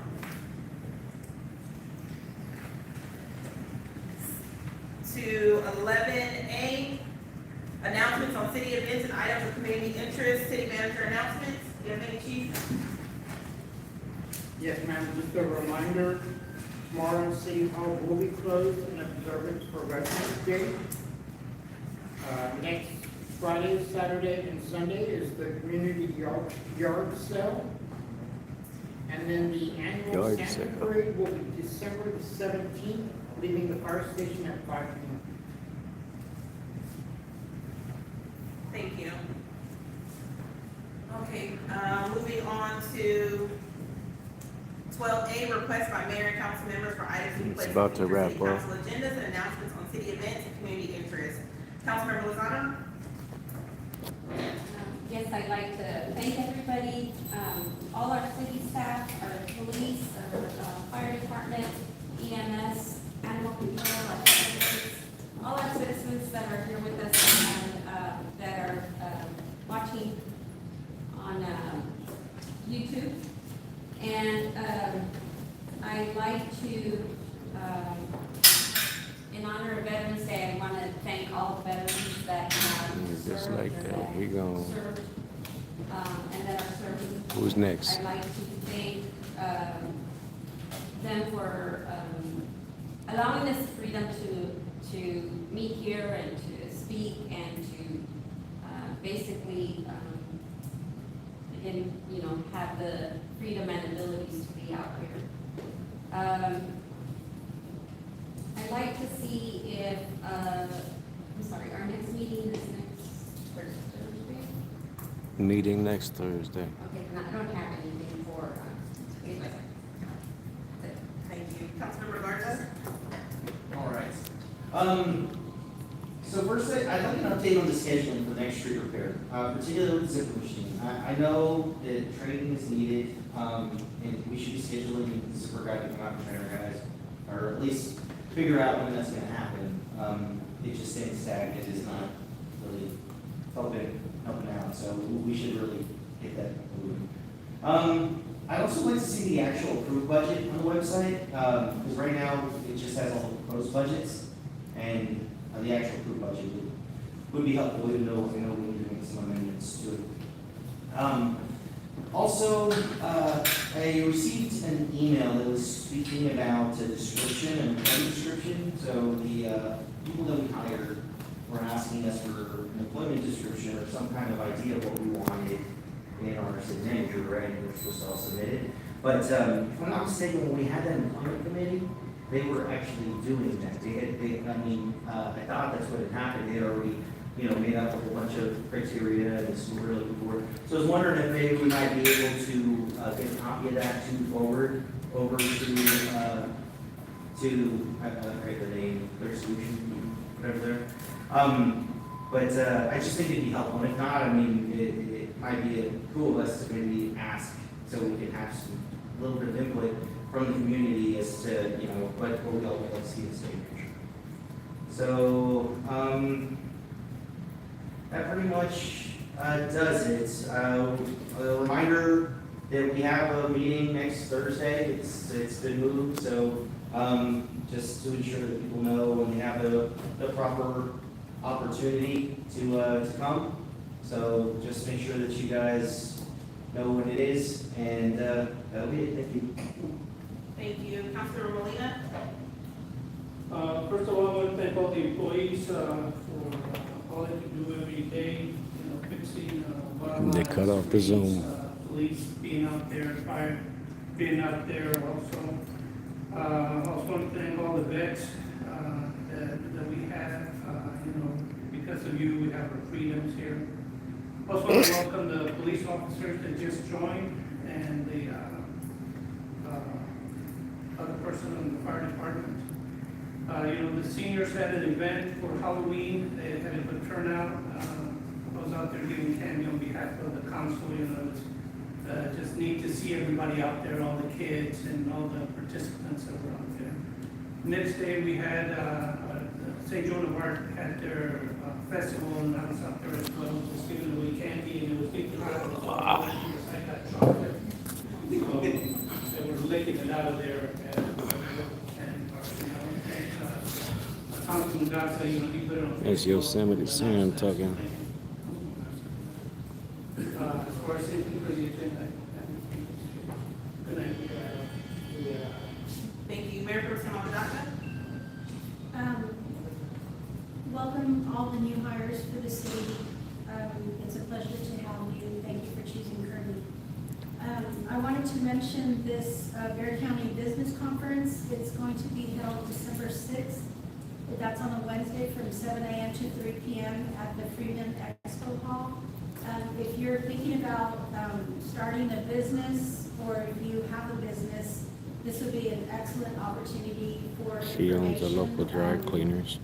They're going to have all kinds of resources available, small minority, women-owned, veteran-owned. I'm really excited about this, and if anybody's thinking about opening a business or The name of if you her have a business business is or know someone Kirby who has a Quality business, Cleaners. this would be excellent. It's a dry If cleaners you need a here. copy of the flyer, just email me. And then also, a few weeks ago, some of the council members here, we went to the Northeast Neighborhood Meeting. Yes, and, they closed out the Zoom. So I was given this, we were given this book. It's from Judge Peter Sakai's office. It's a very informative little book. It says, how does county government work? Who leads Bear County? And then it's kind of got a chart to tell you kind of like the chain of command and for Bear County. And it has some other information, find my precinct, how can I get involved? There's some links on here that you can go to just to see. So going beyond Kirby, you can see what else is going on in our county. And I did look at some of these sites, and there's a lot of information. So if anybody wants a copy of this book, just email me, and again, I'll send it to you. And everyone have a good night. Can I take you back on that? Actually, I brought them. They're right here. Okay, all right, there you are. So, yeah, no, but you're absolutely right, it's ready to go. Yeah, okay. Thank you. Thank you. Councilmember Hitt. Yes, I want to thank our vets for all they've done for us on the police department and everybody, all the workers in Kirby. She's a and I drunk. want you to be She's safe. probably drunk right now. Thank you. Councilmember Martin. Yes. She'd be looking at her paperwork like it's happy hour menus. What's on YouTube? And I want to thank all the city employees, staff, fire, police, public works. This is all. Appreciate everything you do. I want to thank our vets. They are truly our heroes. For what we are, we're in pretty bad shape. Another thing, this ordinance we just passed about citizen participation, we need to get out there so people know if they want to talk about agenda items, going to be talking about during citizen participation. You cannot wait till the agenda item to talk. It needs to be out there so they can understand that. And Chief Wilbur, appreciate everything you've done. You've done a great job. I want to thank you from the bottom of my heart. That's all I got to say. Thank you. Okay. So first I'll say there has been a lot of racial overtones going on, and I know there's a lot more starting just recently, August 31st, and still now. So I want to clear some things up. But first I want to say thank you to Councilmember Lozano, Councilmember Hitt, Councilmember Molina, Mayor Pro Tem Amadaka, for first coming out and directly, and other citizens who also directly, who noticed things and actually came out and said that is wrong, and saying they do not condone what's going on. This is not the representation of Kirby that we want. So thank you to those who have stood up to understand that no darkening the photo was on purpose, that trying to perpetrate blackface. They understand that torches and all that other stuff, what that means. that they understand that certain council members are trying to make it look like I don't like police, constantly saying to me, I only want to defund the police, telling citizens that I want to create an EDC corporation for Black Lives Matter. It's disturbing. It is really disturbing and disgusting. So I want to let everyone know that again, it's disturbing and disgusting, and there's many more and other things, mocking people's culture, their religion. That should disturb everyone up here. Last council meeting, I did get a lot of feedback, and 2 things were brought up. I did get a lot of feedback about the Christmas tree, and I got feedback also about the candy. Citizens actually did not understand why the candy had to be brought up as an issue. They would assume that we would have just purchased some candy, period, for the events. Now, for the Christmas tree, the same people who attended the Halloween function the senior center had, majority of those same children and families would have definitely been at the tree lighting. They didn't understand why it's always said that they, as the citizens, have to raise money, have to do donations to have events. And majority of them that I've talked to, they attend other lightings. Today when I went to Northeast Partnership meeting, there was plenty of cities, small and large, that have their own lightings. Again, the purchase is not you're purchasing a Christmas tree every year. It's a one-time purchase. Again, as I close, moving forward, there has been a lot of stuff done. There's a lot of stuff that hasn't been done, honestly. But to let you know, it's because that we don't have the staff. There's a lot of people that tell me, well, you're not doing what you said you were going to do. We don't have some of the staff in place that have the skill sets to do certain things. Again, I'm going to repeat that. We don't. We are not like other cities that have multiple employees and multiple staff, have assistants on assistants. We don't have that.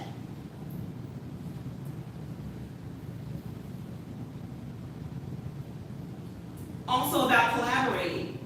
Yes, I wanted to work on things, especially with District 2 and the surrounding areas.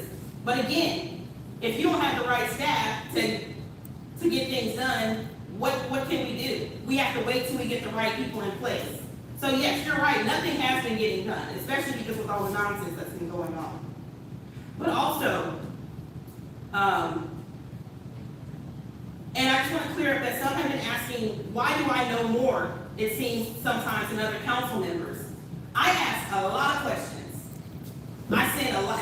One thing people want to say, I don't send emails, I don't check my emails. Oh, I do, and I'm pretty sure every council member up here knows. I send plenty of emails. Chief Hilburn will tell you, I send emails. I send a lot of emails, and I receive a lot of emails.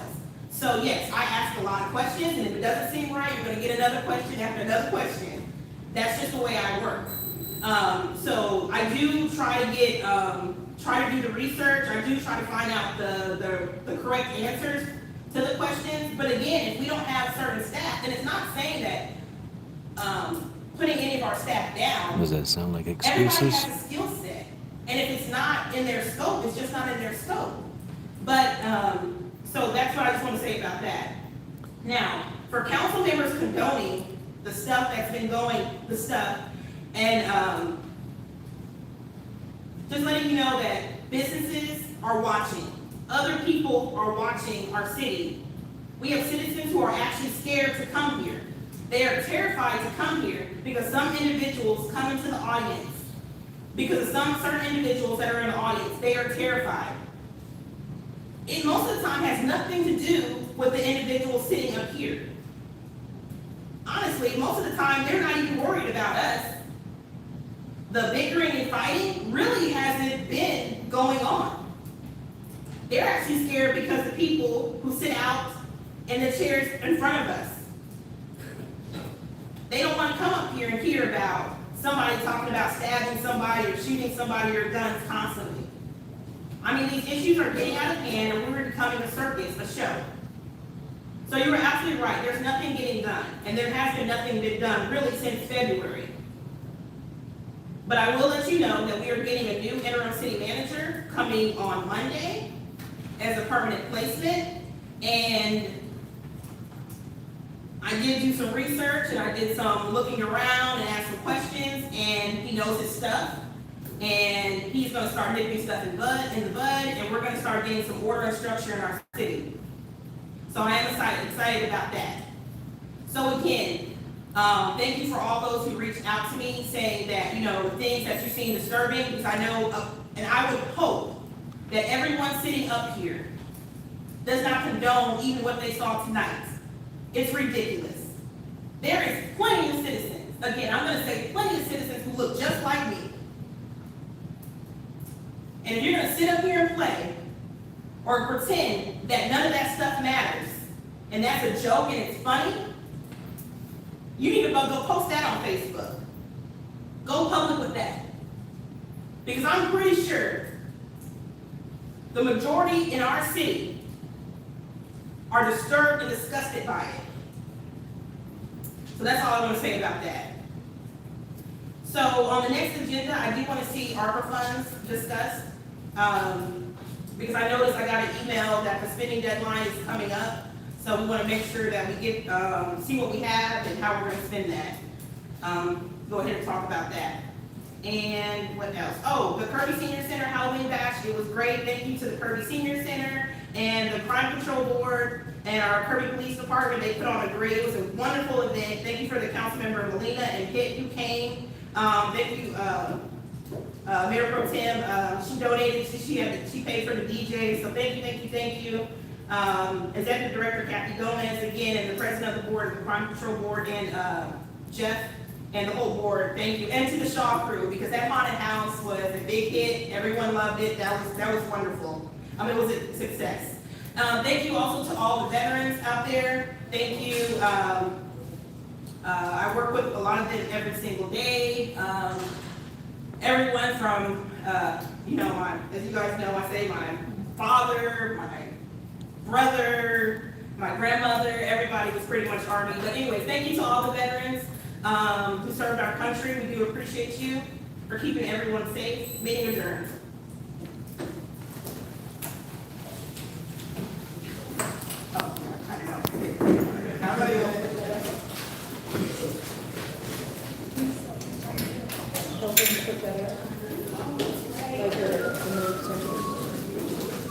Hold on, y'all. I gotta get this to Jake.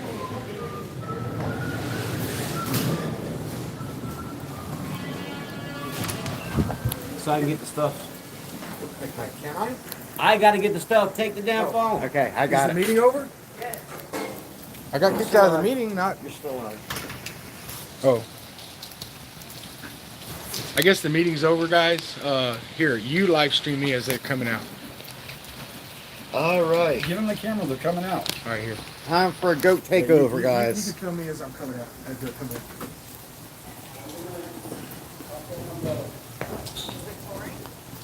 Yeah, it's pouring. Y'all don't like going on my body or what? My body. Point at you? Somebody. Somebody said that one of the city attorneys. So I'm gonna give you a mic. I guess it started with the. I guess it was the other one. And then the mayor did. Okay, I take that back. You did perfectly fine. Sugar. I give credit where credit's due. I'm gonna be critical of you or what I feel it's due, but if you're doing what you're supposed to be doing, I got no problem. Take care. Have a good night. You too. Be careful. Wow. It's been raining all night, so there's going to be dangers out there. Be careful. Oof.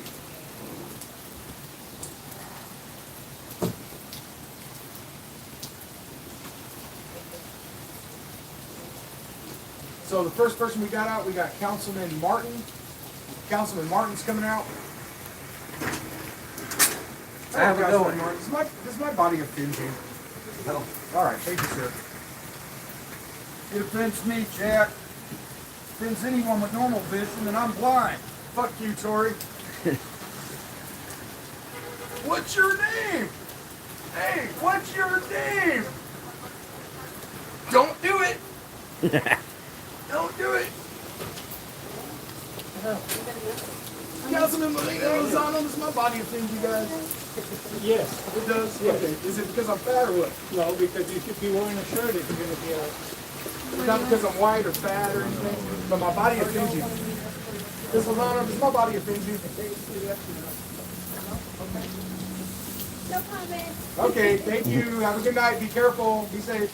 Okay, 2 that weren't offended, 1 no comment. Hey, officer, I ain't following nobody out in this rain. I ain't following nobody out in this rain. I ain't seen it. Ain't got no damn shit on. She mad. She mad. She big mad. I told her, there don't ain't no escort. I ain't going out that fucking rain.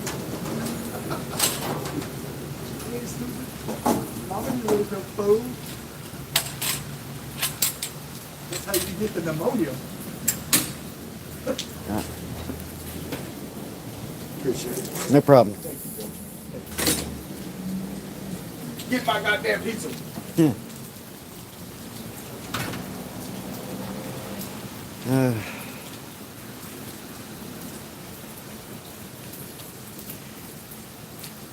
See, Jack gets all dolled up and he offends one person.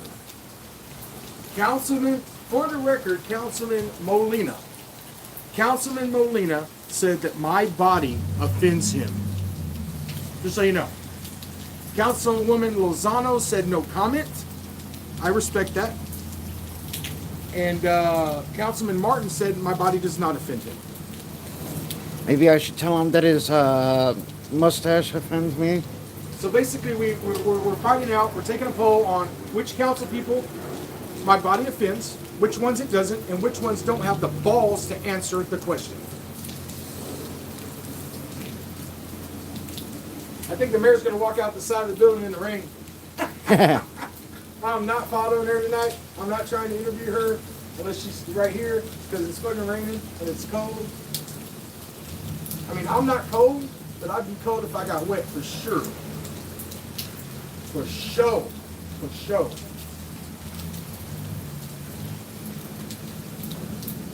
Interview this fool. Huh? Interview this fool. Interview what fool? That fool right there. Hey, hit the unlock button. What fool? Hit the unlock button, please. I don't. You do. Listen here. Hit the fucking unlock button. Shit. Peter, yeah, they call out here. Yeah. Here you go. Here you go. Hey, you were pointing at me when I took my shirt off. Huh? Does my body defend you? Yes. It offends you? Yes, sir. All right. Is it because I'm fat? What is it that offends you? So that was the city attorney that started pointing at me. As soon as I took my shirt off, she started going like that. She's offended by my body, she said. I asked her if it was because I'm fat. She said no, but she didn't say what offends her about my body. We need to find out what offends these officials about my body. The ones that say they're offended, what offends you? Is it my titties? Is it my belly? These are honest questions. These are honest questions that I would like asked. Man, it's raining a lot out here right now. I wish they would hurry their ass up so I can go home. It's been a long motherfucking meeting. Was there any pizza left? Did anybody eat any? There, I got one in the. Give me a pizza report. Did anybody eat any? Yeah. Good. Like there's only. I got some in the truck for Hannah. Good.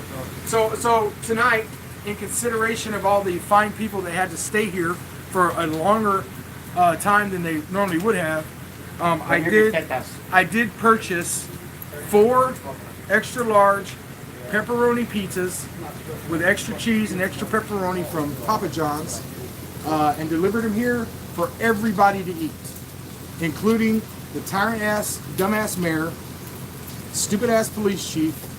All right, I said all y'all can have pizza. We even fed them tonight.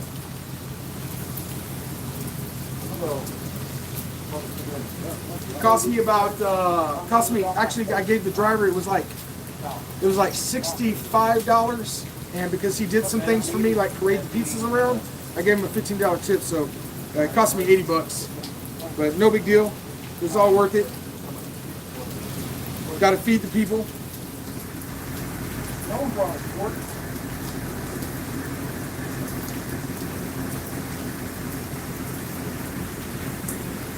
Woo-wee. It's cold out here now. Whew. As soon as the mayor,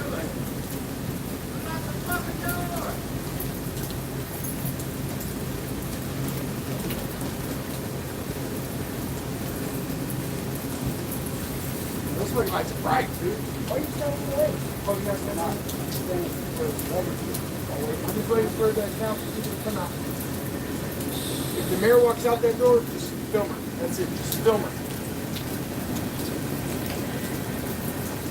Film her walking out the side entrance.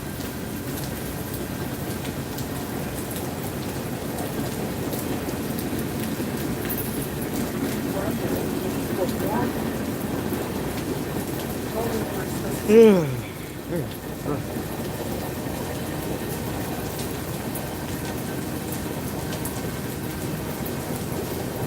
have to vote for audio and discuss the improvements in this forward meeting. You have to, they can have discussion. That's how that works. I think that's how it works. I always say like that's how that works, like I know. That's not what I'm saying. It's just, that's how I think it works. You know, they have to attention, you know, just to see that it's formal from the president, that would be about it, you know, leave that, let's say, closing that. 48 hours in advance.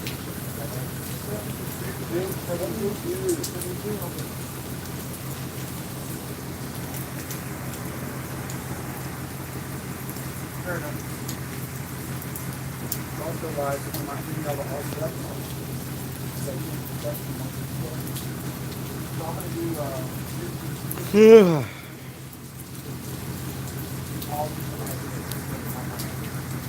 salad. That's okay. We're all smoking here. Maybe that's why the mayor hasn't come out. Bees have a thing for smoke. I have to say, I wasn't on my A game when I got here. We'll have someone out there. Oh, I will. And I said, it's in on the team. It's just something that was in on the team. I know they're going to start trying to say somebody. And you know what? They can actually do that. You know, on the agenda item, I don't know if they do it. Exactly. Hive mentality.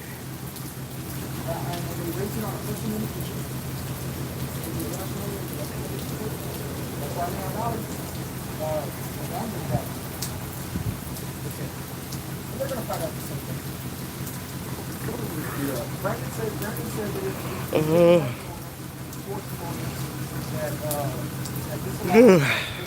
Oh, goodness gracious, I'm yawning.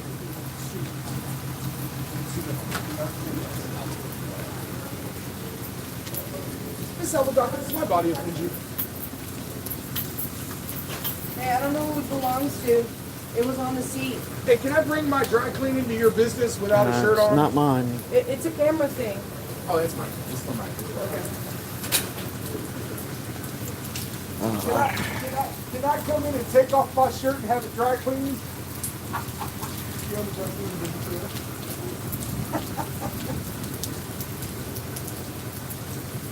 So that was Councilman Apodaca, right? Councilman Apodaca, the little fat Mexican chick. She owns a business here in Kirby called Kirby Cleaners. She inherited it after her, I think her dad died and then her brother died. They were running the business and then now she's running the business. Not very well. But she's right here in Kirby. It's called Kirby Cleaners. And I just asked her, like, could I go in? Because I'm a customer there. I bring my suits and shit there, my dry cleaning there. So I'm like, can I go into your business, take off my shirt and give it to you to dry clean? Or you gonna kick me out? She didn't have any comment. Oh, and they're all getting escorts to their vehicles in the rain. This is hilarious. Hilarious. Film that officer coming in all wet. Making the officer walk out there in the fucking rain.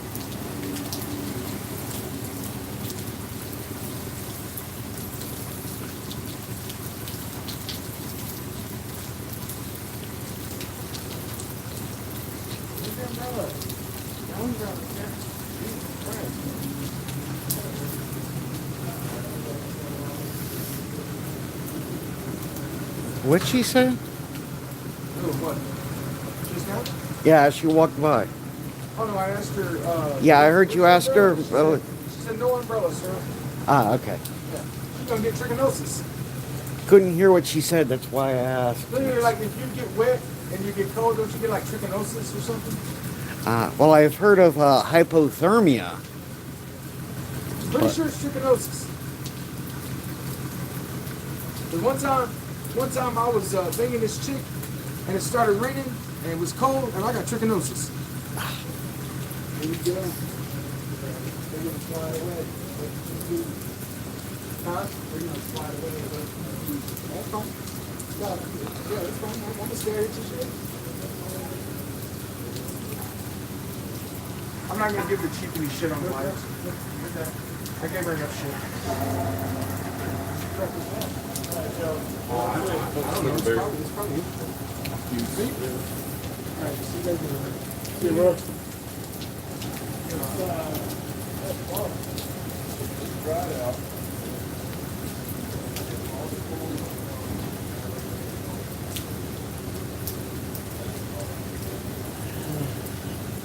That's true.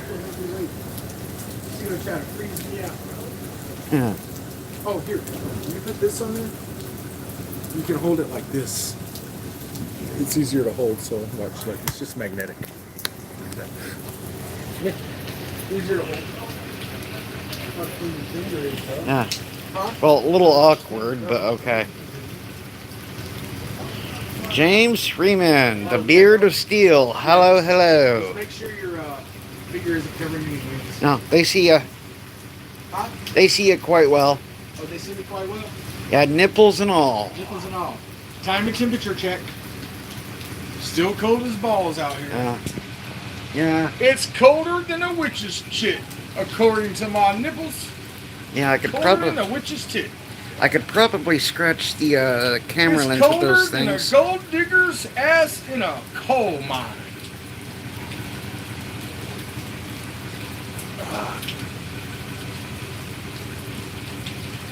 Ooh. Here, man, maybe I can entertain y'all with a little wreck. As I walk through the valley of the shadow of death, I'll take a look at my life and realize there's nothing left. Cause I've been laughing and blasting so long that even my mama thinks that my mind is gone. I ain't never crossed a man that didn't deserve it. Me be treated like a punk, you know that's unheard of. You better watch how you're walking and how you're talking, or you and your homies might be lying in chalk. Yeah. How about this one? How about this one? Waiting for some people to leave. I got another trick up my sleeve. Stepped with pep to the back of the house, looked in. All the lights are out. Grabbed the door and it's locked, so easily made my way to the window. Lifted up slow because it takes time in. Looked around and then I climbed in. Once inside, I start taking. Cause you know, it's no time for shaking. Get what you're gonna get front and center. Or get 5 years for breaking and enter. Move quickly, but no running. Shh, I think somebody's coming. Hear the front door key, and I flee out the back with a fistful of jewelry over the wall.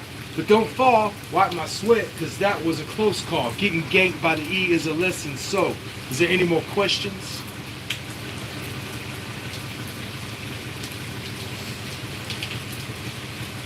Fade to black. There you go. Close out.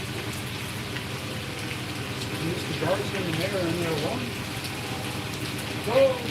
Yeah. Bumping nasties. So all we have left now is the mayor and the mayor Janisha Breyer and Councilman Christopher Garza. I don't know what they're doing. The lights are off. Take a video of that. The lights are off. They're in there. The lights are off. I don't know what they're doing. They bumping nasties. Do they got a 2-person quorum bumping nasties? Do they got to put out any kind of public notice that they're gonna be bumping nasties in the dark? I don't know. don't know, we have to review the law on that one. Maybe get a ruling from the Attorney General or consult with the city attorney on that. Well, who knows? They might be making a porno in there or something. Don't know what they're doing in there. I can tell you what they're not doing. They're not being friendly.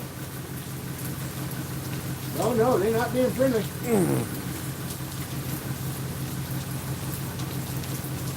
So the next meeting, guys, the next meeting is 2 Thursdays from now, same time. 1 Thursday from now. What? 1 Thursday. Thursday. Oh, because of the holidays? Yeah. Okay, correction. The next meeting is next Thursday. So we only got a week to plan. I'm asking everybody to submit your emails or join by Zoom or appear in person. It's at 7 p.m. and it's next Thursday. Please, please. You know, if you're gonna write your email, John Felix did a nice little live stream the other night. You can go on his channel, John Felix, and watch the live stream with me and him. He actually went into Chat GPT, and he created a 5-minute speech in like 2 seconds, simply by typing in, create a 5-minute speech about the First Amendment. And in 2 seconds, they had a 5-minute speech professionally written. Then you copy and paste that and send it to the city. Regarding the First Amendment or, you know, I don't know, things that are a matter of interest to the public, like potholes. They got horrible potholes here. They got water main issues. They got all kinds of issues that in the city. So when you go to Chat GPT, you got to create an account. Very easy to do, very quick to do, and then they verify by your phone, and then you got it, and it's free. It's free. It doesn't cost a dime. Now, there are some paid versions with some extra shit that you really probably don't need, but you can use the free version, and you can create your speech, and like once you're signed up, which the sign up takes a couple of minutes, and then once you're in, you can literally create a 5-minute speech, copy and paste it to an email, and send it off within a minute. So just a minute of your time, free. And please send your comments, questions, concerns to the city of Kirby about what you saw here today. Just remember, you got to preface it with a name. Your name and an address. Sounds like they're going to ban out-of-towners from speaking, so you will be required to provide a Kirby address. There's like 6,000 Kirby addresses at least in this city. It shouldn't be too hard to preface it with a name. I keep saying a name. Preface it with your name as required and a City of Kirby address, because you have to be a resident. I don't know how they can authenticate whether you're a resident or not. I heard somebody, like the mayor's proposing, oh, that's easy. We'll just pull the voter rolls and we'll compare the name and address to the voter rolls. Okay, you dumb fuck. Then all you would be doing is excluding people that have not been registered to vote. What do they care? And I can tell you, out of a population of about 8,000, there's only about 5,000 people registered to vote. So that potentially there's 2,000-3,000 people that you're going to exclude because they're not on the voter rolls when you're trying to verify addresses in order to push your agenda of suppressing speech. Well, I like this person's suggestion. Use the mayor's address. Yep. Somebody did that tonight. Somebody submitted an email and used the mayor's address. I don't know if she caught it or not. I don't know. Because I know what the mayor's address is. And I heard it read out. Okay? So I'm thinking, oh, maybe it's somebody that lives with her for all I know. I really wasn't paying attention to what they were saying, so, maybe, I take all that back. Yeah, it was the mayor's address, for sure, 100%. But to think about it, I didn't really listen to what they had to say, maybe she had somebody come in and speak, so who knows. But yeah, somebody did use the mayor's address. I'm sorry, there was an email that the person identified themselves and their address was the mayor's address. So, and the only reason I know the mayor's address is because, you know, we used to date back in the day, so I was over there quite a bit. She dated you too? Oh, yeah. Yeah. Now she don't like me, but she liked me then. Oh, yeah, she liked me then. She liked me a lot. Oh, man, she liked me a lot. Mm. They're gonna prosecute. They're trying to prosecute. Now you handle that thing.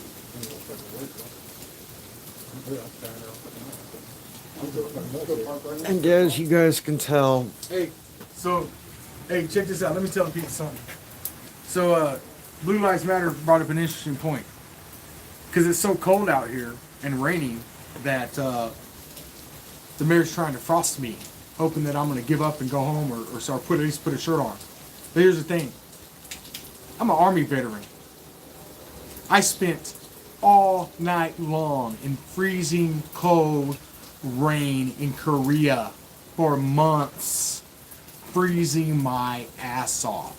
This ain't shit. She gonna leave before I do. but yeah, guys. No lights. Well, she hasn't left her car still here, and so is Bars. Bars' truck is still here, so, you know, the fire chief is still here. So, okay, so what we have is we have the mayor, the police chief, the city manager, and Councilman Garza are having a meeting right now. Now, that doesn't constitute a quorum, because the police chief and the city manager are not elected officials. There has to be 4 elected officials or more to constitute a quorum. But anyway, they're obviously having a meeting. And I can tell you that the meeting that they're having right now, they went into executive session to discuss a complaint filed by the police chief, who was then city manager, against Councilman Garza. That's what they were in executive session for. So now it appears that the mayor, the city manager, Councilman Garza, the victim of the complaint, and Police Chief Cardona, who filed the complaint. And by the way, I know exactly what the complaint was based on, and her complaint is frivolous. I have all the records. I requested them and I received them legally, and I know exactly what the basis of the complaint is. Basically, the chief got her feelings hurt because Councilman Garza exercised his free speech, and she says that it's unprofessional, intimidating, sexist, and all these other things. That was her complaint against him, and that's what they're meeting about right now, I guess. And here's the funny thing about it. The city hired an outside investigator. That bill's going to probably run about $20,000, $30,000 to investigate the complaint. And at the end of the day, the only thing they can do is publicly censor his actions and ask for him to resign. But he doesn't have to do any of that, and he won't. So basically, they spent thousands of taxpayer dollars to have an investigation done so that they can take that, and when it's time for him to run again, they can use that as a political weapon against him. And they spent Kirby taxpayer dollars doing that, because there's nothing they can do to him except use it against him at re-election. If the investigation reveals that anything was substantiated, which I would find it very surprising, because I've seen the communications that she says are unprofessional and sexist and all these other things. None of that is true. It certainly can be interpreted that way. I think they're done. This is the city manager here. Are you done? No. Okay. Why do you keep walking on rain? You're watching rain. See? Unless you were like specifically told to do that, stay out of the fucking rain. Come on, man.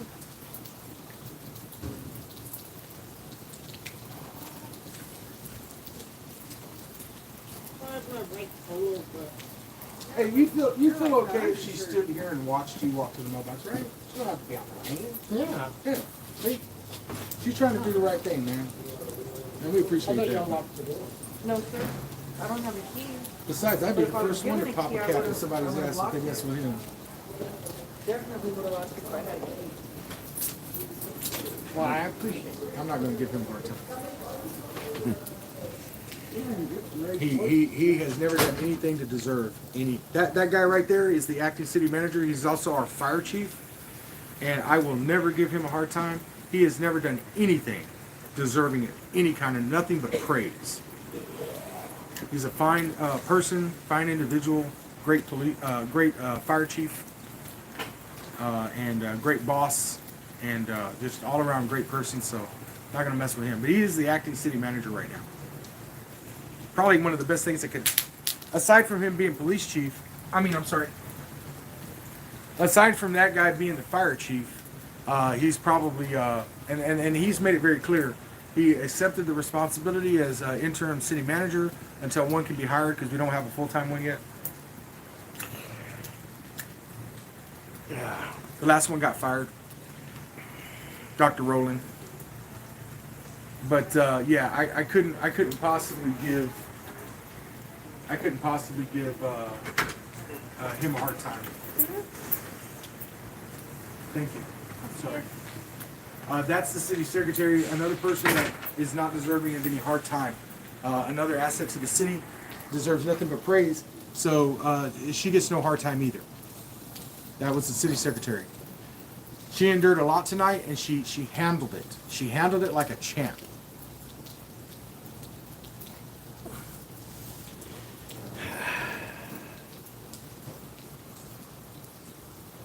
But back to the fire chief, he actually is, indicated his passion is to be fire chief, but he took up the responsibilities of interim city manager because he's dedicated to the city, definitely an asset.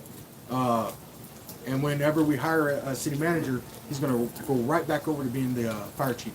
But he does both. He does the interim city manager, and he's also the fire chief at the same time. I would like to say that, crediting his leadership at the fire department, we have, and I've had the services of fire and EMS before for medical issues. In fact, one of them was here at the city council. I had an extremely low blood sugar, and I ended up in the hospital. It was a medication error on myself, but anyway, it resulted in me going to the hospital by EMS. So I've been in the custody, if you will, of his EMS technicians and paramedics and fire department. They are exemplary service.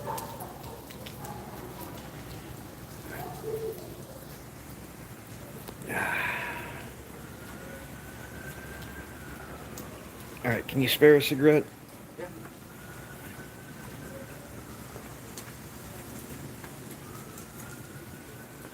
Thank you. Mm-hmm. How many people are watching? You got about 59 people watching. We're waiting for the mayor to come out, guys. Waiting for the mayor to come out. If it's raining, I ain't following her. If it is not raining, I will be interviewing her. Or I'm going to try to interview her anyway.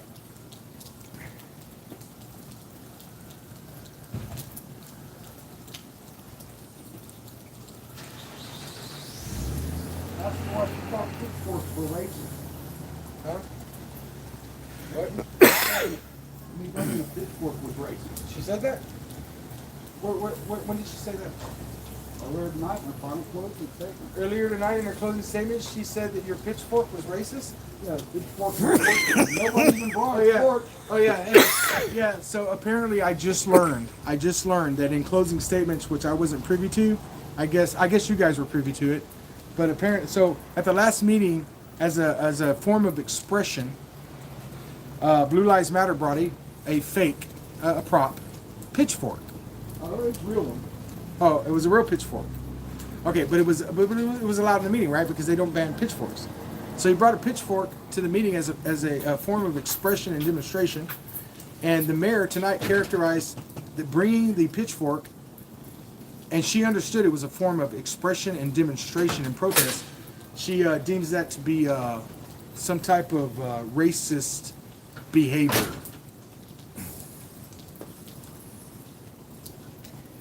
I knew I should have brought a torch. What's racist? The pitchfork? Is the pitchfork racist? I don't know. I don't know the history of pitchforks. I thought that was like some type of Dracula shit. where they show up with pitchforks and torches to Dracula's house. Thought it was a farming tool. Make believe. Oh, pitchforks are farming tools. Yeah, farming tools. Yeah. What was the pitchfork representation of? Peasants revolting. Oh, yeah. So he brought it in his expression of bringing the pitchfork, his expression and demonstration, which by the way is protected by First Amendment, was to symbolize. What was it again? Peasants revolting. Peasants revolting against the king and queen. Bringing pitchforks, torches to the castle, and that's what we have here. We don't have a king, but we have a mayor who thinks she's the queen of the kingdom of Kirby, and this is her castle. And she's going to behead you if you take your shirt off or laugh or. She won't kick you out if you do something funny and she laughs and she likes it. She won't kick you out if she says something funny and you laugh. But apparently if you're an activist and you laugh, you're out of here. Viewpoint discrimination much, Mayor?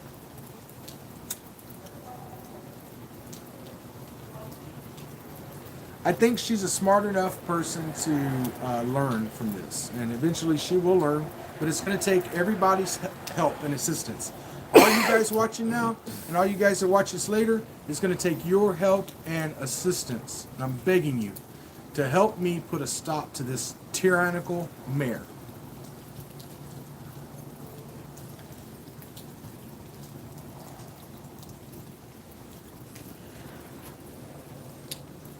I think there's most likely going to be a recall effort to recall her and some council people. I think we need about 500 signatures on a petition. And remember, in Leon Valley, we already know what it takes, because I think in Leon Valley we gathered about 1,500 signatures. We just got to get about 500 here. And then we can call a special election. It's required by law. And then the voters get to decide whether or not to can them or not. Basically fire them. Because if they get recalled, they have to vacate their position. Period. It's done by voters, and it's what hey, if they don't get recalled, that's what the voters want, and so be it. I respect that. But definitely, I believe there's some people that are so upset now that they're actually they've been reaching out to me and asking me about how to do a recall. So, and that's generally how it starts. People get interested, and they start coordinating, collaborating. And they apply the laws and recall an official. That's how it works here in Texas. The voters can actually fire an official. And the mayor doesn't realize that. The same voters that gave her the job can take it away. There's a law that allows them to take that job away. And it's, it doesn't have to be with cause. The only thing that has to happen is basically, for a successful recall, the official is going to have to engage in some type of acts that the voters don't agree with. So much so that the voters are willing to coordinate an effort to place on a special ballot, special election. It doesn't have to wait till election time. It's a special election that's called.